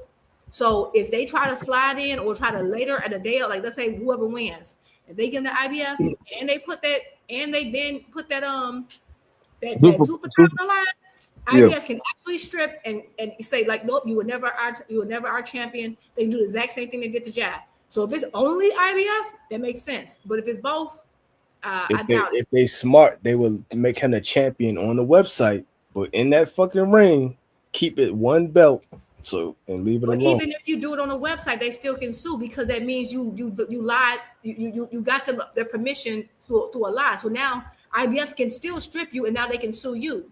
So it depends on how they work the contract. It no matter what. The point is that if you tell them that there's no other belt, that there's no Zuffa, and at any time you try to put the Zuffa with the IBF can sue you. Yep. Zuffa belt, that ain't nothing but a trophy anyway. That ain't no real belt. That's what I'm saying. They would have to word it properly. Then don't do it. It don't matter how you word it. Because people still be the belt of WBA and IBF, so you still can have two belts. It just they need to word it properly, and then when they word it properly, they had to put it in the contract that way. That has nothing to do with wording. That they all recognize each other. It'll be like having a ring belt, so you could be like, "Yeah, I'm Zuffa champion." It's like Ring Magazine. The WBC. They had to put that in the contract somewhere and agree on it when they make that. Right, but what I'm saying is that they don't. Zuffa went to court and trashed all the. They're not a part of traditional boxing. They're their own league. They're the own league. It's not the same thing as adding WBO. That's not the same. But Jupe, I think they're realizing that league shit might not work like they thought it would work. That's what I said. They didn't think this through. And that they possibly will still have to deal with sanctioning bodies, possibly. But what I'm hearing is once the laws pass, that's what's going to take down the sanctioning bodies, is the laws that they've made, because they have laws in there to limit what the sanctioning bodies can and cannot do. But hold on. So if you're a UBO champ, you can't be a IBF champ. No, UBO is your own entity. The UBO is his own thing. It's like a whole nother planet. But see, Tucson, I don't see how that's going to work. Then, if you're saying that's going to remove the sanctioning bodies, because if you're fighting to be a separate entity, how can you then control what somebody else does in their entity? Because in the Revival Act, they wrote in that the sanctioning bodies can only basically have one champion per weight division and one interim title per certain reasons or some shit like that they wrote in. So they But I thought that only applied to them. That applies to them. No, they wrote that to apply to the sanctioning bodies. And that's but how can they do that? That's what I was wondering. That's what I'm saying. Hey, yo, look, if I'm AN1 champion, I done won a 3-on-3 champion. Look into that again. And now I'm an NBA champion. Those are two different things. So they can't control what I do outside of this arena. But y'all don't understand, it's multifaceted. They wrote things in for them to be able to do their UBO, and they wrote things in to be able to change things, what's going on with the sanctioning bodies and things like that. And that's why I'm wondering, how can they change what the fuck is going on with sanctioning bodies? How can they do that? Hold on, we're gonna have to have a meeting about this, because that doesn't really make a lot of sense to me. If you are lobbying, if you are specifically going up there to create your own entity so you don't have to deal with my rules and regulations, you cannot then add in that my rules and regulations have to conform to what it is that you're doing over there. Congress writes the laws. Let me just explain it. This is what I get what Tucson is saying in a sense. So they want to create their own UBOs, their own organization, kind of like how the MMA had multiple. Like they had Bellator, UFC. Bellator, UFC did not fight each other, and they did not recognize their own belts. That's one part of it. But if they change, but again, the Ali Act applies to everyone in the United States of America. So if they're basically saying if the language says, hey, the law has changed that in order to have a sanctioning body, there can only be one. If they do that unilaterally, then yes, it will change every sanctioning body that deals in boxing, no matter if it's one UBO to the next, it will be a unilateral rule change. It depends on how it's worded. I will have to go look at it. But I was I gotta look at that again. Yeah, so like that's why I said that's why Like This the Zuffa, kind of stuff that's we why- do on Ladies Night, Jab. You got to roll on over. Right. We can But do that's the why research. IBF and the IBF can't just. That's why like Zuffa can't just say, "Hey, if I worded a certain way." No, it's because you agreed to be Bellator.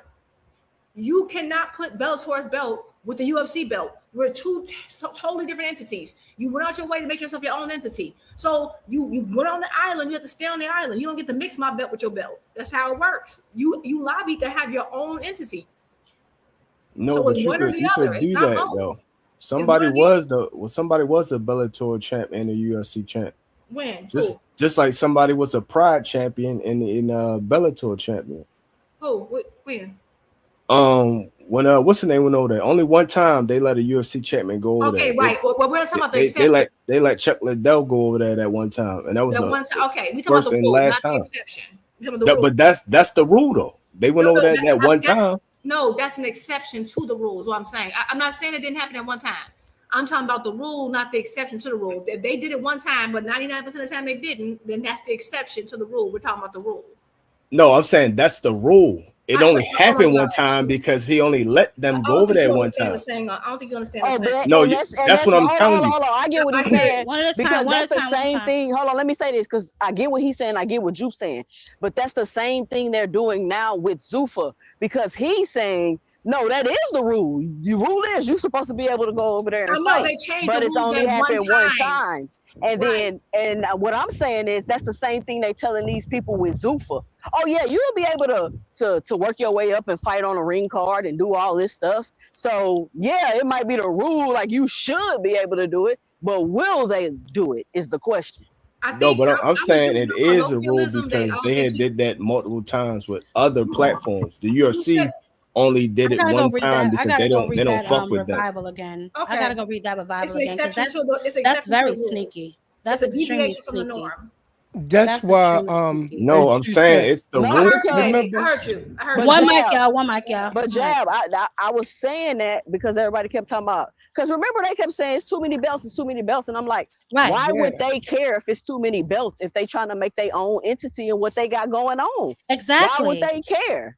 So then I heard that about the Ali Act and I was like, okay, that's why they was pushing that too many belts narrative. Because I don't know, the less belts, does that weaken the sanctioning bodies financially? Like, what does that do to hurt the sanctioning bodies? Because a lot of people kept saying it's too many belts, but think about it. You got all these fighters, right? Why can't they have other trinkets and things to fight for and towards until they're able to get to the bigger trinkets and trophies? Well, I understand. You want to take all of that away, and now it's just one belt. You get what I'm saying? I understand what you're saying, Tucson, but if I'm being honest, it is too many goddamn belts. It makes me dizzy trying to keep up with who got an interim belt, who's this person's belt, and who that person. So slightly less belts, I'm on board with that to just limit some type of confusion. And if we're being honest, everybody don't deserve a damn trophy. You know what I'm saying? First place loser is still a damn loser. You know what I'm saying? So everybody don't deserve a trophy, but I get it. If you're saying like, here's the champion, we don't need a super champion. We don't need an extra super champion. We don't need all of that. Give me a champion and maybe an interim so that that person can fight for the belt. Plus the politics. A lot of people don't even get their fair shake and chances at belts because you got people like Ryan Garcia who get title shot after title shot after fucking title shot. Look at what they just did to Herrera. Look at what they did to Herrera. Herrera is the interim champion. They done bypassed my little baby and put William Zepeda and fucking Lamont Roach in for a title shot. Yeah, I absolutely agree. Absolutely agree. I don't mind cutting down on belts. I really don't mind. I will say that, like, I don't even mind Zuffa. My problem with Zuffa is that they want their cake and eat it too. They want both sides. Go make your UBO. Go over there. Why? But the problem is that they don't know how to build themselves up without leeching off of traditional boxing. You went in front of Congress, talked about how terrible these sanctioning bodies are. You're terrible. You're trash. And now at the same time, you're like, hey, can you do me a favor and lend me your champion so I can get so my belt will have some type of relevance. So like you're doing both. That's the problem. My thing is get your own fighters, build your own fighters. The fact that you need to poach from traditional boxing to make your trash belt and whatever. Well, that's because they run up out the Olympics. Didn't the Olympics run them off, or the amateurs ran them off, or something like that? Yeah, they was trying to make a deal with them, and they decided absolutely not to. They changed all that. They rescinded all that stuff they was talking. Because Yeah. you know why? Because they tried to do some under the table sneak with a board member type of situation that they tried to do. And now they're getting sued by the Shalom dude from Boxer from poaching their fighters. Like they're not doing anything, and I don't want to hear everybody in boxing do shady shit. Listen, this is beyond shady shit that's going on. This is beyond regular boxing shady shit that they got going on. Yep, This Zuffa is a been- hostile takeover is what's happening right now. Yep. Hey, yo, cause shady shit don't go to Congress. These motherfuckers going to Congress to change laws. That's the difference. Right. Zuffa been in business for 5 business days, and they already got like multiple lawsuits worth of billions of dollars. Frank Warren's lawsuit is worth $1 billion. Yes, it like is. They didn't even get off the ground, and they already breaking rules. Like, and I'm like, do you really think that they're gonna? And like I said, that whole from what I read, and this is just my opinion. I think what they're doing, we signed this big name. Like, okay, Conor Ben. I'm sorry. I have a question. I want to y'all notice this. So I get it. They made the announcement. Conor Ben is signed, and he's on the little boxing section on the UFC website. I get it, but normally, some is making me think that just because they announced he signed, I don't think he's officially signed. I think that how they do promotional deals. That's just my opinion, and I'm gonna tell you why. Remember when DAZN got in and they were giving people all them big deals? They signed Canelo and they signed Triple G, but the thing is, like, you had multiple articles, like really certified sources. You had Dan Rayfield. Multiple people would like talk about the deal he just signed. He gets this and this many fights. Like, it was very detailed when they got those deals. I'm noticing you don't get none of that with Zuffa. They just tell you. And now he owns so many different parts of media. They can just say what they want. No one's verifying. Everybody keeps saying, "Oh, this person got 15 million," but no other source ever verifies that. It's never verified. These persons are never verified. They just saying, "Oh, it's a whole bunch of money." Okay, they saying that, but like there's no verification on it. It's just saying it, and I've seen propaganda. It's propaganda. That's what they specialize down in. This mess. Where you from? Yes, propaganda. They make you sign. They make you sign a gag order, yo. I was just about to say that. Some ain't right. I'm like, why would you need to? That's why I'm leaving at 15 million. Because let me tell you something, Jupe. Hold on, just Jupe. You know what? You on to something, because do y'all remember when who was it? I know T.O. came out and complained about the money. Shakur did for like quite a second, right? It was like they did some old type of switcheroo on them, and T.O. was very cryptic, and then that message disappeared off the internet. They also did that with remember the Rolly situation that they had? It's like they almost, like you said, they put these numbers out there. And remember, I don't know if y'all read that article by Boxing Scene, where Boxing Scene said they have not been at a TKO event since way back when they were stopped getting credentials. They weren't allowed credentials. Dana White denied them credentials so they could report on what's really going on. They wanted their own media. They started like pushing out old media, and they have like their own media. It starts with the propaganda, like y'all said. It starts with the narrative. That's how you think people do shit on the news. They push a narrative, and then they let everybody else fill in the blanks or pick up the breadcrumbs and run with them. That's how they do it. Yeah, I just think it's so weird. I'm like, no one, like, there's never more than one source. It's always coming from like a rumor, or it's Ring Magazine who's owned by them. But you're right. I remember that. I remember people complaining about the money. I remember, and I'm like, but they were someone, you get all this. I saw people complain about the money. You had fighters coming in. What was it? Didn't Jarrell Miller have to like try to steal his car because his car got repoed? Like, you had multiple people complaining about money, having all kind of issues. Rolly had issues, but now they're suddenly giving out 15 million per fight, despite the fact that their budget is 100 million a year. So you're using 15% of your annual budget on one fighter? No, they're not. That's a bunch of bullshit. Right. Yeah. I'm not gonna be surprised if they get hit with a false advertisement charge, because these fighters, I don't think, are signing to Zuffa. They're not backed by Zuffa funding or none of that. It's all backed by the don't have Saudis. lawyer money. Yeah, y'all heard about what the rumor what Shakur was getting for Zuffa? They say he was getting 60 million. Well, a Zuffa deal. That's a multi-fight deal. So now 60 and the 15. So now y'all already at 85 million, and y'all budget is only 100 million on 2 fighters. Yeah, what did you pay Richardson Hitchens? What did you have to pay Edgar Berlanga? Because they was acting like they got a grip too. 60 million. I think Haney is supposed to be 5 fighting 100 million. Yeah, that's what Chris Madison was reporting that They say he gonna get 15 to 20 million a fight. Yeah. That's I don't know how many fights in the deal. He said it's gonna be worth 60 million. I don't know how many fights that's gonna be. If That's gonna Conor, be 5 fights. How many? if Conor Ben is over there, if Conor Ben is over there getting 15 million, you best believe he signed to them for the rest of his life. For the rest of his life. All of them are. They own their likeness. Yeah. But They Keith own their Conley, he's sending name all his and fighters over there. likeness. He's sending all his fighters over. Keith Conley, he got Berlanga, Hitchens. He's sending all his guys over there. So, Yep. Finn is over there. I'm surprised Teofimo ain't went over there yet. They don't want him. They don't want them. The umbrella is Turkey, but I'm sorry, the umbrella is TKO, but over top of that is YME. Endeavor. YME is Endeavor. They changed the name to YME. Oh, did they? Sneaky bastards. Yeah, that's when they took it from a public to a private company again. But the thing is, they got mad money, and then the Saudis themselves, that's a partnership, so they don't really own them. They really partner with them, but they influx a lot of money. But they also have a big ass bag, which is YME. I think So they're laundering. That's what all big companies launder money, but that's why they don't really care about the short end. They're looking at the long end. They're looking at the long game. They don't care about losing money right now. They're looking at the long game, you're saying. If the long game is for them to They losing devalue the hundreds of market. millions of dollars. That's a hell of a long game. But look, Well, I think hold on, monopoly. y'all, because I think like David Lynch said, to monopolize and also to tank the market. I mean, these fighters that they're getting aren't worth much any damn way, but to tank the American boxing market. That's what I think their ultimate goal is. Yeah, that's what I'm saying. So the long game was to build up Saudi Arabia.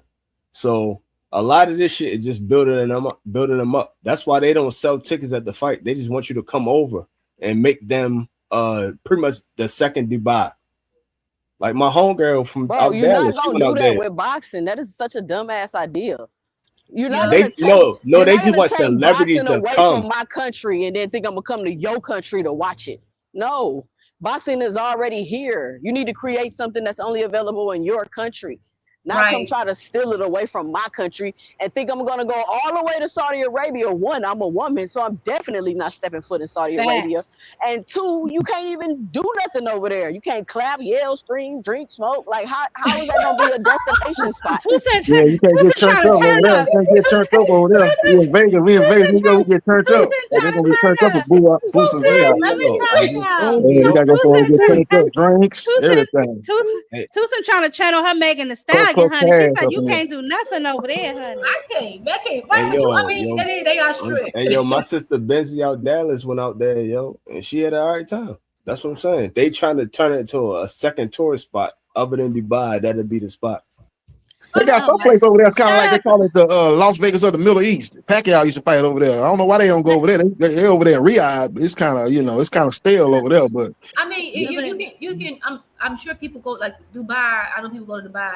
Dubai is literally just, you can have a good time, like, because that's what they show you. But there's another side of Dubai that, like, I ain't messing with Dubai right now. But I think that their whole thing is they want to diversify from the Saudi Arabia wants to diversify from the oil market, and they want to do tourism. So that's their whole thing. So that's why I said they're losing money in the interim, but that's not their long-term goal. That's why this is kind of get people. Their whole goal is to, like you said, tank the market so they can buy the whole market for free. That they want to lower the value of these fighters, slowly get them over to Zuffa, still paying well for a while until they get enough of them. Once they got the majority of those fighters, baby, those purses are going to be cut indefinitely. And he's gonna have all those rules that we read about that's gonna lock in where, hey, you gotta buy this from me, you have to rent this from me. You will not have your likeness. I can use your likeness in perpetuity. I can do all this. That's when that clicks in. It's really what people said before, and it was true. Turkey was a Trojan horse. This is a trap, and folks say, not all money is good money. And I don't think this shit about to be live golf, y'all. Y'all act like we don't on. already have it. Yeah, about to make a little change up in here. They playing the long game with live golf. They got rid of live golf, didn't they? Yeah, they went out of business. Yes, it's done.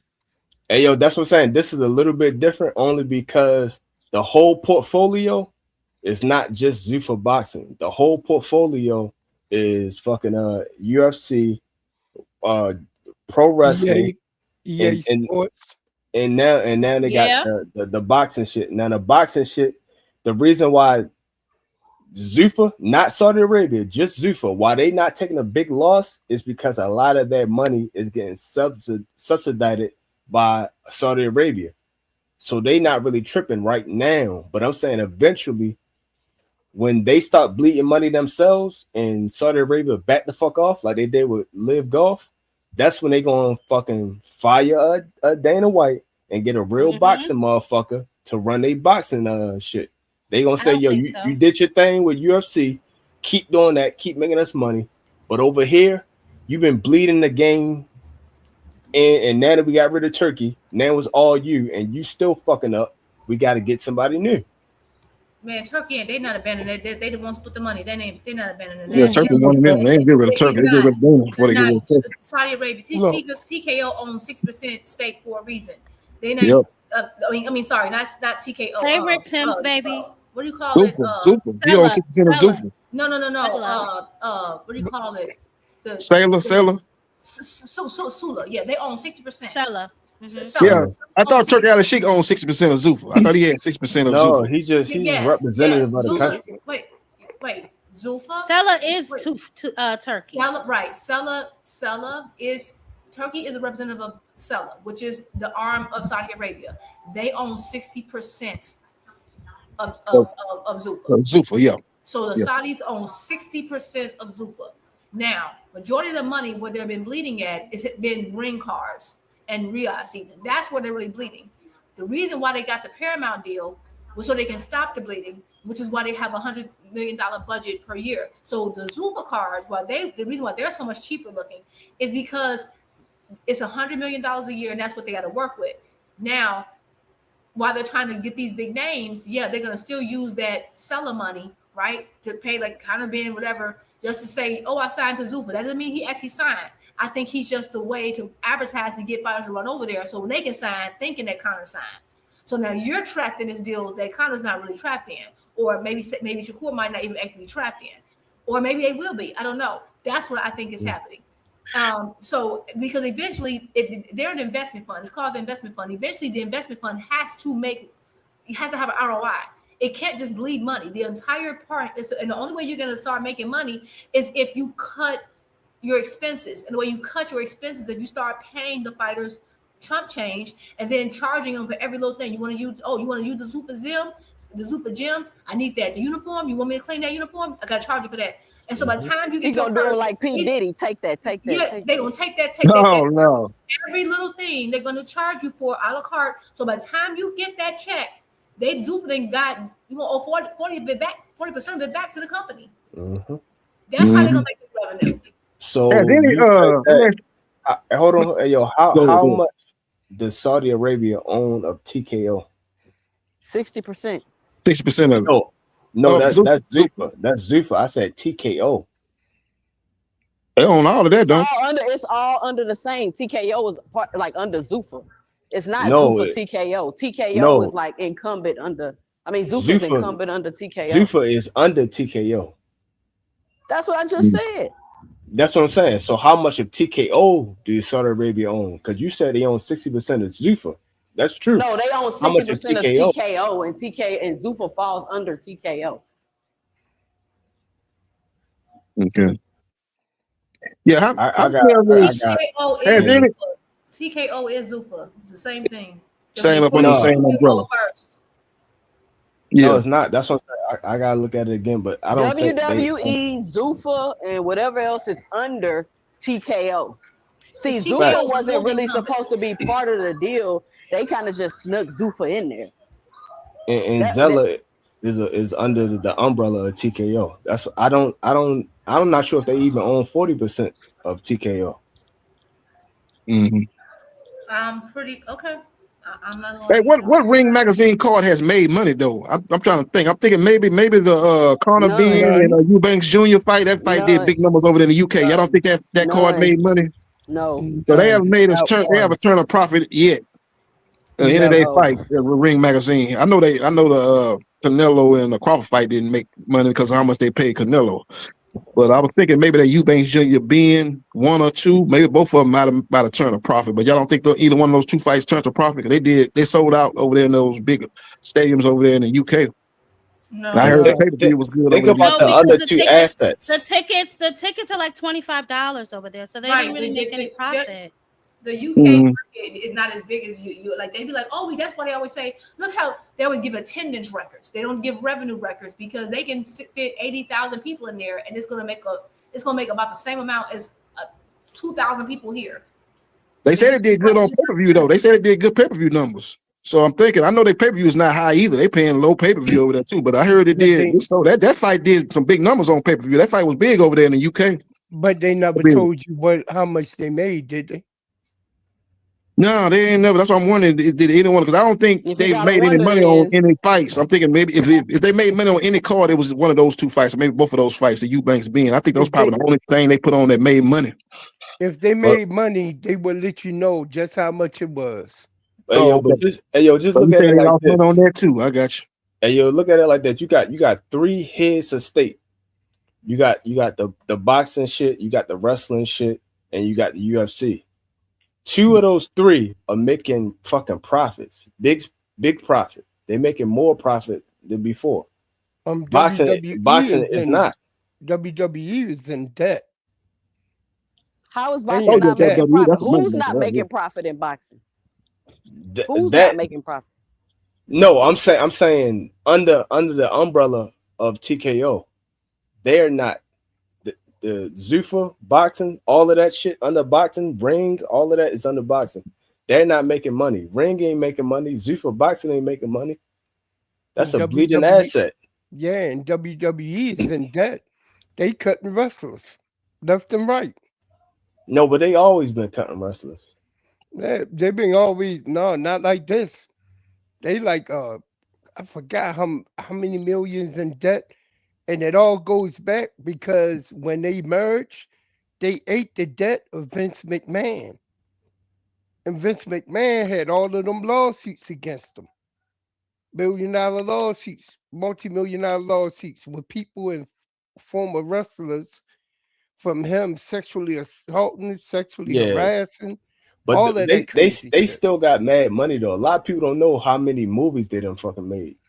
They done made hella movies. I'm talking outside movies, not wrestling movies. They in debt. They got a lot of assets. You can go ahead. You can probably, and damn, I hate that I'm saying this. You can probably go ahead and Google it because they wrote. I heard it from a story that they said on how much in debt WWE was in. I would say Google. I think hold on, because I think it was a documentary. I think I know what you're talking about too, Mr. Lynch. I think it was a documentary though. It might have been on Netflix actually a long time ago, but I think I know what you're talking about because I seen that somewhere too. That they're in debt because of McMahon, the father, and then the mother. You know, she's in Congress now trying to change school laws and stuff. The wife, Linda, with her little tired self. Yeah, she's in the Trump cabinet, ain't she? Ain't she in the Trump administration? And don't know nothing. But no, she's not qualified. Like a lot of people, she ain't qualified in there. Be on the position. I'm just letting you know, from an accounting point of view of it. Even though you are high in debt, a lot of people be high in debt and they still making money. Like somebody that's real high in debt, a lot of airlines, they always high in debt because they overhead is so high, but they still making money. Unless you Spirit, who got to close for bankruptcy, most of them other people are high in debt, but they still making money, and then they always get government bailouts all the time. And like you just said, Linda is tied to fucking Trump, so why would they not be getting their bailouts here and there all the time?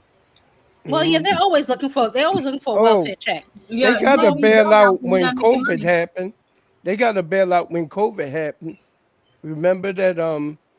Yeah, they got that PPP loan. That's what you see on it. They get bailout all the time that don't make the news. A lot of people do. One has a good point about WWE attendance declining, but guess what? So is the UFC. Yep. Everybody's flipping down. It's so great. Yeah, they don't have any stars right now. The UFC, they're never going to have any stars because the very thing that people say you should do, you should be in a grueling fight every out. That that pretty much makes their career shorter. If you can't have a grueling fight every fight out. You can't, if you do that to a star or anybody, you're not going to have any longevity. That's why they burn out and the turnover so fast. But what do they think that's going to happen over here? That's what I don't understand about Zuffa. Like with Dana White running it, he's going to run it. He's going to run it the same way he runs the UFC. These boys are about to be on a Ferris wheel. They're about to be on a Ferris wheel. And it's going to be, and then anybody going to know anybody's name is going to decline. At that point, you might as well get a CDL. There ain't no point. Yeah, it's going to be crazy. You notice that Turkey, man, like I said, with the only 2 fights I think they probably did any kind of business was the Conor Ben Eubanks Jr. 2 fights. I see Turkey kind of trending more toward having fights overseas. I don't know when the next Ring Magazine card he going to have it here in the U.S. because the last one he had was, in January with Shakur versus Teofimo. And ain't nothing on the horizon as far as a Ring Magazine card. So it seems to me that he might be trending toward more cards overseas as far as putting on those Ring Magazine cards. You might not see as many as you've seen in the past. It remains to be seen what to see. That's what it's trending toward to me. I don't even think Riyadh season going to go on. They over there attacking them with drones. Yeah. And then announced where Canelo and Billy are supposed to be over there in Riyadh, Saudi Arabia. That fight supposed to be over there. But yeah, you would think they would try to put over here. Let's talk about how he completely tanked Canelo's market value. He has literally no Mexican heritage anymore. Nobody cares nothing about Canelo. He over there looking like a hostage child. Poor Canelo. Hold on, you said tanked his value? Shit, he get guaranteed money. No, we're talking about. Yeah, he's not doing the numbers, but he's making more money. That's all he worried. He ain't worried about it. It's bank account. We're not talking about. We're talking about the growth of the sport. What I'm saying is that we get that they're making money. That's not what we're talking about. I get what she's talking about. She's talking about his market value. When they're getting a lot of money, that's not their market value. If I give you a lot of money, market value is what you can generate in the market.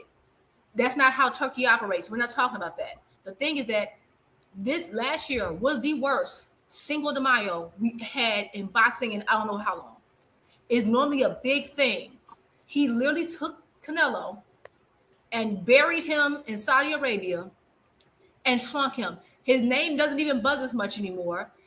And Benavidez is already on his butt, so now it's really just taken off because no one even sees Canelo anymore. He completely sunk him. I said when you take these fighters, they're starting to build their own markets, meaning I'm starting to grow my fan base. The more fans who get interested, the more people who buy, that's real market value. That's healthy for the sport. If you start saying, well, I don't care, I'm getting money, the sport shrinks because now you're saying, forget the fans, I don't care, I'm gonna get this money over here. Well, then that's how boxing dies. And that's what he did. And that's why y'all banking on Canelo. And that's exactly what he did with the UFC. Why it's declining. I know somebody in chat said, you're lying, Juke. No, I'm not lying. You can Google it, search it. Ticket sales, everything has been in decline for months. Well, actually, I'm about over a year now. Anybody got to lie, y'all? You ain't important enough for me to lie to. So my thing is, like these people that who are you? It's just that's what he did. He did shrink Canelo. Canelo was the face of boxing. Now you don't see him. Same thing. I felt like Devin was doing good. He was starting to build his fan base, and now he started putting them, in New York around a gate that no one else can see and overseas. Like if you take a fight away from his fans, and he starts relying on whatever gift Turkey gives him, then you're no longer building your fan base, are you? You become forgettable. So let's say this situation don't work out.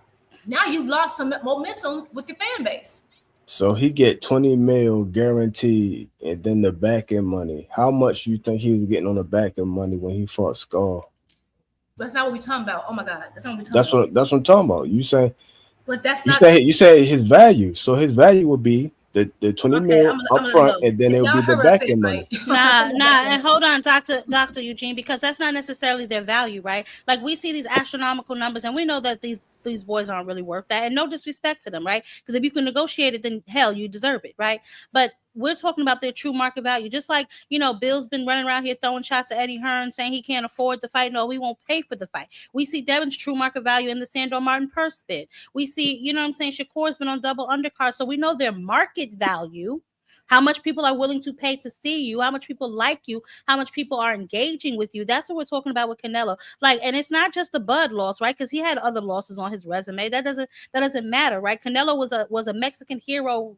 He could piss on them people and they would still love him. But the fact that he let Turki Al-Sheikh literally vanish him from his Mexican holidays, the thing that kept the people tied to him, is what we're talking about. So I'm asking these questions to get the numbers. So what was his back end money? That's what I'm asking. That doesn't have anything to do with what we're saying. That has nothing to do with what we're talking about. Okay, but still, do y'all know? He didn't get, and again, when he fought in Saudi Arabia, he gets up front. There is no back end money because they don't even. They don't do back end, baby. Yeah, they don't do back end. Okay. Remember, there's no tickets. There's no tickets, babe. Yeah, he losing his days. Like right now, he's got a fight coming against Billy. That fight's not gonna be on Michigan Independence Day weekend. I think it's gonna be a week before or something like that. So he's fighting in Saudi Arabia. He's not even fighting on the holiday that he used to fight on. I think Mayweather and Pacquiao actually fighting on that weekend, the rematch. So And you know, then he's like I said, he lost a lot of momentum. Ryan, I think is fighting on that holiday or something. Yeah, he supposed to be fighting on the 12th. I don't know if that fight actually happened. He announced that on a talk show, but I don't see nothing Y'all think concrete Ryan about gonna that. end up at Zuffa? Huh? Well, he's still Y'all on the think Ryan contract. gonna end up at Zuffa because he on Hell no. Turkey? Hell no. Hold on, let me Hell hold on. no. Listen, hear me out. Hear me out. Hear me out. So Ryan did get to headline the Fatal Flop card with Rolly Romero. Ryan is about to quote unquote get this fight with Conor Benn that Turkey is putting on. So I don't know if y'all noticed, and I said this at the beginning, all this money all these fighters Turkey spending this big money on, I think his plan is for them to end up at Zuffa. So we can't leave Ryan Garcia out of this conversation.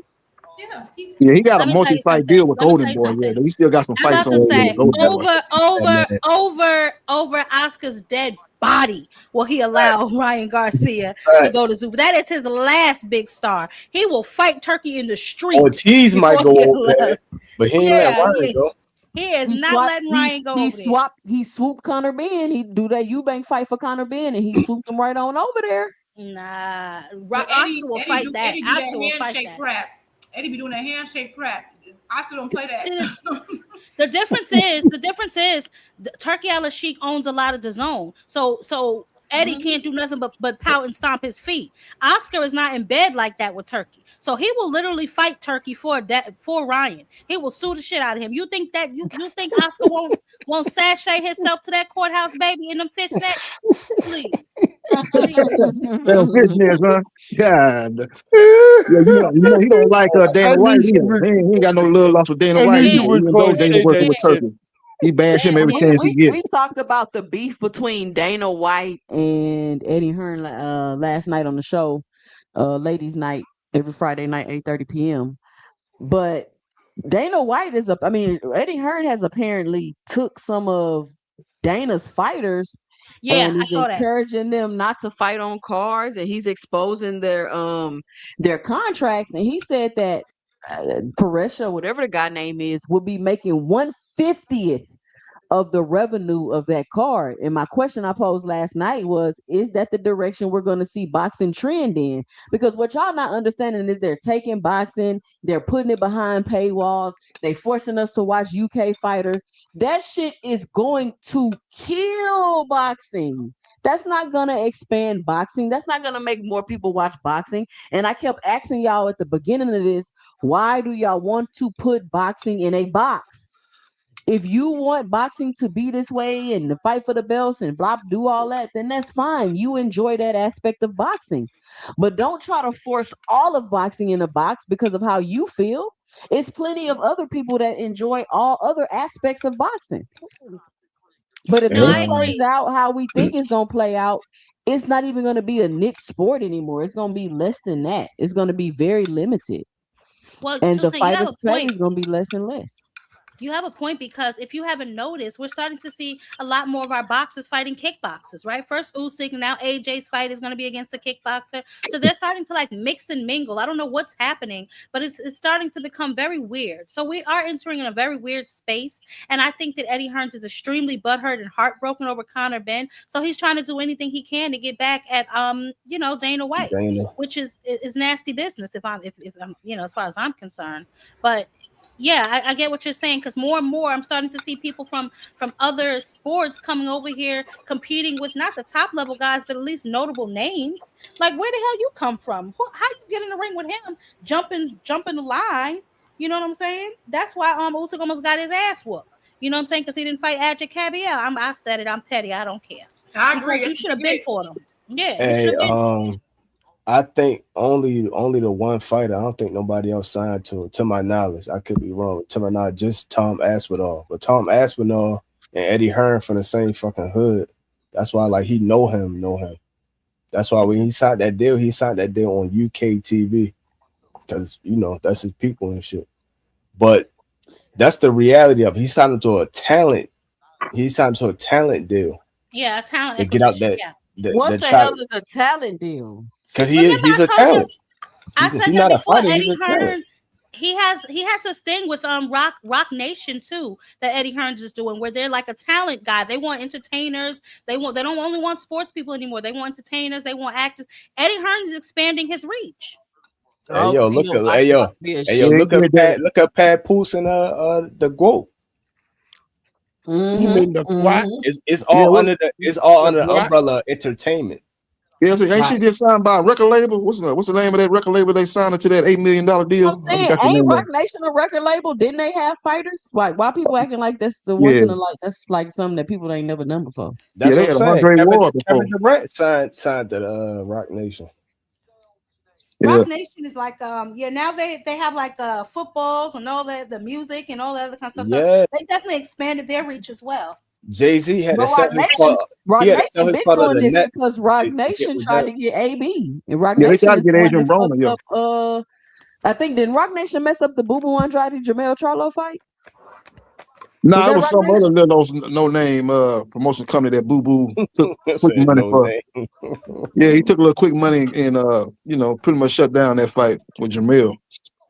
Yeah, he made a lot of bad decisions. Old Boo Boo, talented was guy, Rock but made a lot of bad business decisions.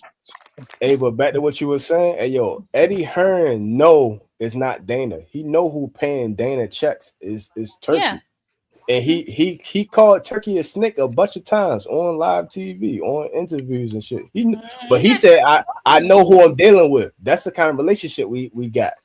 I know he out to get me, and I'm out to get him. It is what it is. Yeah, but at the Eddie has same no time- leverage, because if you can't get somebody who owns like 60% of your business, so that's like stupid for Eddie to even say. Like that's He don't own 60 though. I don't feel bad for Eddie, because you know what? That was he wasn't, granted, he was not as bad as Turkey, but he was in that same position before. He came over here slithering, slimy stuff. He did the same thing, and that's why the problem is he saw Turkey and was like, oh yeah, we can slither together, but he out slithered you, so now you calling foul, and now you want to be, oh, it's not, this is wrong. In reality, I really think he's mad because he thought it'd have been him instead of Dana White. At the end of the day, I don't know how they didn't see Turkey for what he was. I think me too, and a few other people have been saying for like over a year what this was going to be. Everything that I said was going to happen. And now boxing is in a disarray. Instead of getting better fights, we got less fights. It's literally taking away fights we could have got. It's got everybody on hold. Devin ain't fought all year. And I couldn't stand Tank. He got legal issues. That's different. But you got people who just sitting here in limbo with all this mess. Why? Because, and it's crazy because Shakur and Devin can sign and then go to fight a Zuffa. They both fight on the zone now. They can fight. Both was on That's what I'm Matchroom. saying, yo. They both on Matchroom. He know who he dealing with. Eddie Hearn thought he was gonna get picked. He was like, "Congratulations." Hey yo, he know who he dealing with, yo. So he not pissed off. So when he stole Conor Benn, he was mad at Conor Benn, but then he got the get back when he got Tom Aspinall. Man, I ain't no get back. Yeah, that was That's Slap on the wrist right there. That wasn't Dana no. White don't give a That fuck wasn't no about his lock fighters. up. You're I'm not about gonna to hurt say. Dana White. I'm about to say that don't matter. That don't matter to Dana White. You got to hurt him with somebody he cares about as much as you cared about. No, He Conor. don't no, care about no. nobody. I'm not. No, listen. I'm not saying he care as in. First of all, he's rich, so it's literally the equivalent of scratching up that man Ferrari. He can get 5 other Ferraris, but just the fact that you scratch mine up, I want to scratch yours up. That's what it is. It's on some You tick looking the at it. tax You shit. looking at it wrong. Nah, it's not that. It's about the fact that he really cared about Conor Ben. Eddie Hearn loves those UK fighters. Why you think he kept him away from Boots Ennis for all that damn time at 147? He could have been fed him to Conor Ben. You know what I'm saying? Or fed Conor Ben to him. He cared about Conor Ben. Like, did you see the look in his eyes when he found out that he went over to Zuffa? He looked like he was crying, dog. He looked devastated. I've never seen a grown man look like that over another grown man that wasn't his child. So it's not the same. Like, I understand it's maybe the equivalent of me saving up my money to buy my very own first car and then somebody crashes into it. It may be something like that, but it ain't. I got a Ferrari, I can go get 5 more, because he felt differently about Conor Ben. But the problem is, like Juke said, or Tucson, one of them said, he don't give a good goddamn about no Tom, whatever the hell his last name. And Dana White don't care about these niggas. They nothing but numbers to him. That's a fact. That's a fact. But I'm just saying, Conor Ben was in his top 5, but he ain't number 1. So even though he cared a little bit, he didn't care. That's He didn't care AJ. That's enough. AJ. Oh no, he in the top 3. AJ number 1. No, though. he not. He not the top 3. That's all I'm trying to say. That's AJ, Conor Ben. That's his top 3. Conor Ben, Carl Frock before he retired, Tony Bellew. That's his people over there in the UK. He really cuffed them. You guys over here in the USA, he using them to try to make a splash in the Sky USA. Nicholson. Sky Oh, Nicholson, Bellew, like, he care about them. Oh yeah, he do care about those Sky. Yeah. Yep. Yeah. More ways than one though. He care about Sky.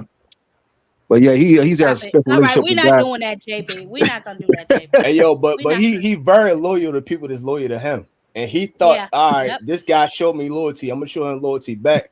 And once he snaked them, he was a little butthurt. But I'm trying to say it was not as big as y'all might play it out to be. He really is a billionaire. He don't give a fuck. He got a rich daddy. His But you remember he daddy was the back. gave him the reins to this team. I'm telling you. You remember he went to bat for Conor Ben, man. Conor Ben innocent when he had all them PDs in his system. He had more than one. Oh yeah, and he went to bat, and he stood by his side as he fought BB So for a he year. went to bat. And finally When he cleared his went to bat- name. Hold on, when he went to bat, did he give up his own money to help protect him?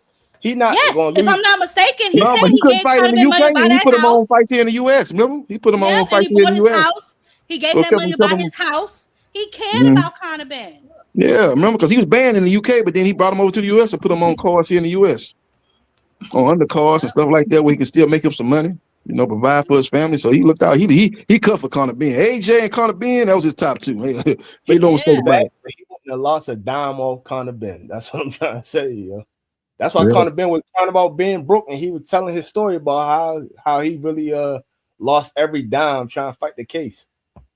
Yeah, he spent a lot of money to clear his name. He was able to clear his name, but still people to this day think he's PD cheat, even though he actually got cleared. But that's just one of them things where you kind of wear out the system. You keep fighting, and then people say, "All right, man, go on about your business, man. You clear." They probably tired of dealing with it.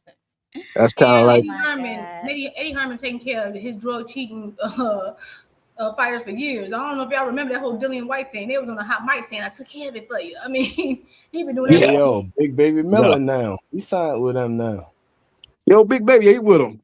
I wouldn't mind seeing old Big Baby and Wilder get it on. I don't think Wilder got nobody to fight. They can just go and make that fight happen. That'd be a big. All I'm saying, that'd be a good fight here in the US.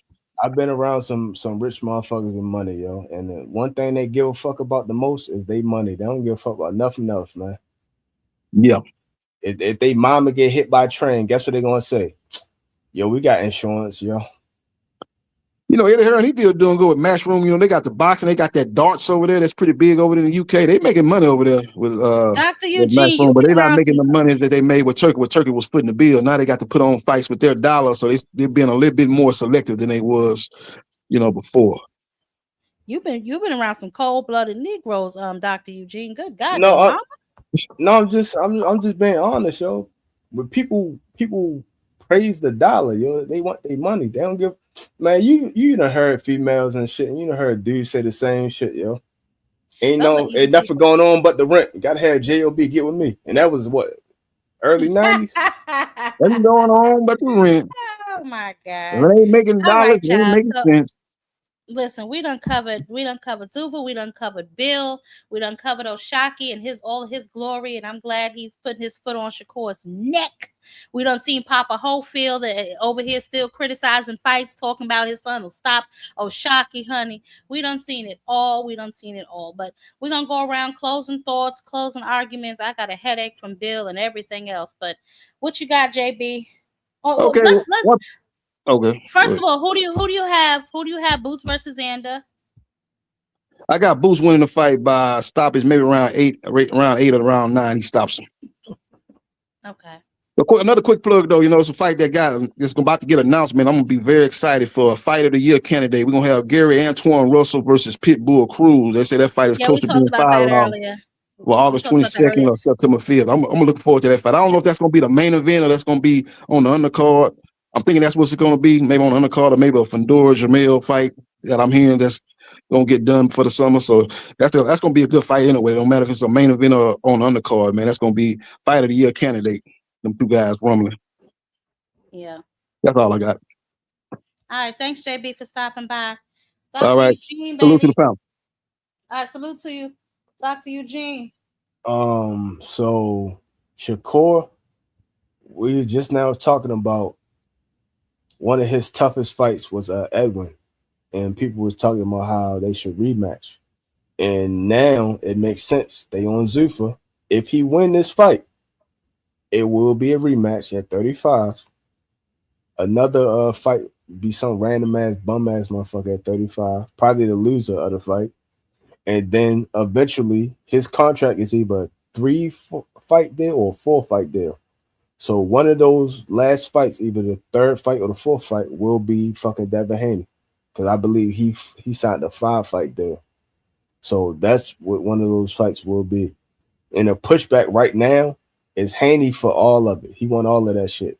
Shakur don't.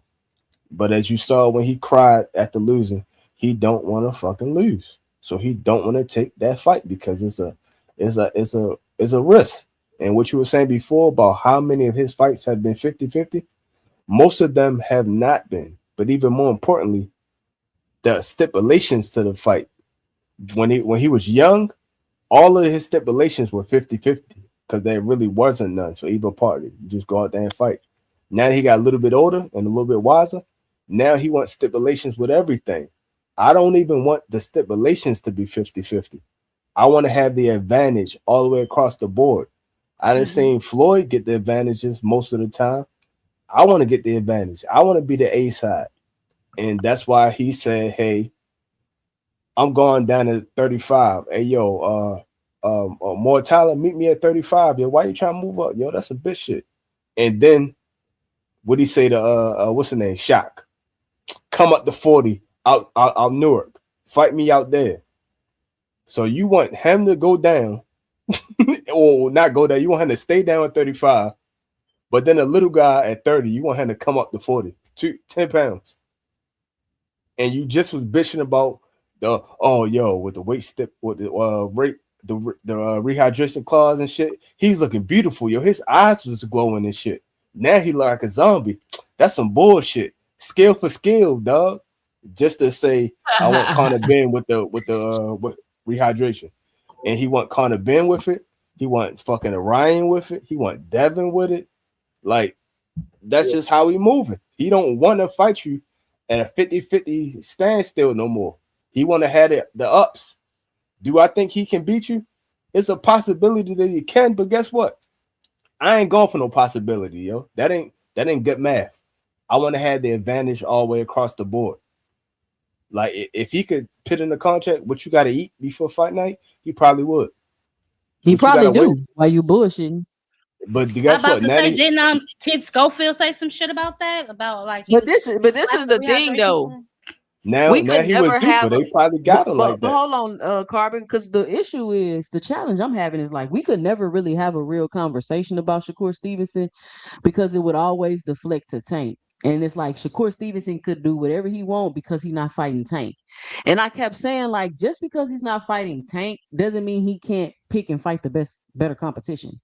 Like everything was Tank on all focus was on Tank. And it's like, what are y'all even looking at? Because the narrative y'all are saying is not even true.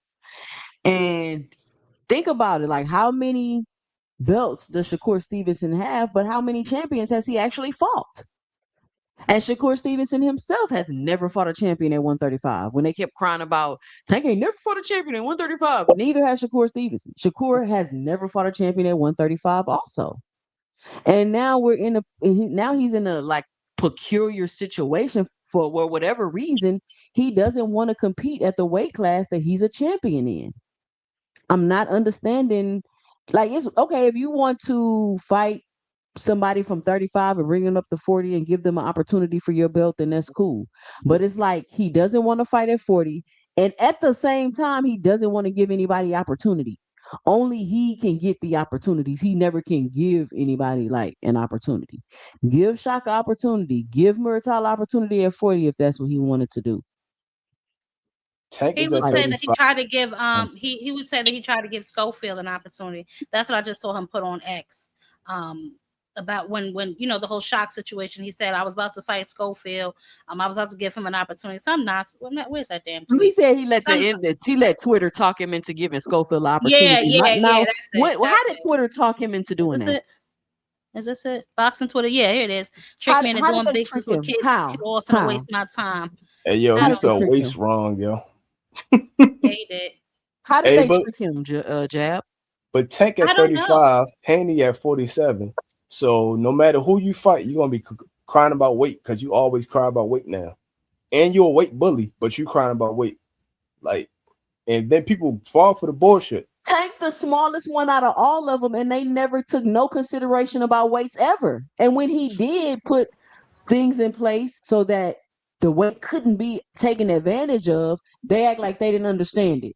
But when other fighters, then they said he draining them. He draining them. But when Shakur Stevenson want to do it, it's just business. Shakur is way bigger than Tank. Right. He's way bigger than Tank. So now Shakur gonna go to 47 and fight Devin Haney. So no, he not. He's sending Keyshawn to do it. No, I mean a part of the Zuffa deal. One of them fights, they trying to iron it out where he has to fight him. Like they trying to put that in the contract. Do we have that confirmed that he's actually at Zuffa? I keep hearing that, but I'm not finding anything I'm not finding anything concrete. No, it's just hearsay right now. No, how many people have said it? His ex promoter said it. How many people got to say it? That's not a confirmation though. That's not a confirmation. The confirmation is he denied it, and he's a lying motherfucker. So that should be right there. Thank you, Dr. Cardinals, for stopping by. Thank you, Dr. That should solidify it. All day. He just Lord. Thank you for coming up. Thank you for coming up, Dr. Cardinals. Lord have mercy. I'm just being real, yo. Oh, okay, that was funny. He said he lined him up, but that's a confirmation. I was gonna say. I agree with everything y'all saying about like when it comes to Shakur. It was real simple for me. I really just wanted him to stay at 135, either sign the PBC or stay with Top Rank, get Muratalla, fight Abdullah, maybe get the Tank fight. It was just simple, and I feel like everything he does overly complicates everything. And the fight I want next is Shot. I'm at my wit's end with him at this point. Like I'm at the point like, okay, if you don't fight Shock, I'm gonna look at you different because you gotta keep your word on something. You know what I'm saying? But if he does find a Zuffa, you know what? It is what it is. I hope it's not true. I'm part of me's hoping it's not true. I think it's likely, but if he does, fine. At this point, the Zuffa guys, just go to Zuffa. Go to Zuffa. But once you do, I don't want y'all calling out people who are in traditional boxing. I don't want to hear it. Right. I don't want to. I don't. This is my problem with that. Oh, you gotta go to Zuffa, or then BDS gotta go. No, he does not. Once you go over there, you want over that island, stay on that island. I don't want to hear no back and forth. I don't want to hear you saying nothing to anybody else. I want them to go over there and be over there so I can ignore them in peace. That's really where I'm at right now. And I was just looking at that we were talking about I'm gonna read more into it when it comes to the revisal of the Ali Act. And already I see some problems. I mean, a lot of it in the beginning is talking about testing and all that, but it starts talking about in competition testing. And I don't like that they have it set in stone when you're getting tested. So that's already like a red flag, because it says the WTO shall ensure that testing is conducted in accordance with paragraph 5. I didn't read paragraph 5. For at least half the boxers participating in each covered match organized by such UBO. So what do you mean you only tested in half? What? Then it says timing. Testing required shall, and then it says you occur during the test period beginning on the day of the weigh-in for a covered match and ending on the date of the match. So I guess but it doesn't say anytime. It doesn't say random. And determine whether a boxer, they'll determine if a boxer is positive or negative for each substance provided by the commission of the state in the state. So they're doing their own testing, y'all. Yeah. There's no separate, there's no third party. Who's doing their own testing? According to them, they said they're doing everything is in-house, Tucson. Everything is in-house. That's what I'm saying. Why do y'all think that these people not gonna pay for this? You think it's gonna be free? Well, it says they'll ensure testing is conducted, but they don't say like maybe they got. So who gonna pay for it though? Is that gonna come out your check?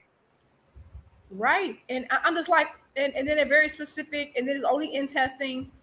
Okay, they do have no notice testing. Okay, that's fine. I'm just reading some of this stuff, and I'm like, okay, it does say, okay, I was wrong. Independent third party. Okay, so I want to know who that third party would be. I think it might not be Vada. I don't know if Dana fuck with Vada. You don't? I don't think it is. When the last time what are He you didn't reading? fuck You're with reading Victor the for sure. revival. You were reading the revival, correct? Yep. Okay, so in there somewhere it should say the third party though is an affiliate of their choosing, their selection. Just like they can't take them, like any of the boxers, if they're upset within their contract, they want to get out of their contract, they cannot sue them. They can go to arbitration with an arbitrator of Zuffa's choosing. So like I said, they're in a box. Yep. Just like if they said if there's an arbitrator, they have to choose the arbitrator. They can't. Yeah, an arbitrator of their choosing. Yeah. So I'm just reading this. And it's like, okay, but what do you It's mean? just gonna be done, y'all. They're gonna be done. They're gonna go over there. They're gonna get bent over with no Vaseline.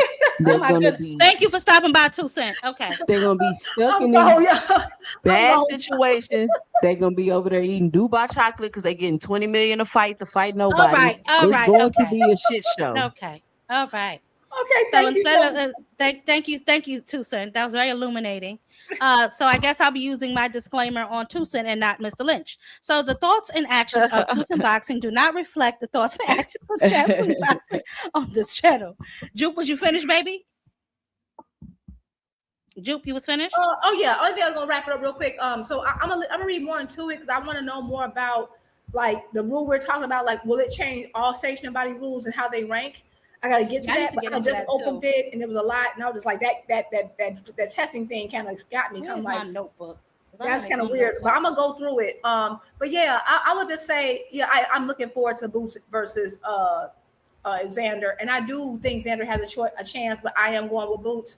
I still think he's the better overall fighter, but I'm looking forward to that. I'm looking forward to. I love Gary versus Pitbull. And I'm sorry, like Gary don't get enough credit. I know people like, he don't always like look like the fights don't always look easy, but he's been giving us some really good fights. And every person he fights drastically different. So like he's really been giving us some looks. So I appreciate Mr. Gary. I really appreciate him. I just need him to stay more consistent, but yeah.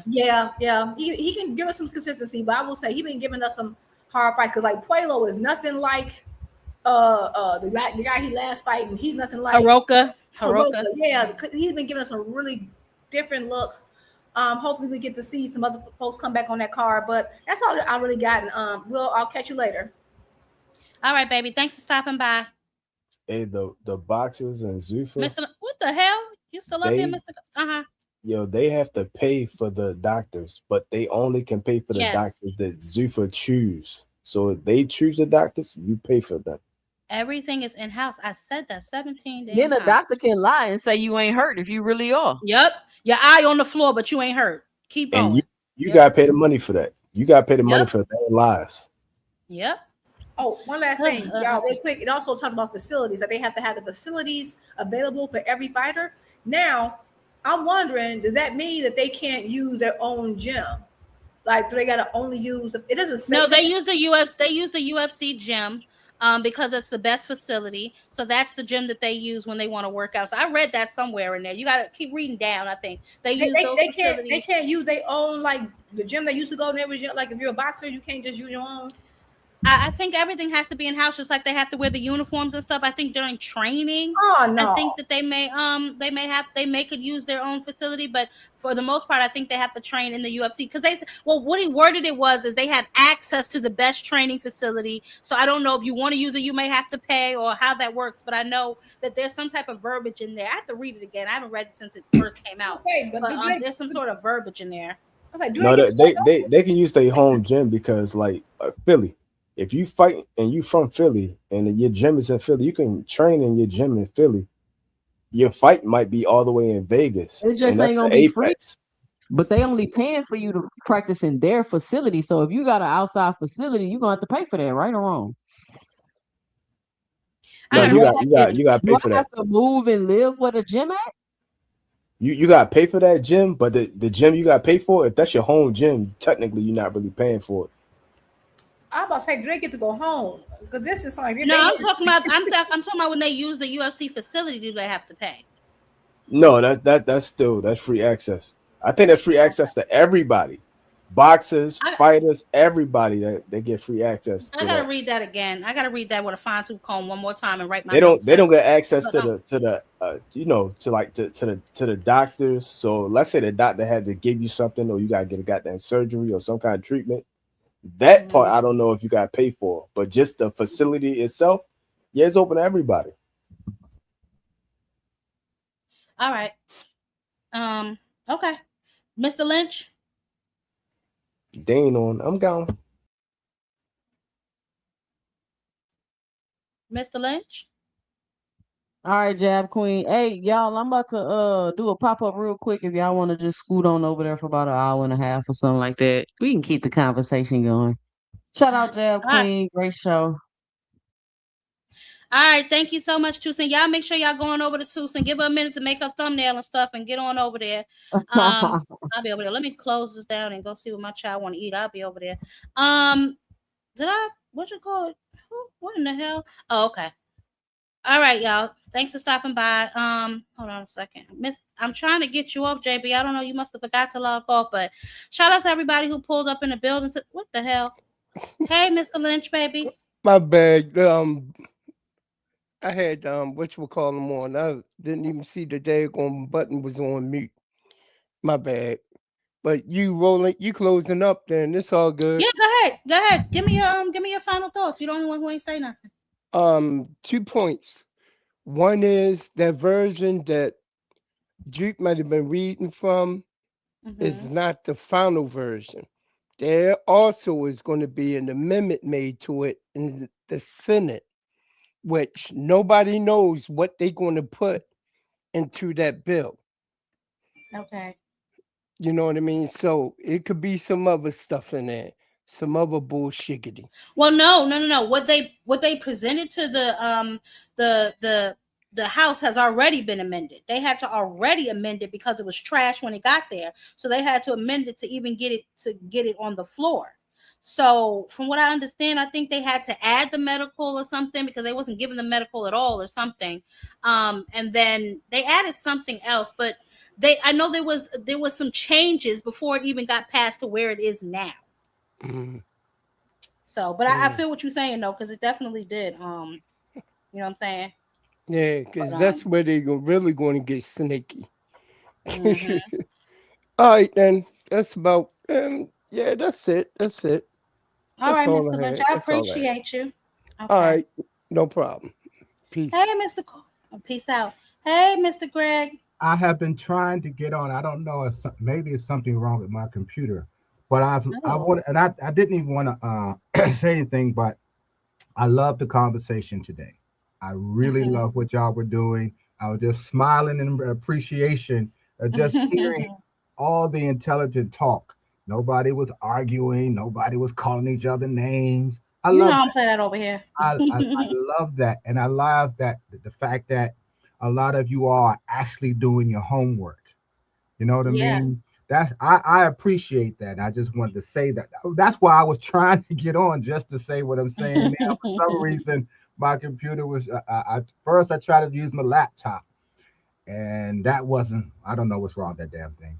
And then my desktop was spazzing out on me too. And this is all new equipment, so Oh my goodness. yeah, and it was probably just me, to be quite honest, Jab. But I just wanted to say I love the conversation. What you was talking, everybody was making sense, and it was just enjoyable to listen. I just marveled at how everybody was, really interjecting some really smart and intelligent things about what's going on in this drama that we call boxing.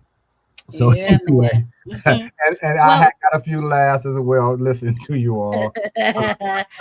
well, while you're up here, why don't you tell me who you going for, Boots or Xander? Oh, I'm standing with Boots. I do Okay. believe that would be a very good fight. I don't know why anybody don't think it wouldn't be, but I think it'd be a very good fight. I think Xander is taken seriously, and so is Boots. And Right. so we should see, in my opinion, a very good fight. I just wish all the other guys who are out here fighting would actually have some fights signed where would be easier to listen to them, because all we're hearing is talking from all the other guys who have no fights on the books Right. at the time. So I think everybody was sort of in their own way saying that they would love to see more. I think all of us would love to see more fights of these Right. guys who are talking, with Key and Keyshawn and What do you think of Bill's double conundrum over there? The two fights. Listen, Bill is doing his standard slick hustler, con Yep. artist type of vibe that he Yep. has been known to do, and everybody knows it. The fact of the matter is his son don't have no fights right now, and Mhm. he's not directly calling out for anyone. I don't even hear Devin calling out anybody. He might have, but I have not, I have not seen it. Or I Nope, don't you ain't hearing that. I just think they're just trying to be positioned as the person who everybody who's either going to come up to that division or in that division wants to fight, but they're not I don't know what they're doing other than trying to con the boxing public into we're the guys that y'all should be paying attention to, but without giving us a reason why. Devin's not fighting anybody, and I said it about him and Shakur many times. They have both failed to live up to the hype that they came into this game with for different reasons. I think a lot of the reasons for Devin is his father. I think for Shakur, he got more big-headed because he does have skills, but your skills mean nothing if they're not being sharpened and utilized and tested. And I haven't seen too much of that consistently in the way that he fights. And then he needs to shut up. He says something, and then when somebody follows up with it, now he's mad because he put himself in a position with what they used to say, his mouth can't cash the checks he's writing. Mm-hmm. I don't want to say the word, but you know what I mean, because I don't like to be cussing on y'all channel. But yeah, I wanted to just really say what I said earlier, that I love what y'all doing. Like I said, I'm working on something, so I kind of pull back for a minute, but I still watch. And I always okay, I can appreciate what they're doing. Y'all keep doing that. I probably will try to go on 2 cents pop up because I heard her say that. Yeah, about to say 2 cents should be popping up in a little bit. Yeah, and I did hear you got to go ahead and feed your baby. So, I need Oh, my goodness. Hold on. She tried to get somebody else. How can I help you? How can I help you, Bill? Mr. Slick Talk Conundrum saying himself then showed up. Lord Mrs. have Jab's mercy. Queen. How can we help you, Bill? Salute to everything that you guys are doing to further the sport. It's your opinion, Queen, and everybody is entitled to do it. But the one thing that you can help me understand, what can we do for you that we haven't already done? Well, the first thing would be to actually fight some of the guys that you call out. That would be the first thing. To stick to the weight class that your son is in, I think that a list with about 3 different weight classes on it is a little ridiculous. You know, as far as the little double contract, I mean, albeit it's very slick. I have no beef with that, honestly, because I'm tired of this boxing brother shit myself. But I think that 147, if Keyshawn is going there, then that's a good fight. But if Shakur is telling you he's only going to go up as far as 144, why send a double contract? Well, there's no double contract. We can only agree or agree to disagree. And an agreement is the best thing in the world to come up with. I mean, I think that you see a lot of times there's one fight and there's another fight that precedes that one. You know, and to look to do a deal, especially with the talent that you say. And I mean, you set the standard. You guys cheer for the guys.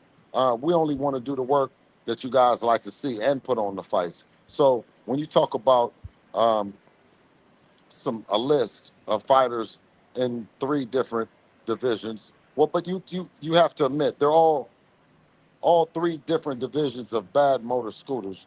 Um, you know, rightfully so. And I don't see anybody else celebrating the fact of these guys are who they are.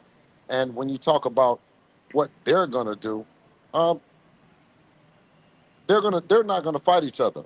You know what I mean? They've said That they're is not true. gonna fight each. They That said is they're true. not gonna fight each other. You know what I mean? But when you talk about those 3 different divisions, well then, and those names, I think we pretty much can agree that Devin is not either the best fight to be made for them, um, you know, as well as it being the best fight for Devin. Yes, Keyshawn, I don't know. I think he's still a little green. But if he's willing to get in there, then that's fine. Shakur, absolutely.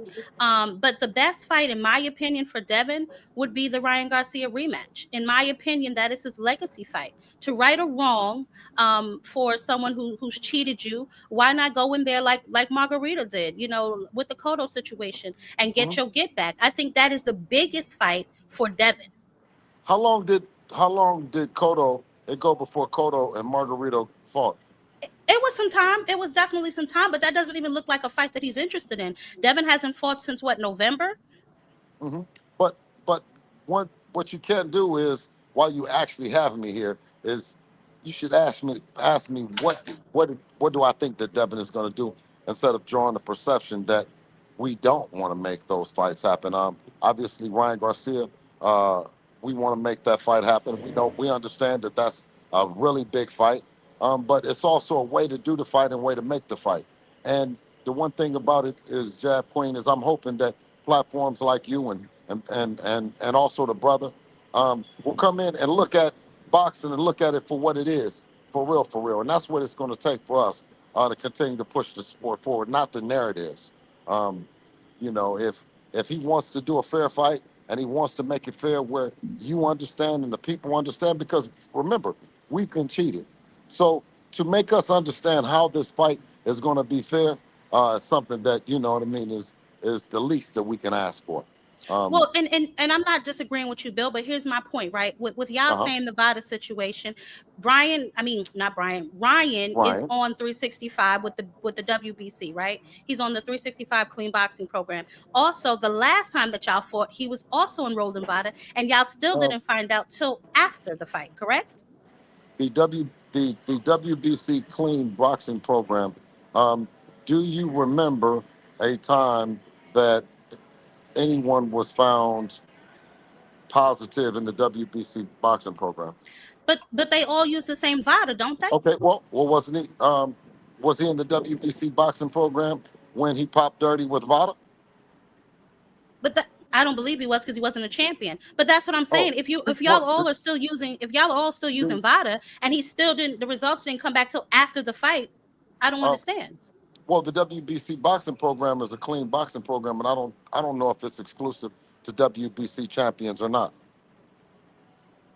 You would have to let Well, me know that, yeah, the because WBC clean boxing.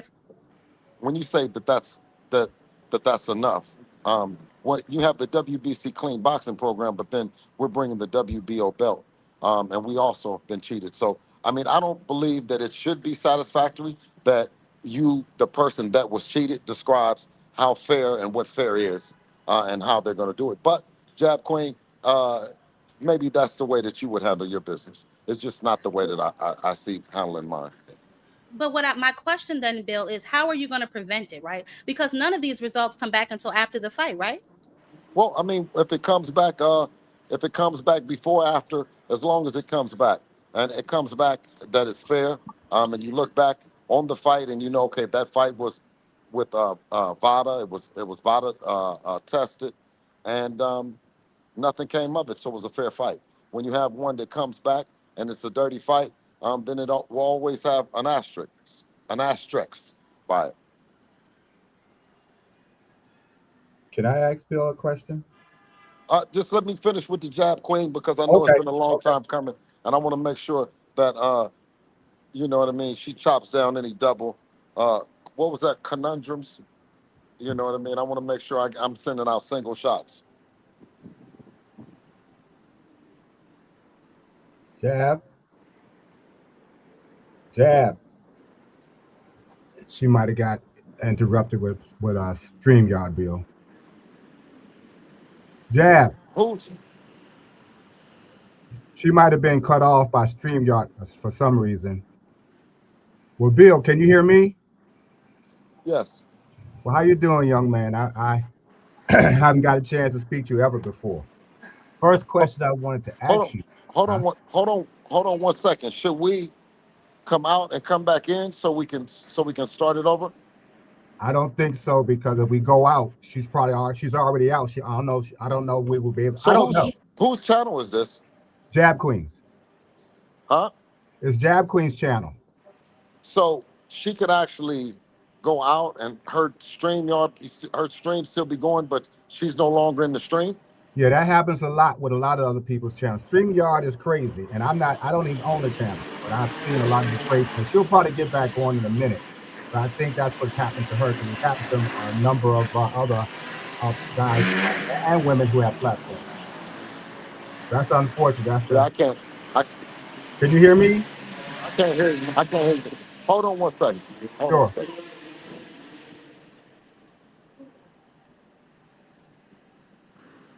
Okay. Well, if you don't mind, until she comes back, for me, ask you the question. Is it okay with you that? How is she gonna come back? I don't know. Yeah, I don't understand that. I don't. No, I'm just saying. I've not went to a platform that had a host, and then in the middle of the conversation, we're talking, and then they leave. I don't think she left. She probably just got kicked off. Why don't you click your face on so I can see you.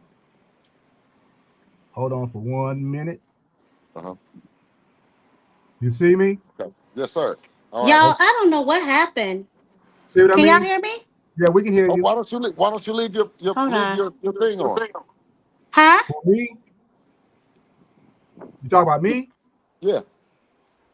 Just because. Hello. Can y'all hear me? Always go ahead. Talk, Jab. Okay, y'all can't hear me. I don't know what happened. I apologize. I don't know what in the world's happening. But anyway, you were saying something, Bill? Hold on a second.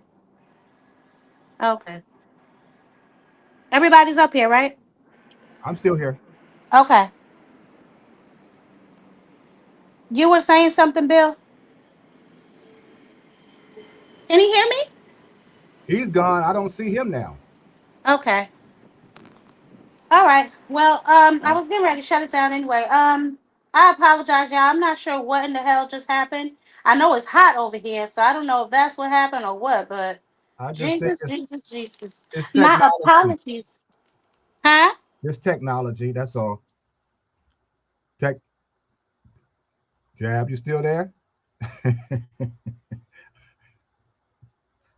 Lord have mercy.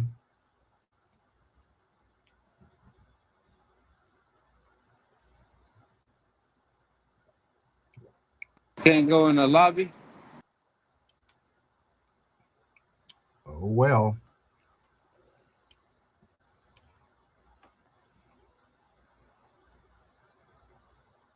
Can you get back up, Jab? Or can you hear me?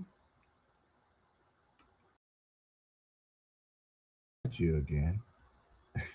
I am so sorry, guys. I really don't know what is transpiring It's right not now. your fault. So It's not I your really fault. apologize. But yeah, I was getting ready to shut it down. We had an unexpected guest, I guess, with all my foolishness. He left up out of here. Mr. Cardinals, what are you doing back over here? Hey, it's not Cumbrone. It's Carb. Whatever, child, whatever. I was just gonna ask him a question, but he got bumped off, or left. Yeah, I'm so sorry. I don't know what happened, y'all. I'm so sorry. But Yeah, anyway, somebody came in my chat and was like, Bill Haney over there on Jab. I was like, oh shit, let me see what's going He didn't on. leave. Something happened with the technology. Yeah, my damn I don't know what happened, but I apologize, guys. But yeah, Tucson, you about to load up, right? I'm up and running. I had just hop back over here because they told me it started going down over here. Oh, hold on, right, you going live? Let me finish. I'm live right now. I'm live as we speak. I was on thing live. I didn't know you. What's was up, going Tucson? live. I'm gonna come over in a minute too. I just happened to come up as y'all had left because I couldn't get on for some reason. Wasn't Jab. It was my computers. All right. Yeah, and then it was mine. So Mr. Greg is contagious with his computer. His computer is contagious. He done came over here and contaminated my damn computer. But all right, y'all, we are finished. I was just gonna ask him for clarity on his last comment. But it already went. Yeah, I was gonna get into that, but obviously, whatever happened with my laptop, and then maybe he had it ain't to go. meant to be. It ain't meant to be. Yeah, but we'll be back live next week. But y'all going over to Tucson. Let me shut this down, Tucson, and I'll be over there in a little bit. Well, it's admirable that he came on, though, Jab. That was the one thing. It was admirable that he came on to your show. Oh yeah, I'm sure. That they listen, here and there. Yeah. Well, like you say, they be in the bushes. Yeah. It's good to have the conversation. I wish we could have finished it, honestly, because I really do want to know what's the difference, because I don't know a lot about the 365. It's very ambiguous, that whole situation. But if the results still don't come back till after the fight, then you know what I'm saying? I'm trying to figure out, like, how are we going to get that fight back on track? If, that's something you worry about, as you should. But if the results either way don't come back until after you're done fighting, how are you going to know? You still won't know until after, so Exactly. I don't know. Yeah, it's a conversation that he'll come back on because I think he thought you left, and I tried to tell him. Oh no! I didn't. I'm gonna leave my own stream. I know that don't make no sense. I don't think it's ever happened before that he's been on any shows. That it's happened before on a lot of shows. People get StreamYard acts up and so forth. Yeah, and I got to get ready to StreamYard as soon as I can find, because I was gonna switch to OBS. Somebody told me another stream that I'm gonna try. Because StreamYard do be acting real janky, promotional-ish. So I gotta definitely figure out a better program. But thank you, Mr. Greg, for stopping by. Sure. And for this time, for real, unless somebody else click my link, we're done for real. We've been up here over 4 hours. I am going. Okay, I'll see you next time. Okay. All right, dear. Bye. Bye. All right, y'all. This time I'm serious. We are done for the night, okay? But thank y'all all for pulling up on me. I appreciate y'all. Y'all make sure if y'all not subscribed to the channel, make sure y'all subscribe to the channel, man. We are here for all conversations and any conversations. Listen, clarity is what I am seeking, honey. So it is what it is. But we will definitely talk to y'all. Catch us on the flip side. If y'all are going over to Tucson, y'all make sure y'all hurry on over there. I will be over there in just a few minutes. Thank you, Lee, baby. And I'm so sorry, y'all, for this little last minute. I don't know what just took place up in here. But y'all have a good evening. For those of y'all that are going over there, I will see y'all over there. But until next time, baby, y'all know what to do. Catch Mother on a panel. Peace.